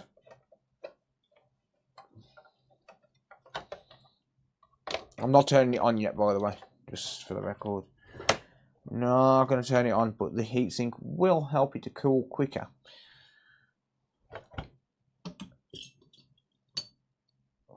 This is the last thing I'm doing to this tonight, by the way. If not, I'll pick it up on the next stream. I will pick it up on the next stream, whether it turns on, whether it doesn't turn on.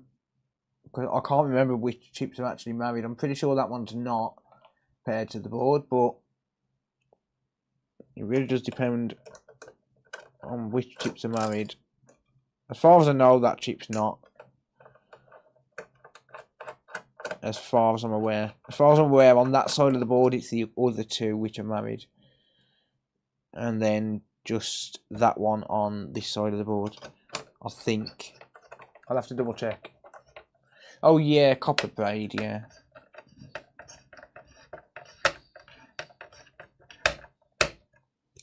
So hopefully this turns on. If not, then it's not the end of the world. I can always put the original chip back on. It's not like I haven't. It's not like I haven't got that option. You know, I haven't scrapped the other chip. It's right there.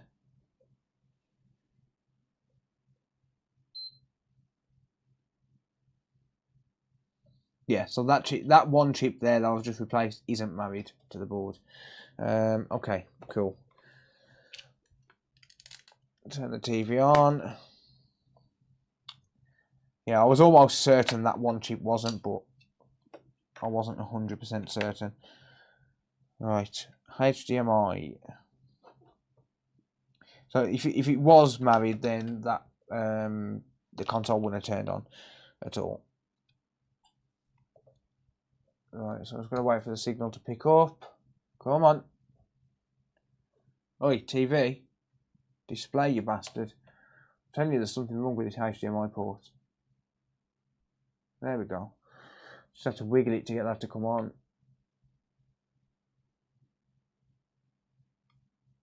The wick's main purpose is to suck up the solder from the board, clean it up.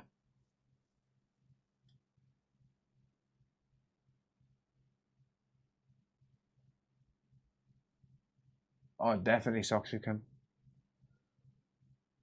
It's time for food, mate. I'm hungry. Hungry and tired. It's like 3:05. It's 3 or 5 AM.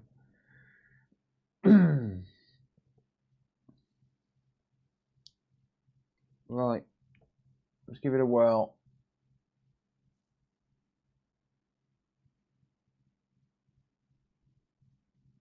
Please work.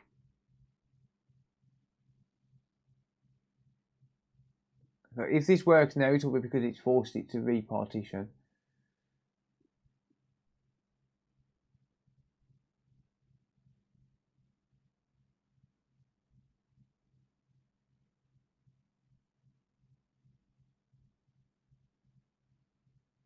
Bit of a stutter.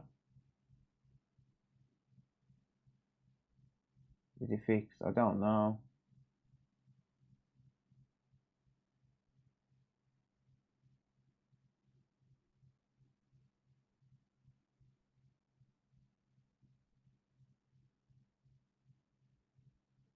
When he swears at the TV, it's normally a fix. It's gone further than it did before.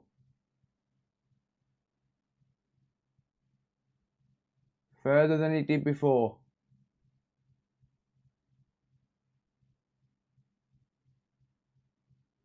Let's fucking go. Let's fucking go. Take that, bitch. Fuck you. Fuck you, PS5. Ha!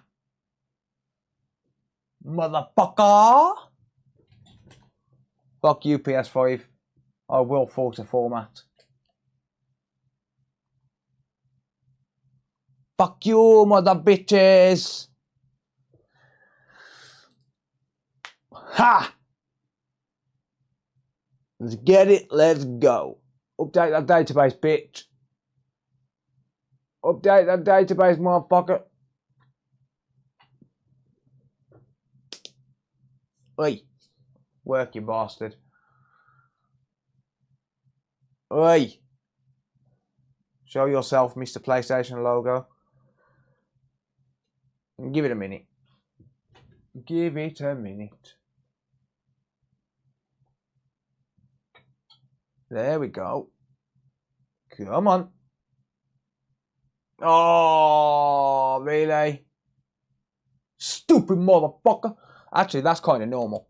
That's kind of normal when you replace the SSD. That is a good sign. No, that's not a tease. That's kind of normal, dude. So, because we replaced the SSD, now it's coming up with that normal error where it basically says that the SSD is incorrect. So what I suspect is when you replace one of those SSD chips, doesn't matter which one it is, as long as it's not one that's paired to the board, but when you replace one of those SSD chips, it forces a repartition. From what I can tell, it runs in some sort of RAID configuration, because obviously these chips have to make up to 825 gigabytes, right? That's, well, 825 gig usable. Let's just have a look and see if it actually goes fucking through. It got further than it did. I'm really hoping this goes through a second time now. But basically, every time you replace it, it does come up with that error code. Like, I learned that about a year ago-ish. Come on. Come on, keep going. If it doesn't go through, then we've probably got an issue with another one of the SSD chips. Possibly. If it doesn't go through. We've definitely got way further than it did.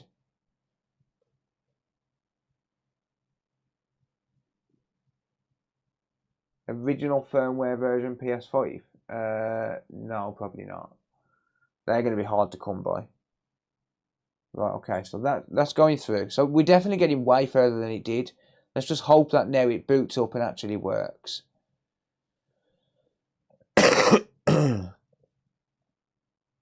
It's progress. If it doesn't work, it's progress.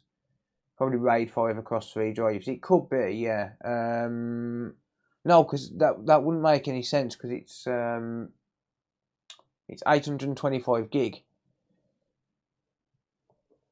And it'd either be like 120, 128, 256, 512, right?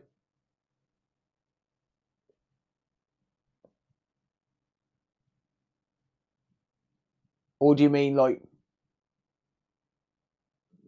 256 gig chips? Sorry, two 512 gig chips going across, making a terabyte, and then dropping down for the partitioning and stuff. I don't know. RAID 0, it probably is, yeah. Come on, please work. Ah. Right, okay. We have another issue with another one of the SSD chips. That is the only possibility.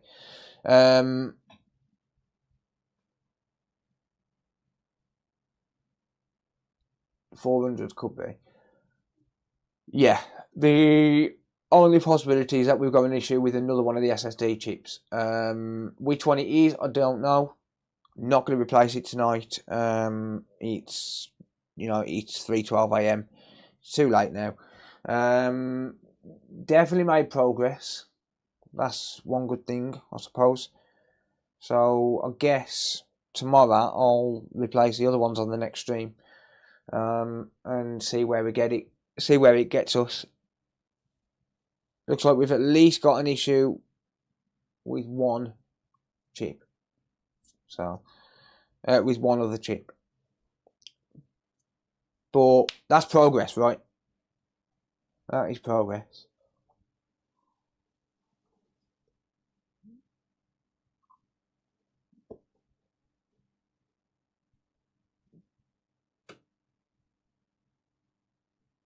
Oh wow! I really hope your wife gets better soon, Matt. If you use a baker's mat when using heat going on top of it, will it still bubble up underneath? The baker's mat don't heat up, don't bubble now. Well, it does a little bit, but not as much as these ones. So yeah, right, guys, I'm out of here. Yeah, I am absolutely starving and I'm tired and I want to go to bed. So I'm gonna go cook myself some pork chops and chips, and then I'm gonna go to sleep. All right. Yeah, thank you all. I really appreciate you all hanging out as always. I'll stream tomorrow. I'll pick this up on stream tomorrow. I'll call the customer and just say, look, I've made progress with it, but yeah, I'm gonna do it on a stream sort of thing. So first of all, I've been dying to do this all night, but I felt like you'd all run off. Oh. Might need to go to the toilet with that one. Yeah, anyway. Thank you all. I really do appreciate you all hanging out. Nasty ass. Nasty ass food. I'm in a nasty ass mood. I should have called in sick. Should have had something to do. Fucker leaves us hungry. Yeah, always leaving wanting more. Right, take it easy, everyone. Take care. I hope you all enjoy the rest of your night. I'll see you all in the next one. If you're on Twitch, in fact, if you're on NA, I'm going to insert an ad if you wouldn't mind just hanging around. Maybe not, because it won't let me on Twitch. Never mind. Fuck you, Twitch. Yeah, thank you all. Catch you all in a bit. Good night.